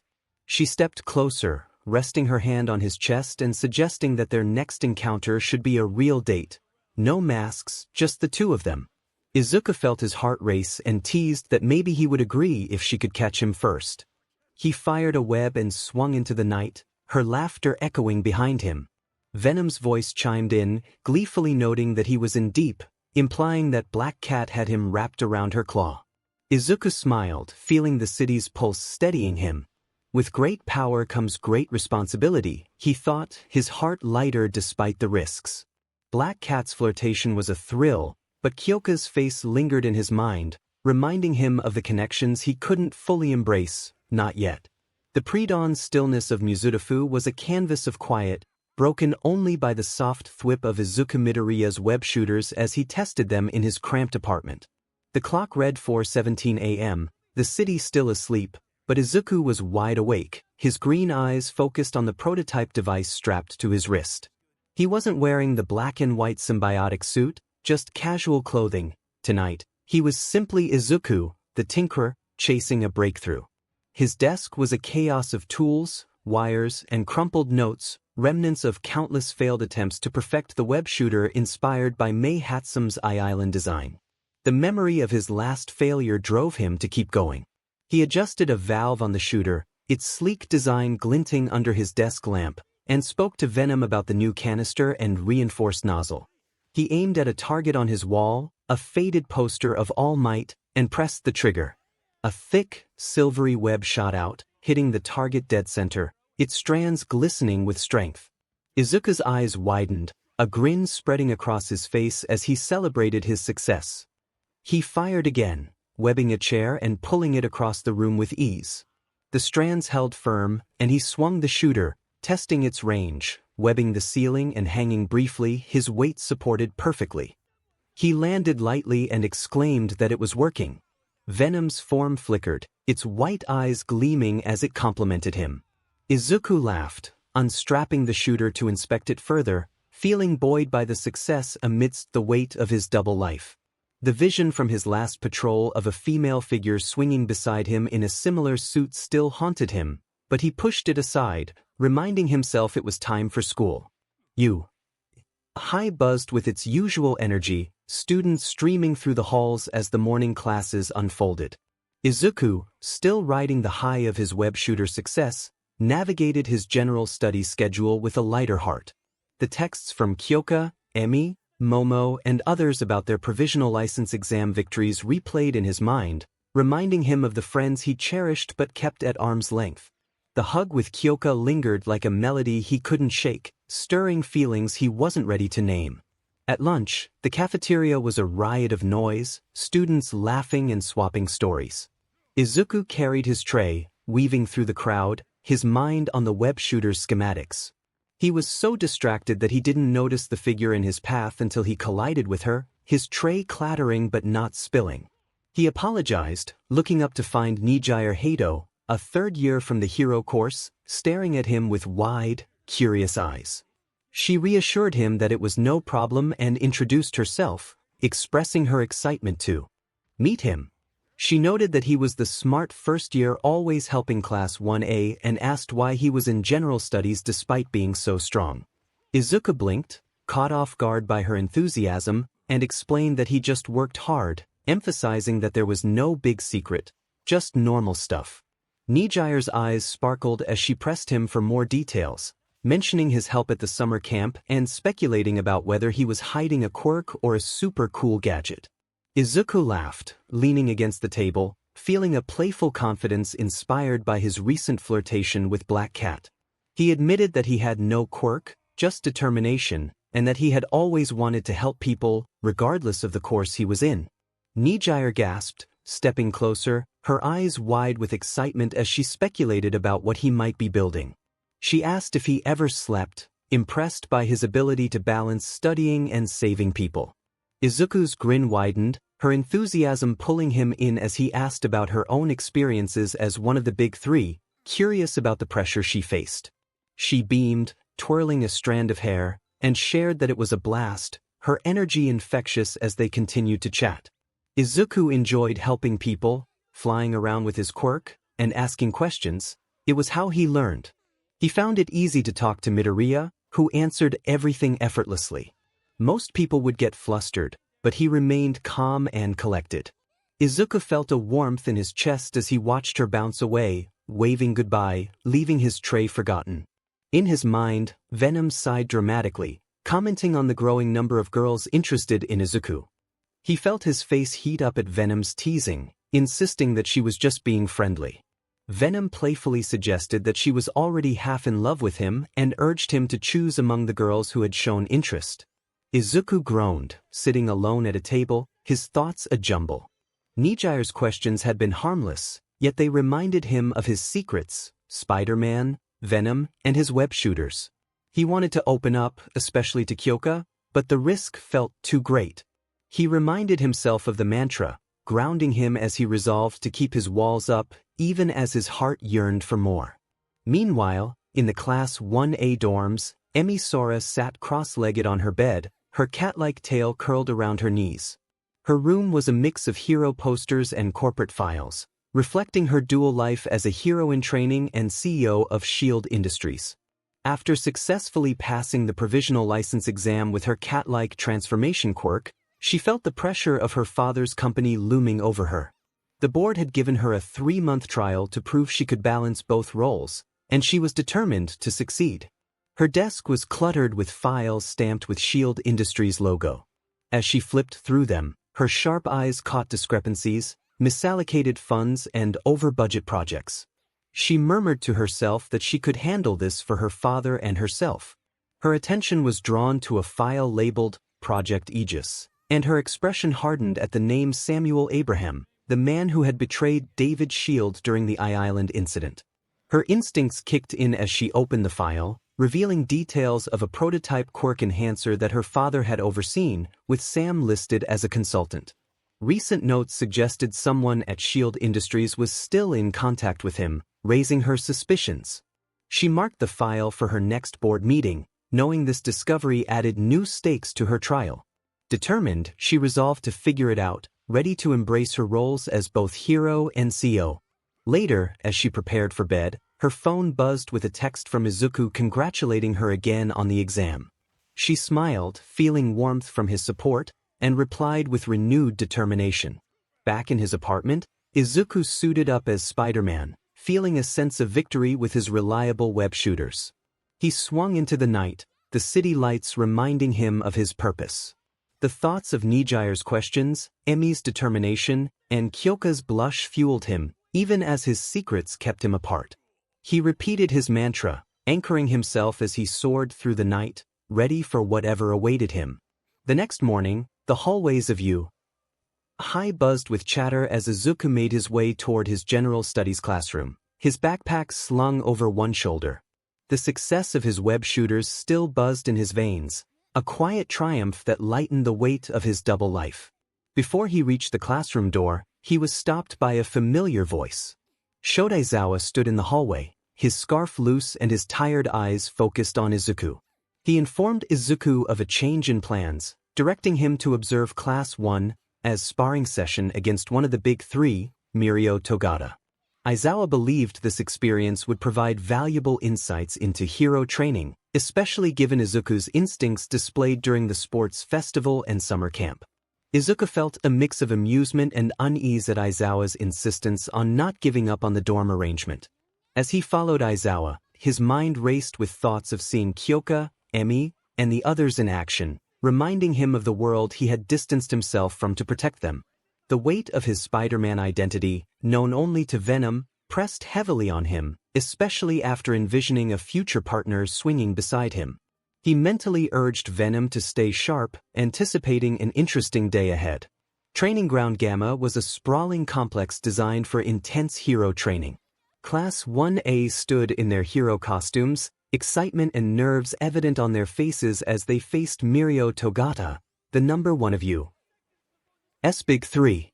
Izuku took a seat in the observation area, notebook open and pen ready. Aizawa reminded him to pay attention, emphasizing the importance of witnessing real hero training.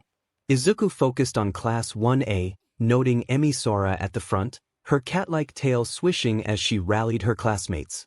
Her transformation quirk, partial feline shifts, enhanced agility and sharp senses, had shown in the provisional license exam, and now she was taking charge, her CEO confidence blending with her hero resolve. Emi called out to the group, her voice carrying over the crowd, declaring that Mirio was tough, but they were tougher. They had faced villains, survived Kamino, and passed the exam. It was time to show him what they had, together. Kyoka twirled her earphone jacks, her expression determined.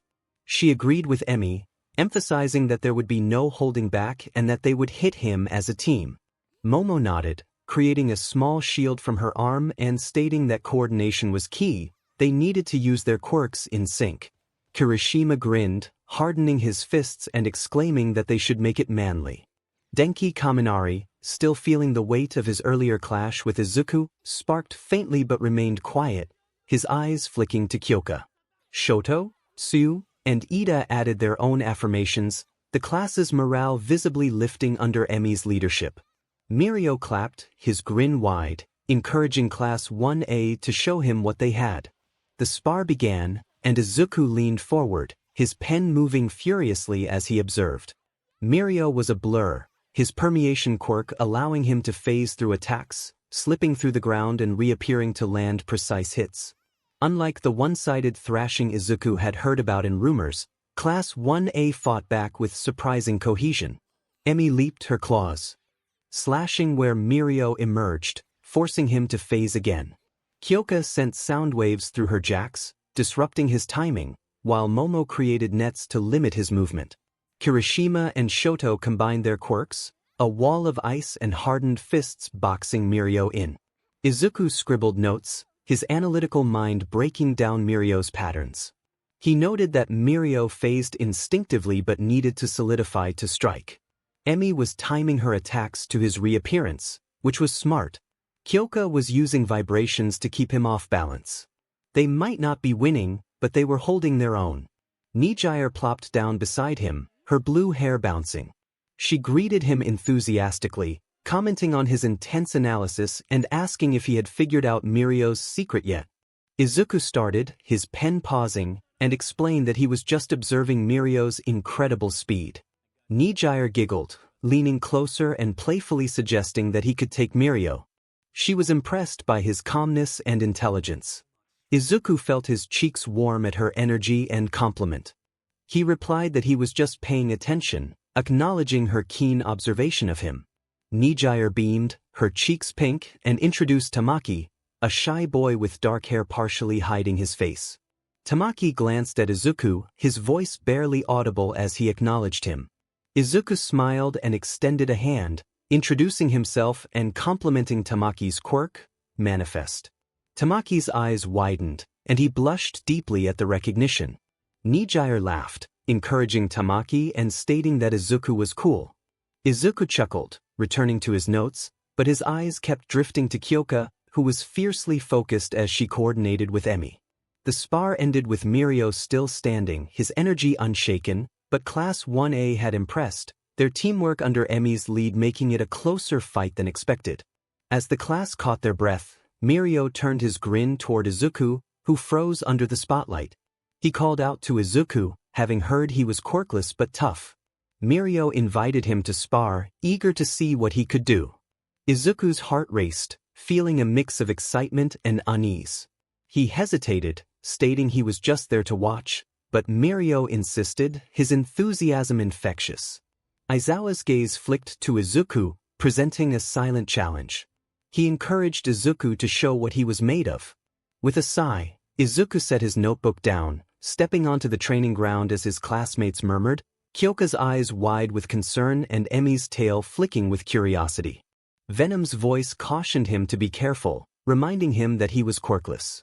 Izuku squared his shoulders, loosening his tie as he faced Mirio, who bounced on his toes, his grin unwavering. He stated he was ready when Mirio was. Mirio charged, phasing through the ground and reappearing behind Izuku, aiming a punch. Izuku's instincts kicked in, honed from his nights as Spider-Man. He ducked and rolled to the side, his movements fluid but restrained to avoid revealing his enhanced abilities. Mirio phased again, popping up to Izuku's left, but Izuku anticipated it, sidestepping and landing a light tap on Mirio's shoulder. Mirio laughed, impressed by Izuku's quickness and noting that he had no quirk. Izuku grinned, explaining that he was just good at reading people. He watched Mirio's stance, noting the slight shift before he phased. When Mirio dove underground, Izuku moved, predicting his reappearance and tripping him with a low sweep. Mirio stumbled, laughing as he rolled to his feet. Mirio acknowledged Izuku's skill, phasing through a fake punch to land a soft hit on Izuku's arm, declaring that he wasn't done yet. Izuku countered, using Mirio's momentum against him. He feinted left, then spun right, grabbing Mirio's wrist and twisting it gently to throw him off balance. The class gasped, Emmy's claws flexing, and Kyoka's jacks twitching. Izuku's movements were precise, his mind mapping Mirio's patterns like a chessboard. He dodged a flurry of phased attacks, landing light taps to keep Mirio guessing, never using his full strength. Finally, Mirio raised his hands, laughing and conceding that Izuku was impressive. He praised Izuku for his moves, regardless of being quirkless. Izuku breathed, his grin genuine as he thanked Mirio for the challenge. Class 1A cheered, with Kyoka smiling softly and Emmy swishing her tail proudly. Nijire clapped wildly, nudging Tamaki, who nodded, his anxiety easing. Aizawa's voice cut through the excitement, commending Izuku's performance and dismissing the class. His eyes lingered on Izuku, a flicker of approval mixed with suspicion. As Izuku grabbed his notebook, Kyoka approached, her blush faint. She complimented him on his performance, expressing that he was full of surprises. Izuku rubbed his neck, feeling his heart skip. He attributed his success to luck and praised his classmates for their incredible teamwork. Kyoka smiled, her jacks curling as she acknowledged his unique abilities. Izuku walked away, the weight of his secrets heavy but his resolve firm. He had shown what he could do without revealing his identity as Spider-Man, but Aizawa's gaze and Kyoka's warmth reminded him that his path was his own, yet he was not alone. The juvenile detention center on the outskirts of Mizudafu was a fortress of concrete and steel, its stark walls a far cry from the vibrant chaos of 𝐒𝐩𝐳. Inside, Katsuki Bakugo sat in a small, dimly lit cell, his crimson eyes burning with a fury that hadn't dimmed since his arrest.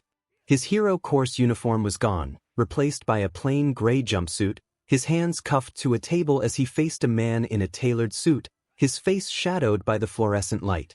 Dr. Hiroshi Kato, a name Katsuki had only recently learned, leaned forward, his glasses glinting, his voice smooth and measured. He acknowledged Katsuki's potential, praising his quirk, explosion, as remarkable. However, he pointed out that Katsuki's temper and obsession with Midoriya were holding him back. Kato offered to help him channel that rage, promising to make him stronger than ever. Katsuki's jaw clenched, his palms sparking faintly despite the quirk-suppressing cuffs.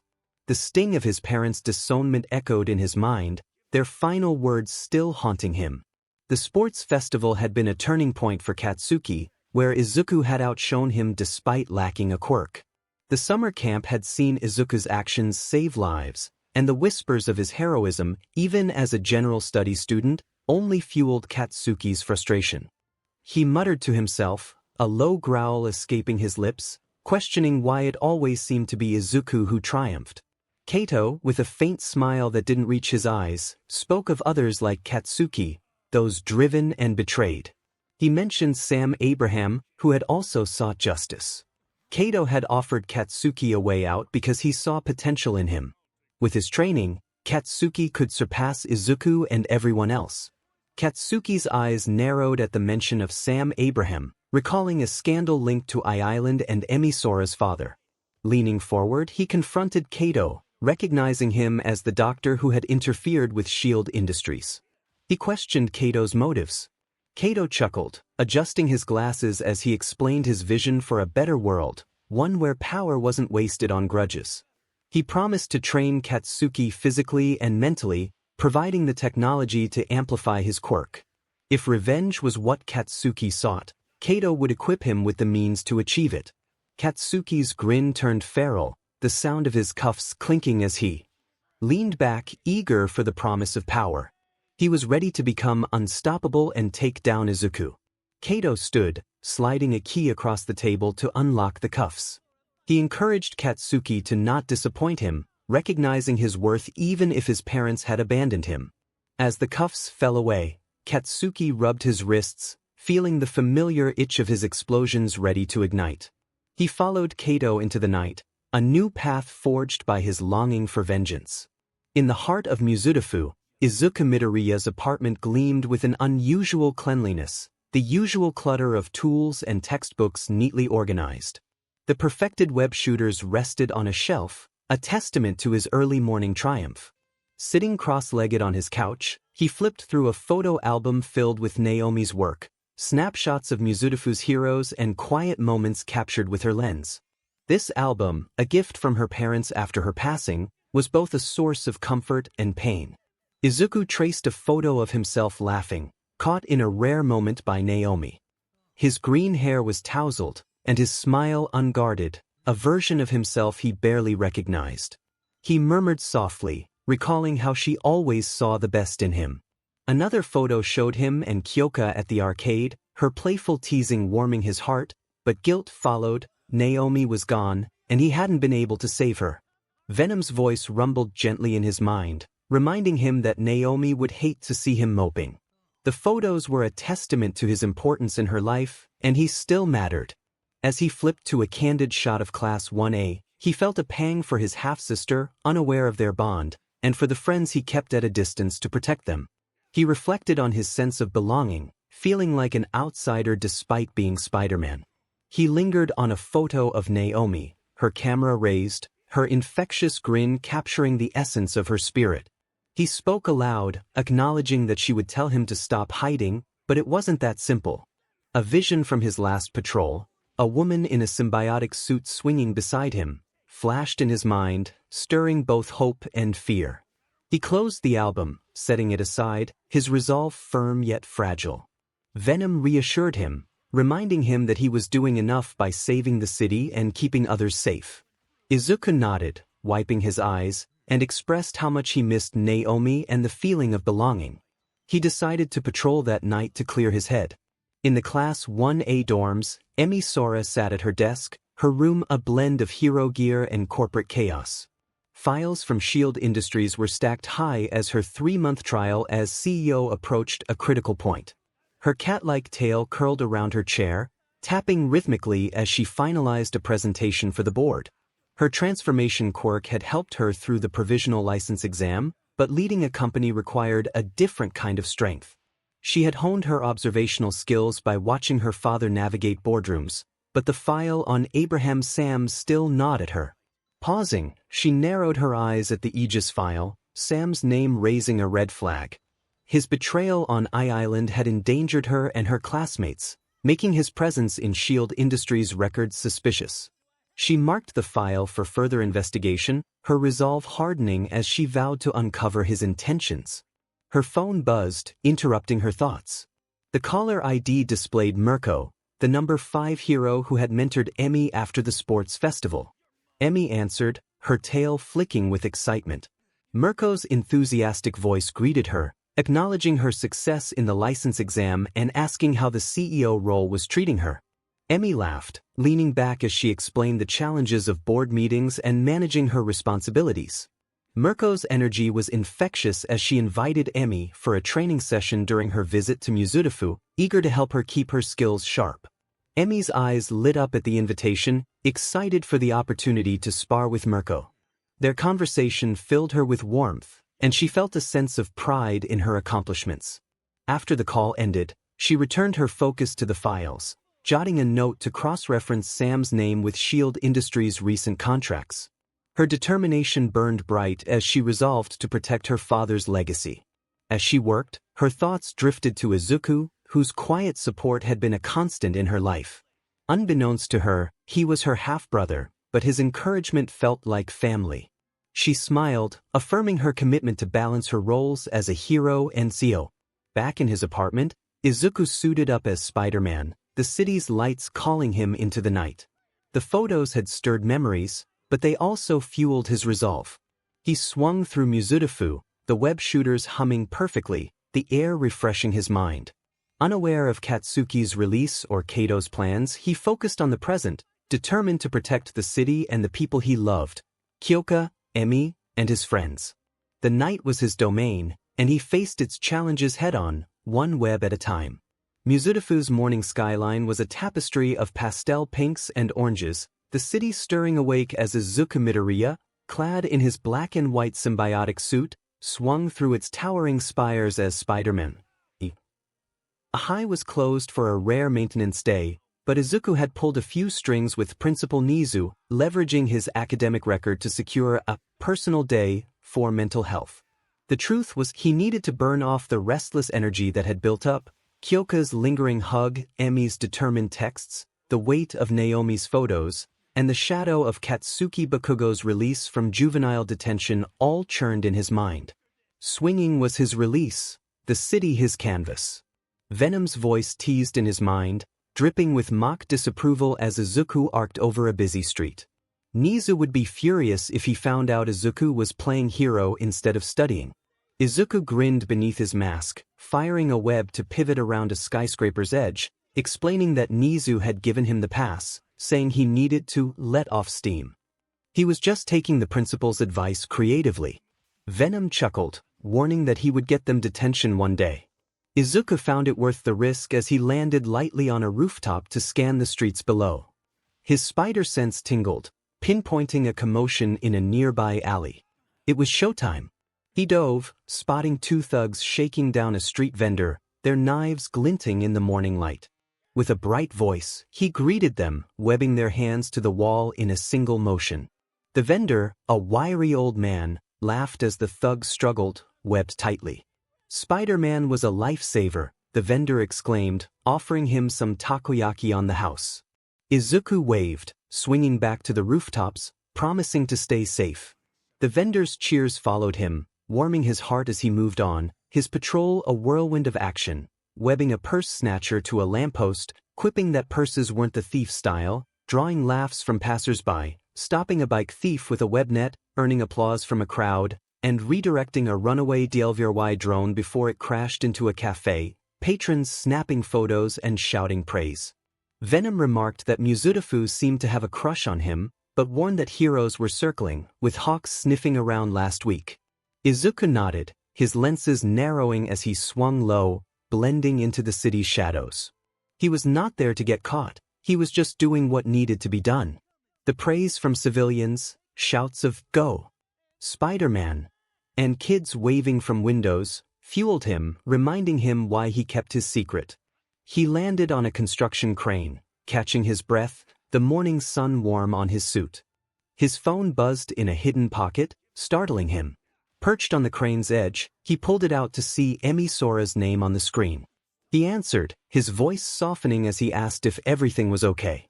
Emi's bright voice, tinged with fatigue, reached him. She needed a familiar voice, explaining that it had been a wild day. Izuku tilted his head, curious about Class 1. Emi laughed, saying they were awesome, but she felt like calling him because he had a way of making things feel grounded. His heart skipped at her words, thinking about their shared BLD, Emi, his half-sister, unaware of their bond. He expressed his gladness to help and inquired about her whereabouts, learning she was interning with Sir Night-Eye now.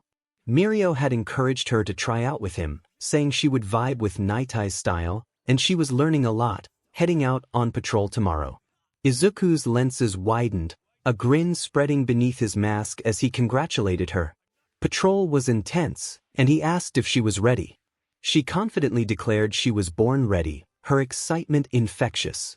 As they chatted, she teased him about skipping school to study physics in his room, prompting a laugh from him as he swung to another rooftop. He reassured her that she would crush that patrol and reminded her to stay sharp. After their call ended, Izuku stared at his phone, Emi's words echoing in his mind. She felt it too, that connection between them, but he couldn't tell her, not yet. Venom slyly suggested that he would run into her on patrol, imagining the scenario of a hero-in-training meeting a vigilante. Izuku groaned, pocketing the phone and focusing on keeping the city safe. As night fell, 𝗵𝗲 transformed into a galaxy of neon and starlight, its streets alive with energy. Izuku, still as Spider-Man, swung through the city, his web shooters humming perfectly, his patrol a dance of vigilance and grace. The day's heroics had left him exhilarated but cautious, his spider sense alert for trouble. The city was quieter now, the usual chaos subdued, giving him a moment to breathe. He landed on a high-rise, the city sprawling below like a living map. He decided it was time for a break, willing the symbiotic suit to retract the mask, revealing his face, his green hair ruffled by the breeze. The stars above were faint against the city's glow, but he stared at them, their distant light a reminder of Naomi, Kyoka, and Emmy, people who tethered him to something beyond Spider-Man. Venom teased him about getting all poetic, reminding him that stars don't pay the bills or stop muggers. Izuku chuckled, leaning back against a vent, explaining that he just needed a second to think after a long day of saving people, dodging hawks, and talking to Emmy. Venom probed further, asking if he was thinking about the sister who didn't know she was his sister or the earphone girl who had him all mushy. Izuku's cheeks warmed as he gazed at a distant constellation, admitting that it was complicated. He felt a connection with Emmy, and he wanted to tell her, along with Kyoka, Ochako, and Hikari, about their bond. But it was too dangerous. Venom quipped that Danger was Izuku's middle name, calling him Spider Danger Man, which sounded catchy. Izuku shook his head, finding Venom ridiculous. He stood, feeling the city's pulse calling him back. He decided on one more sweep before calling it a night, determined to keep 𝗵𝗲 safe. Venom cheered him on, its tone gleeful as the mask reformed, covering Izuku's face. He leaped into the night, firing a web to soar through the air, his heart steadied by the stars and the thought of Emmy. Tomorrow he might cross paths with her on patrol, a hero-in-training meeting a vigilante. The idea thrilled and terrified him, but for now he was Spider-Man, 𝗵𝗲's unseen guardian, swinging through a city that needed him. The first rays of 𝗵𝗲's morning sun glinted off the steel spires, casting long shadows as Izuku Midoriya jolted awake, his body dangling upside down from a web strung between two rooftops. His black and white symbiotic suit clung to him, the Spider-Man lenses wide as his heart raced, a brief panic seizing him. He gasped, flailing his arms before steadying himself, the web vibrating under his weight. The city below hummed with early traffic, and the faint ache in his muscles reminded him that he had pushed his nightly patrol too far.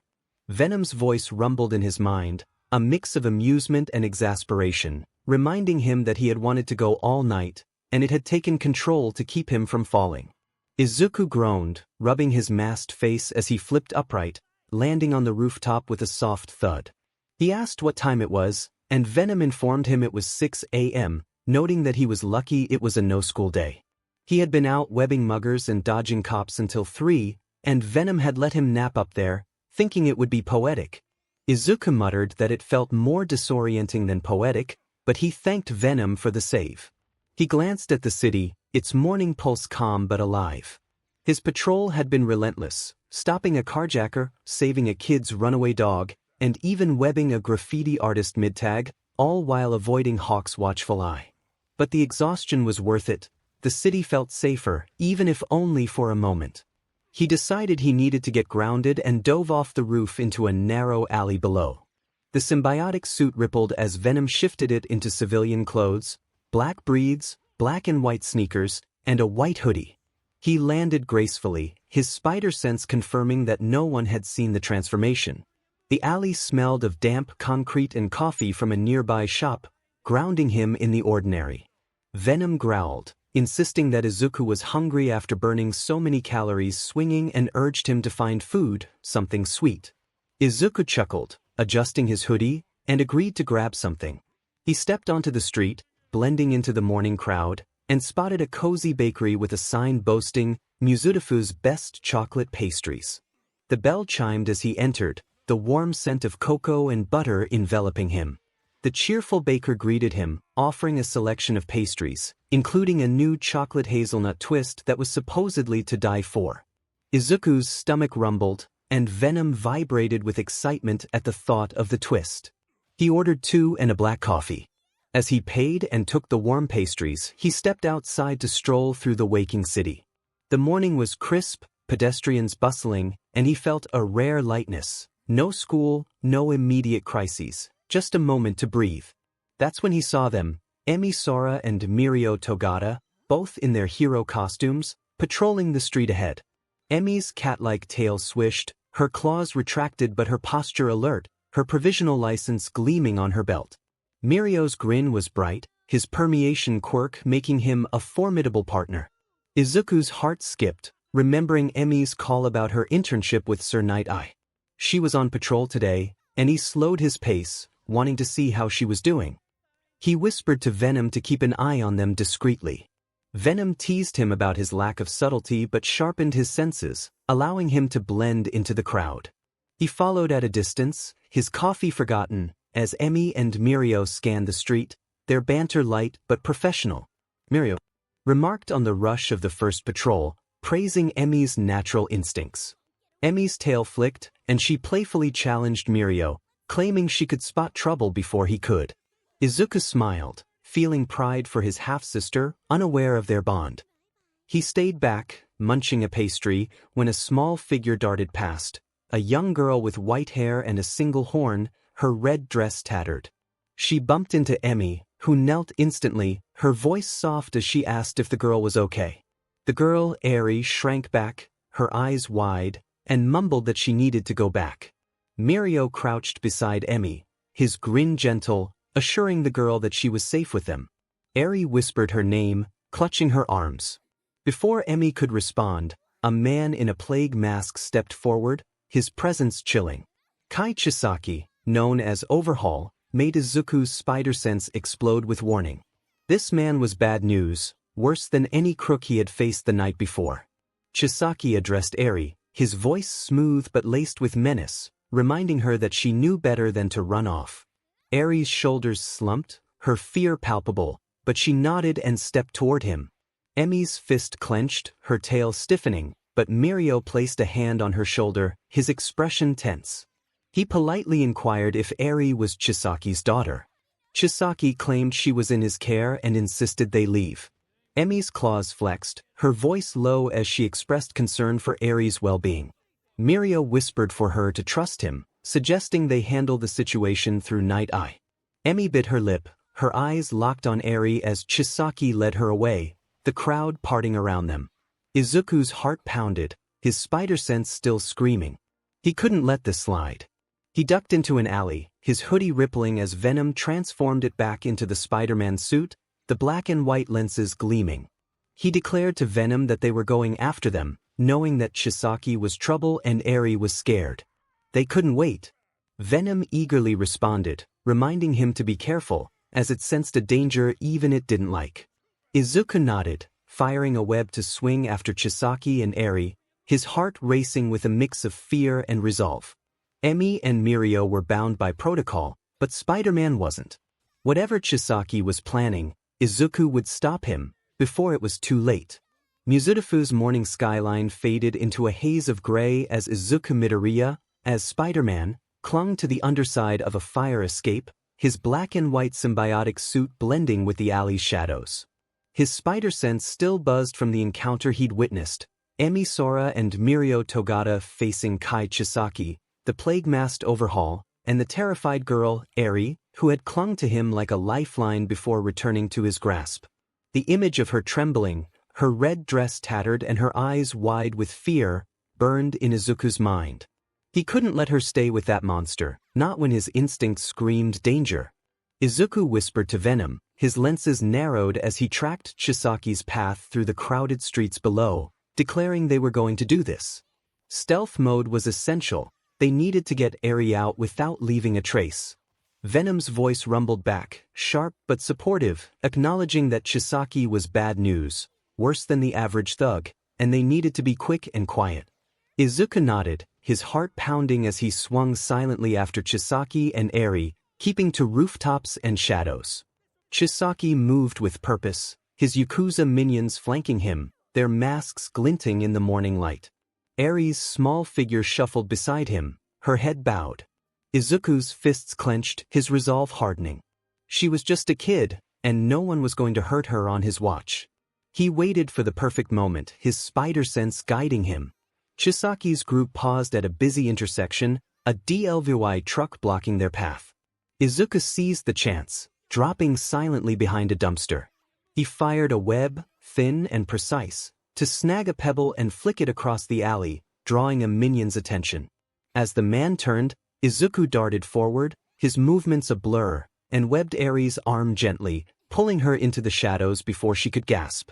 He crouched beside her, his voice soft through the mask, assuring her that he was Spider-Man and that he was getting her somewhere safe. Eri's eyes widened, her small hands trembling, but she nodded, her trust fragile but present. Izuku scooped her up, her weight featherlight, and swung low through the alleys, his webs silent as he avoided detection.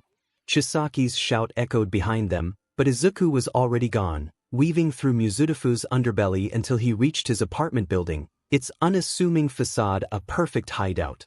Inside, Izuku's apartment was a stark contrast to its usual clutter, the space now open and airy, thanks to a recent deep clean.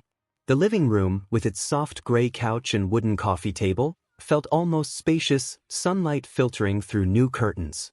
He set Eri down gently, the symbiotic suit retracting to reveal his face, green hair mussed, eyes kind but worried. He assured her she was safe here, kneeling to her level and introducing himself as Izuku. Eri whispered her name, her voice barely audible, her arms wrapped around herself. Her dress was torn, and her arms and legs bore faint scars and fresh bruises that made Izuku's heart ache. He kept his tone gentle, suggesting a bath to get her cleaned up and maybe find some clothes that fit. She hesitated but then nodded, her eyes flickering with cautious hope. Izuku led her to the bathroom, its tiles gleaming from his cleaning spree. He ran warm water, adding a splash of bubble bath he had kept for no reason he could name.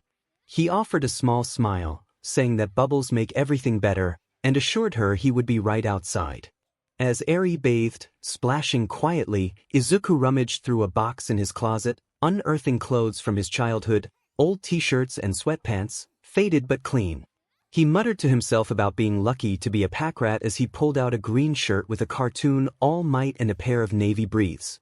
Venom's voice piped up, curious about Izuku's ability with kids, not expecting him to be the babysitter type.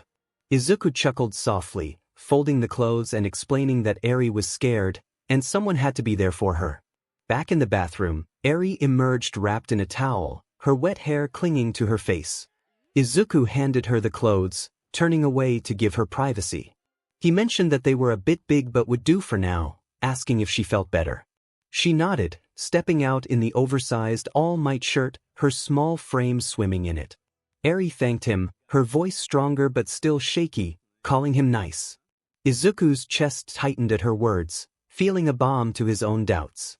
He guided her to the couch, asking if she was hungry and offering snacks, chocolate pastries, fruit, whatever she liked. Eri's eyes lit up at the mention of chocolate, and Izuku laughed, grabbing the leftover pastries from his morning bakery run. As she nibbled, he noticed the scars on her arms again, his jaw tightening. He gently asked her about the marks, concerned if someone had hurt her. Eri froze, her pastry halfway to her mouth, her eyes darting away, and she expressed that she didn't want to talk about it. Izuku assured her that she didn't have to, but he was there for her and wouldn't let anyone hurt her again. Venom's form flickered beside him, its tone serious as it offered to help with its healing abilities, like they had done for Izuku before. It glanced at Eri, her small hands clutching the pastry, and asked Venom to make it gentle, knowing she had been through enough. Venom, almost offended, insisted it wasn't a monster and demonstrated its healing properties with a thin tendril extending from Izuku's hand, brushing Eri's arm. She flinched at first, but the tendril was warm and soothing, and the scars began to fade slightly. Eri's eyes widened in wonder as she asked what that was. Izuku hesitated but decided honesty was best, explaining that it was his friend, Venom, who helped him keep people safe, like her. Venom's face formed briefly, its white eyes soft as it reassured 𝐕 that as long as she stuck with them, no one would touch her. 𝐕 giggled, her fear easing, and remarked that Venom was funny, like a cartoon. Izuku laughed, the tension breaking, and teased Venom about being a bit dramatic but having a good heart. He winked at 𝐕, who smiled, munching her pastry with more enthusiasm. He then leaned back, telling 𝐕 she could stay as long as she needed, and they would figure out what's next, maybe getting her some new clothes that fit better than his old all-might gear. 𝐕 asked if she could stay with him for a little while, and Izuku's heart melted, his resolve solidifying as he agreed. He glanced at the window, the city beyond, a reminder of the dangers still out there, Chisaki, his minions, the unknown. But for now, 𝐕 was safe, and that was enough. Venom teased Izuku about becoming a dad at this rate, saving kids and fixing boo-boos, joking about bedtime stories. Izuku rolled his eyes, ruffling 𝐕's hair and reminding Venom to take it one step at a time, focusing on keeping her safe. 𝐕 leaned against him, her small frame warm against his side, and Izuku felt a flicker of hope. He had saved her, stealthily, without Chisaki knowing, but the fight wasn't over. The city waited, and Spider-Man would be ready when the time came. The morning sun streamed through the wide windows of Izuku Midoriya's newly spacious apartment, casting a warm glow over the hardwood floors and minimalist furniture. The once cluttered space now felt like a sanctuary, its open layout a testament to Izuku's recent efforts to create a home for himself and 𝐕, the young girl he had rescued from Chisaki's grasp. The kitchen smelled of pancakes and syrup, the clatter of plates mingling with 𝐕's soft giggles as she sat at the counter, her white hair neatly braided by Izuku's careful hands. Izuku gently instructed 𝐕 to hold still as he wove the final strand of her braid, securing it with a green hair tie that matched his own messy locks. 𝐕 turned, her red dress replaced by a soft blue sweater and jeans, bought with the last of Izuku's savings from a nearby shop. She beamed, her single horn glinting in the light, and praised Izuku for his skills. He chuckled, flipping a pancake onto her plate and encouraging her to eat up for the energy she would need for the day. 𝐕 dug in, syrup dripping as she took a big bite, her eyes sparkling as she compared the pancakes to the food from her past, her voice faltering slightly at the mention of Chisaki's hideout. Izuku's heart clenched at the reminder of her trauma, but he kept his smile steady, pouring himself a coffee. He reassured 𝐕 that they were a team now and promised her pancakes every morning if she wanted. 𝐕's eyes widened with excitement at the promise, and Izuku ruffled her hair affectionately before sitting across from her, his own plate untouched as his mind drifted to the city outside.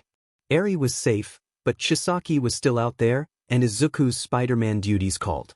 He glanced at the black spider suit folded on a chair, its green emblem and lenses a stark contrast to his usual symbiotic suit. Today he would go out alone, relying on his web shooters and trained body, without Venom's strength or spider sense. Venom's voice rumbled from the corner, expressing concern about Izuku going out without its help. It reminded him that without it, he was just a quirkless kid with fancy gadgets. Izuku sighed, wiping his hands on a dish towel, and explained that he would be fine. He reassured Venom that it would stay with 𝐕, who needed someone, and that Venom was good with her. Venom huffed, its tendrils twitching, voicing its worries about Izuku getting hurt without its support. Izuku remained firm but warm in his response, emphasizing his training and the functionality of his web shooters. 𝐕 chimed in, asking if Venom would stay and if they could watch cartoons. Venom's eyes softened at her request, agreeing but insisting on only the good ones. Izuku laughed, grabbed his black suit and changed in his room. The suit fit snugly, its green spider emblem bold against the black fabric. Without Venom, he felt lighter but exposed, his senses dulled without the symbiote's enhancement. He muttered to himself about relying on just his eyes and instincts today, kissed 𝐕's forehead, waved to Venom, and slipped out the window, swinging into the morning bustle of Mizudafu. The city was alive, its streets pulsing with traffic and chatter. Izuku swung through the skyline, his web shooters working with precision as his body adapted to the absence of Venom's strength. Years of training, parkour, combat drills, and Spider-Man patrols had honed his reflexes, allowing him to pivot midair with practiced ease. He landed on a billboard, scanning the streets, his green lenses glinting. Without his spider sense, he relied on sight and sound, catching a flicker of chaos below, a black SUV speeding through traffic, police cars in pursuit, sirens wailing. Recognizing the situation, Izuku dove, webbing a streetlight to swing low, the wind rushing past him. The SUV swerved, nearly clipping a pedestrian, and Izuku's jaw tightened at the recklessness. He landed on the SUV's roof, the metal denting under his weight, and shouted at the driver to pull over. The wiry man behind the wheel cursed and swerved, trying to shake him off. Izuku clung tight, webbing the windshield to blind the driver and force a slower pace. A passenger leaned out, attempting to fire a weapon, but Izuku flipped backward to dodge the shots, webbing the gunman's hand to the window and yanking the weapon free. With a quick motion, he swung to the side and webbed the tires, causing the SUV to skid to a halt. Police cars surrounded the vehicle, officers shouting orders as the crooks were apprehended. Civilians cheered below, and a kid yelled in admiration, prompting Izuku to wave back, his heart lifting despite the strain of fighting without Venom. Before he could swing away, a shadow passed overhead, and a familiar voice called out to him. Izuku turned, his lenses widening as 𝗏𝗄𝗃, the number 2 hero, landed beside him. 𝗏𝗃, with his golden eyes sparkling with curiosity, complimented Izuku on his handling of the car chase, noting the clean execution without collateral damage. Izuku felt tension rise, hyper-aware of 𝗏𝗃's every move without his spider sense. He responded that he was just doing what he could for the city. 𝗏𝗃 leaned against a vent, casually probing Izuku about the possibility of joining the Hero Commission, offering him resources and support. Izuku's lenses narrowed, and his heart raced at the suggestion. He appreciated the offer but explained that he worked better solo, preferring fewer restrictions and more direct results. 𝗏𝗃 laughed, noting the risks Izuku faced alone and reiterating the benefits of having backup and gear. As the night buzzed with restless energy, Izuku perched on a rooftop, tweaking the web shooters strapped to his wrists. Inside his apartment, Eri slept soundly, while Venom's shadowy form hovered nearby, watching over her. Venom teased Izuku about embracing his role as a caretaker, questioning what would come next. Izuku smirked, tightening a valve on his shooter, knowing that Eri needed him and that he would do whatever it took to protect her. Izuku was on a quick patrol, determined to keep the city safe. Venom, its tendrils twitching, expressed concern about Izuku being out there alone without its help. Izuku chuckled as he put on his mask, the green lenses glinting. He reassured Venom that he had been training and would be fine, asking it to ensure that Eri didn't wake up to its face, which would surely frighten her. Venom playfully retorted, urging him to go swing while it took care of the kid.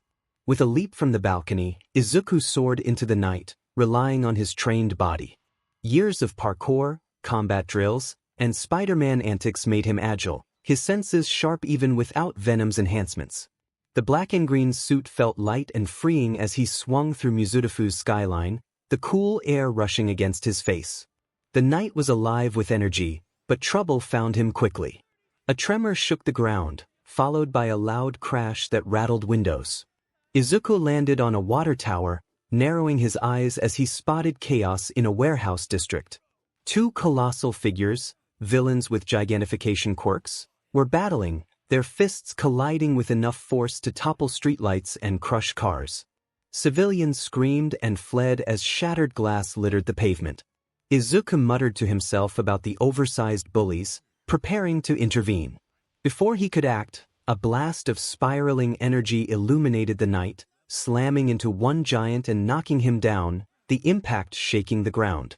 𝗵𝗲𝗄𝗧𝗔𝗃, a third-year hero in training, hovered above, her blue hair swirling as her wave motion quirk glowed around her. She called out to the villains, expressing her indignation at their reckless behavior. Impressed, Izuku thought about her style as he stayed low to avoid detection. Another figure joined the fray, 𝗬𝗓𝗄𝗧𝗔, using her frog-like quirk to leap onto the second giant's arm, wrapping her tongue around his wrist. 𝗵𝗲𝗄𝗧𝗔 unleashed another wave, working in sync with 𝗬𝗓𝗄 to pull the giant down, causing him to crash into a pile of crates. 𝗵𝗲𝗄𝗧𝗔 cheered for their teamwork, floating down to high-five 𝗬𝗓𝗄, who landed gracefully. 𝗬𝗓𝗄, calm and collected, thanked 𝗕𝗓𝗓 for the backup. A shadow loomed overhead as 𝗕𝗂𝘁, the dragon hero, descended in her draconic form, her scales gleaming under the streetlights. She praised both 𝗕𝗓𝗓 and Tsuyu for their efforts, noting their knack for teamwork. Tsuyu expressed her gratitude for being included in the mission, especially after being turned down for work studies. 𝗕𝗂𝘁 smiled, assuring her that they would hone her talent for the challenges ahead. Izuku, perched on a crane, strained to hear 𝗕𝗂𝘁's next words, which felt like a punch to his gut. They were teaming up with Sir Nightai's group, including Lemillion and others, for a significant job linked to the 𝗕𝗁𝗁𝐻𝗫𝐁, with potential ties to the League of Villains. Izuku's breath caught as he thought of Eri's scars and her fear of 𝗔𝗂𝘁. Realizing the gravity of the situation, he focused on 𝗕𝗂𝘁, who suddenly spotted him and lunged in his direction. Izuku dove, webbing a streetlight to swing clear, his heart racing without Venom's spider sense to guide him. He called out to 𝗕𝗂𝘁, trying to clarify that he was one of the good guys. Tsuyu recognized him as the hero from USJ, expressing her gratitude for his past help. Izuku landed on a rooftop, grinning beneath his mask and complimenting Tsuyu and 𝗕𝗓𝗓 on their impressive moves. 𝗕𝗓𝗓, filled with excitement, bombarded Izuku with questions about his abilities and how he swung through the city. Izuku laughed, playfully dodging another swipe from 𝗕𝗂𝘁's claw. He explained that he had a knack for sticking to walls and making bad puns. 𝗕𝗂𝘁, narrowing her eyes, warned him about the dangers of being a vigilante without a license. Izuku countered that he respected her work but believed that helping people didn't require a badge, just a heart. Tsuyu agreed, acknowledging his heroism regardless of his status. 𝗕𝗓𝗓 cheered for Izuku, asking if he trained all day and if he had a sidekick. Izuku chuckled, saying he was more of a lone spider.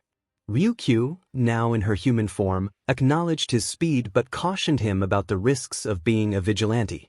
Izuku's expression turned serious as he explained his commitment to helping others. Tsuyu nodded, affirming his heroism. 𝗕𝗓𝗓 continued to express her admiration, asking about his web-slinging preferences. Izuku laughed, saying he preferred to focus on villains. He prepared to swing away, reminding them to keep up their great work. 𝗕𝗂𝘁 warned him that their encounter wasn't over, and he looked forward to their next meeting as he swung into the night, his quips trailing behind him. As he vanished into the skyline, his mind raced with thoughts of 𝗕𝗂𝘁's words, 𝗓𝗁𝗁𝗁𝗁 𝗓𝗁𝗁𝗁.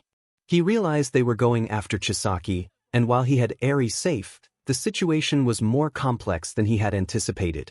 He landed on a high-rise, his green lenses reflecting the city's glow, his resolve burning brighter than ever. Solo or not, Spider-Man would be ready for whatever came next. Eri slept soundly in the guest room, her small form curled under a quilt, her white hair spilling like moonlight across the pillow. Izuku, dressed in black sweatpants and a faded All Might t-shirt, moved back and forth, his hands raking through his green hair, his eyes darting with restless energy. Venom's shadowy form lounged on the couch, its white eyes tracking Izuku like a cat watching a frantic mouse. It commented on Izuku's pacing, noting that he was acting like a headless chicken and questioning what had him so wound up. Eri was safe, and the city was quiet, so it urged him to relax. Izuku paused, his fists clenching as he expressed his concern about the unsettling quiet. He reminded Venom that 𝗔𝗂𝘁 was still out there, and the 𝗓𝗁𝗁𝗁𝗁 was likely planning something, with Eri caught in the middle. He mentioned hearing that 𝗕𝗂𝘁 and Night-Eye were teaming up to take them down and insisted he couldn't just sit idle. Venom narrowed its eyes, its tendrils twitching as it questioned Izuku's plan. It pointed out that he had barely escaped from 𝗕𝗂𝘁 the previous night and that he lacked spider sense without Venom's support. It deemed his idea reckless and foolish. Izuku's gaze shifted to Eri's room as he clarified that he wasn't planning to storm anything. He needed to talk to Sir Night-Eye, who was leading the effort. If anyone could help protect Eri, it was him. Venom surged, wrapping its tendrils around Izuku's arms and melding into his skin, panic evident in its voice. It protested the idea of Izuku walking into a pro-hero's office as a vigilante with a child he had rescued, warning that it could lead to serious consequences, including 𝗔𝗂𝘁 discovering Eri's whereabouts.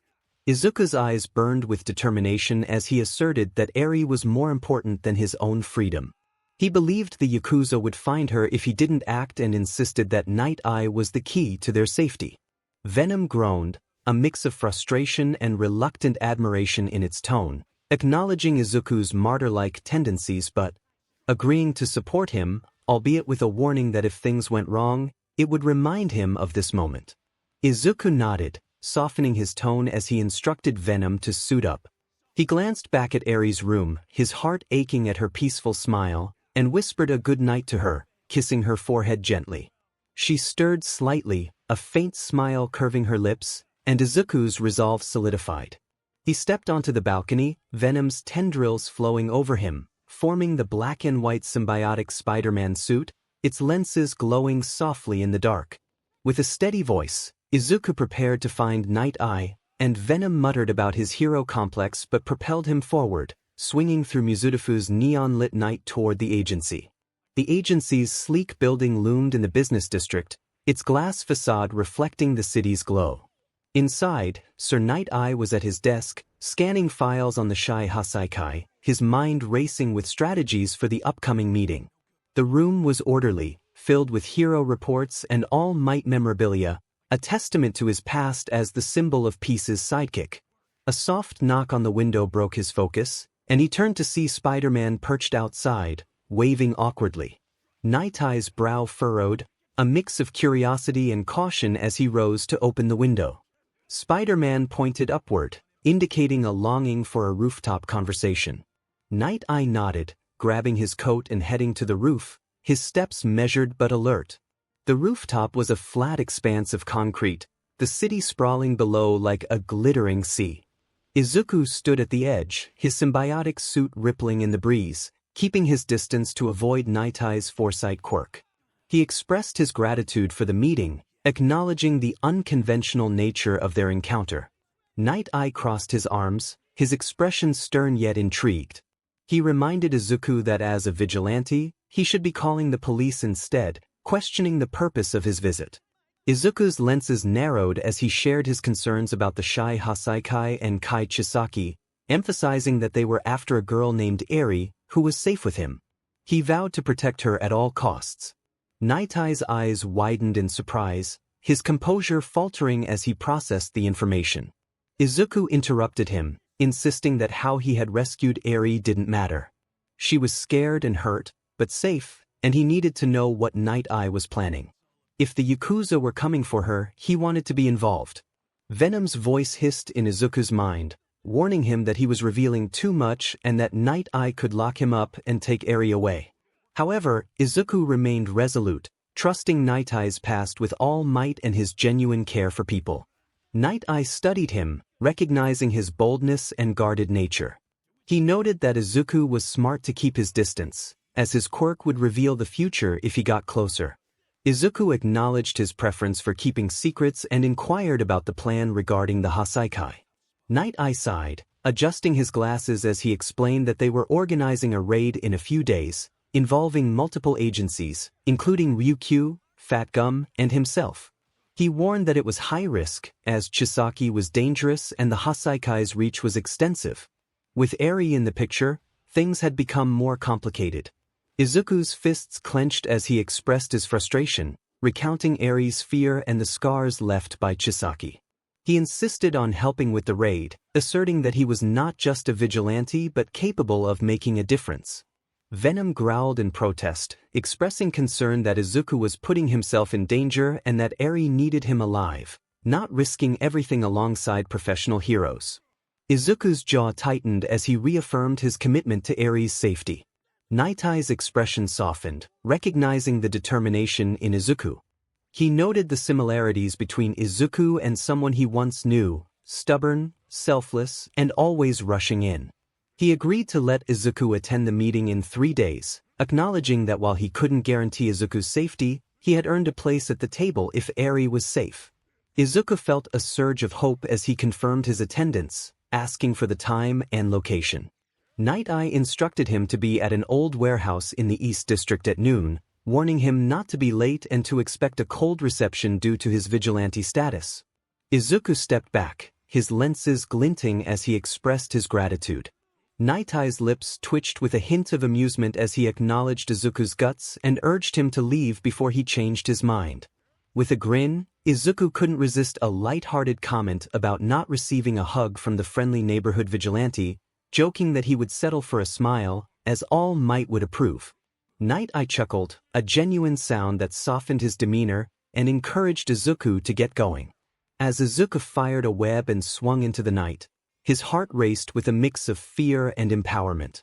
He felt a sense of accomplishment, knowing that Night-Eye was on board and that they were one step closer to protecting Eri. Venom groaned in response, acknowledging the risk but also expressing a grudging respect for Izuku's determination. Izuku laughed as he swung home, the city's lights blurring below him. Eri's smile and Night-Eye's trust fueled his determination. The 𝐬𝐳𝐽𝐵 loomed ahead, but for now he had won a small victory, one step closer to keeping his makeshift family safe. Emi Sora sat cross-legged on her dorm bed, the soft glow of her phone screen illuminating her sharp features in the quiet Class 1A common area. Her cat-like tail curled idly around a pillow, her claws tapping the edge of her phone case as she read a text from 𝗵𝗄𝗃𝗏. The message informed her of a meeting at the East District warehouse, led by Sir Night-Eye, regarding significant developments with the Yakuza. Her heart raced, a mix of excitement and unease churning in her gut. The memory of Eri's frightened eyes during their encounter with Kai Chisaki haunted her, and now this. She slipped into her uniform, the crisp fabric a reminder of her dual life as a hero in training and Shield Industries CEO, and headed out. The dormitory hallway buzzed with morning energy, but Emi nearly collided with Ijiro Kirishima and Tsuyu Azui as she pushed open the door. Kirishima's red hair spiked defiantly, his grin wide and toothy. He expressed surprise at her early departure, asking if she had a secret mission. Emi blinked, her tail flicking in surprise, and explained her destination to the East District for a meeting called by Sir Night-Eye. Tsuyu confirmed they were also headed there for work study and invited her to join them on the bus. Kirishima's excitement was palpable as he pumped a fist, declaring it was team-up time and that the Yakuza situation sounded intense. Emi nodded, a small smile breaking through her tension, and they moved together toward the bus. The bus ride was filled with cityscapes and shared nerves, with the three chatting about training mishaps and provisional license highs.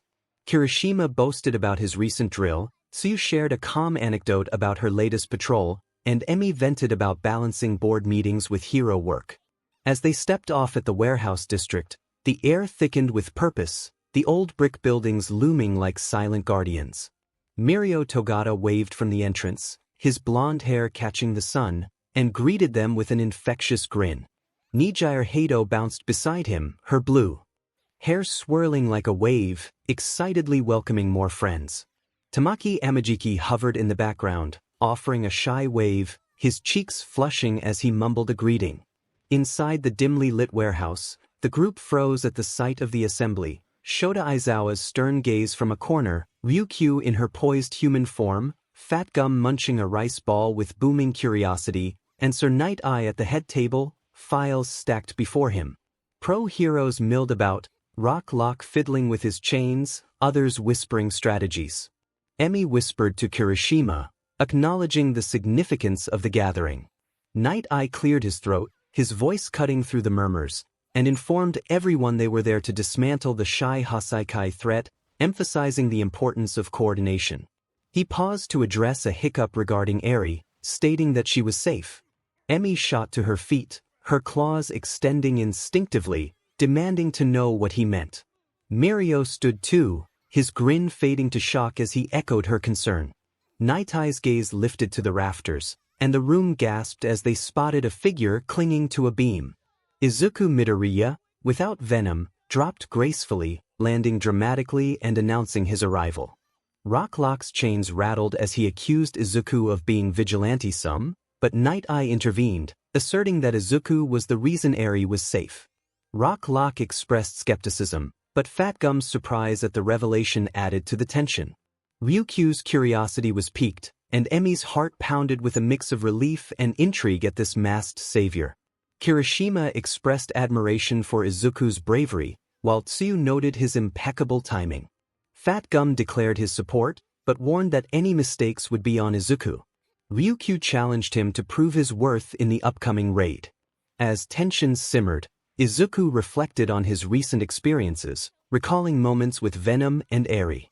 Night Eye steepled his fingers, declaring that Izuku would stay for now as they plan the assault.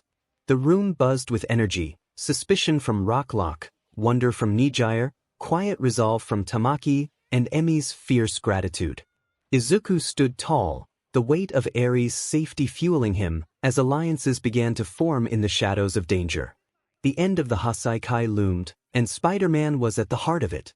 The warehouse in Mizudafu's East District hummed with tension, its cavernous interior packed with pro-heroes and students, their voices a cacophony of strategy and skepticism. Izuku, in his black and green Spider-Man suit, stood at the edge of the room, deliberately keeping his distance from the heroes to avoid Sir Night Eye's foresight quirk. Emi, in her uniform, stood closer than the others, her cat-like tail twitching, her sharp eyes flicking to him with a mix of confusion and curiosity. Izuku's heart thudded, her proximity stirring a pang of connection he couldn't name, unaware of their shared BLD. Centipede's deep voice cut through the murmurs, his insectoid arms gesturing to a projected map, confirming their investigation into the Shy Hasaikai's distribution channels. Bubble Girl and Izuku traced their movements through the hero network. HN for short, requesting aid from professionals with tracking quirks. Bubble Girl nodded, her bubbly demeanor sharp with focus. The HN was a secure platform that allowed licensed heroes to share intel and request specialized help, which was how they had pinpointed the Hasaikai's suppliers. Emi leaned toward 𝗎𝗎𝗓, whispering that the hero network sounded like a hero-only internet club. 𝗎𝗎𝗓's eyes sparkled as she explained that it was an online hub where professionals swapped information, missions, quirk data, and more. Only licensed heroes had access, making it super exclusive.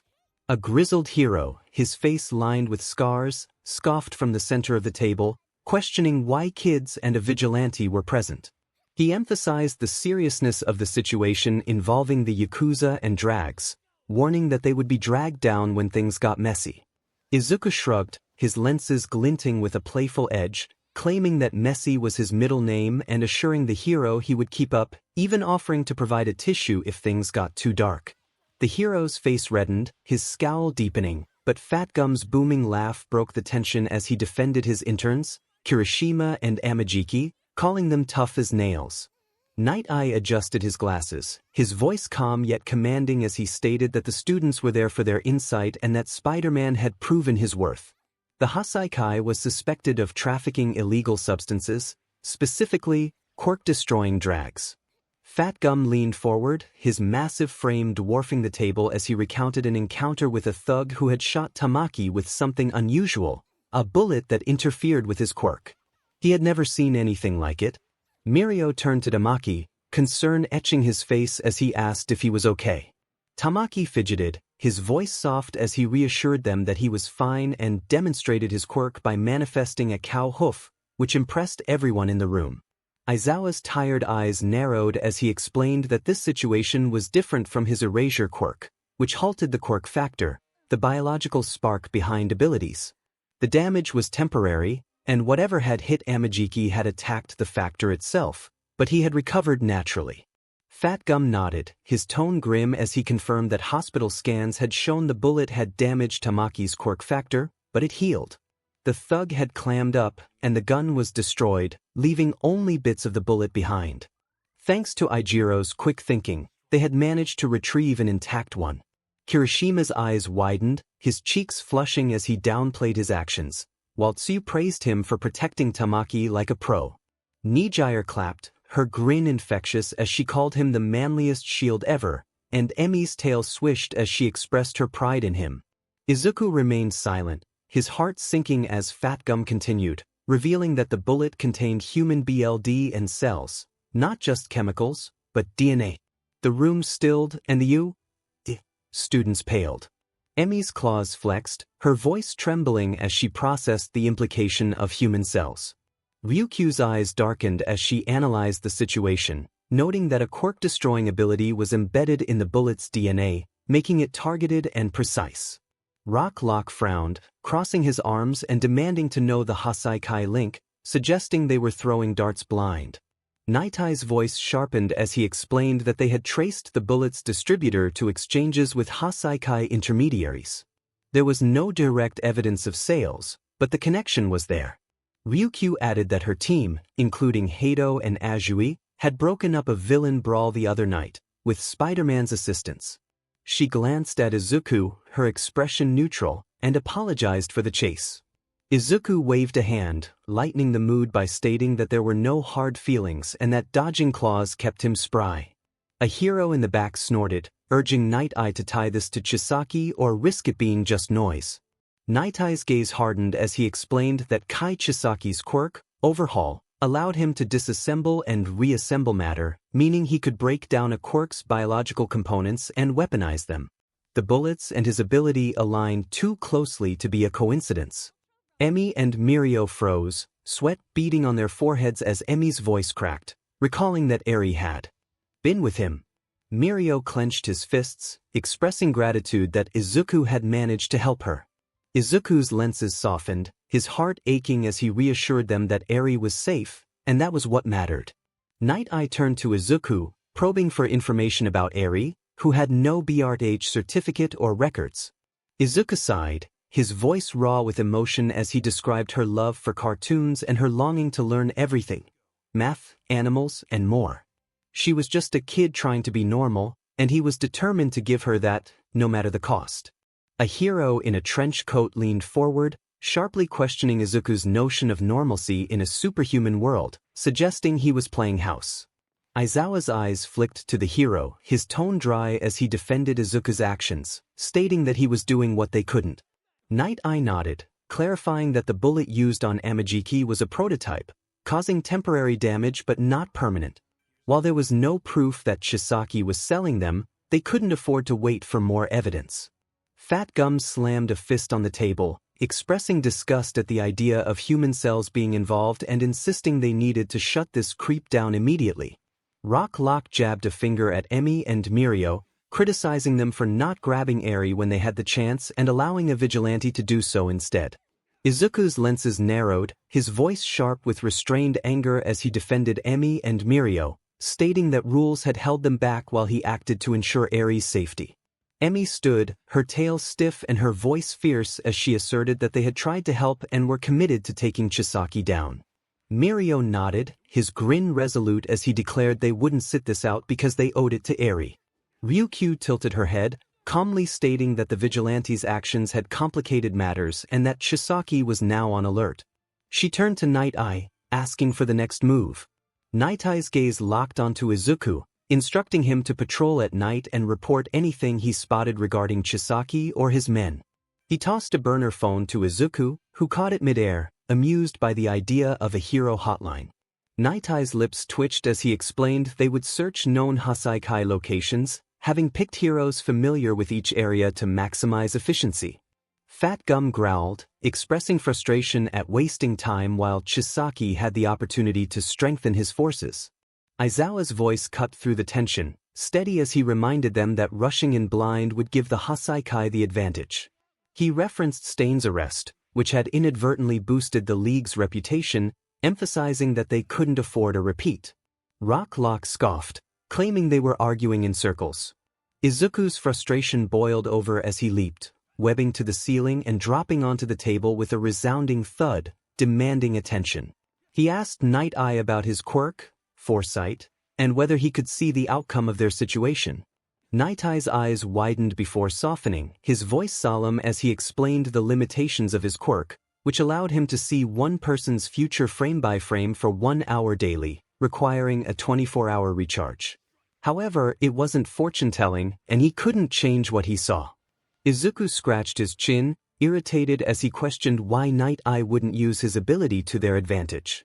Night Eye's voice grew heavy as he explained that if he saw death, he couldn't undo it, and he only used foresight when success was nearly certain. A desperate hero stood, pleading for Night Eye to see his future and assure him they would win. Night Eye shook his head, stating he couldn't provide that assurance at the moment. The room fell silent, the weight of uncertainty heavy upon them. Ryukyu broke the silence, her voice firm as she declared they would move forward, pinpoint Chisaki, and dismantle his operation. Night Eye nodded, his tone final as he thanked everyone, stating they would reconvene with updates. As the heroes dispersed, Emi gently grasped Izuku's arm, her claws barely touching his skin. She called out to him, asking him to wait. They stepped outside, away from prying eyes, the cool shadow of the warehouse providing a moment of respite. Emi's eyes sparkled as she spoke softly, expressing her gratitude for what he had done for Eri. She added that she felt it wasn't his fault, even though she couldn't fully understand why. Izuku felt a lump in his throat as her words hit him hard, reminders of Naomi's death, their father's legacy, and the heavy secrets he carried. He clenched his fists, his voice strained as he told her that she didn't need to say that. He urged her to continue being herself and wished her good luck. Emi smiled, her tail flicking behind her, and wished him to stay safe as well. As Izuku leaped onto a rooftop, his heart felt raw. He removed his mask, tears streaming down his face as he whispered to himself, feeling the weight of her words. He wondered why Emi had to make things so difficult for him. After a moment, he pulled the mask back on and swung toward his apartment, Eri's safety anchoring him. The Hasaikai loomed ahead, but with Night Eye's trust and Emi's encouragement, he felt a flicker of hope. Chisaki would face justice, whether behind bars or in another way, and Izuku was determined to make it happen.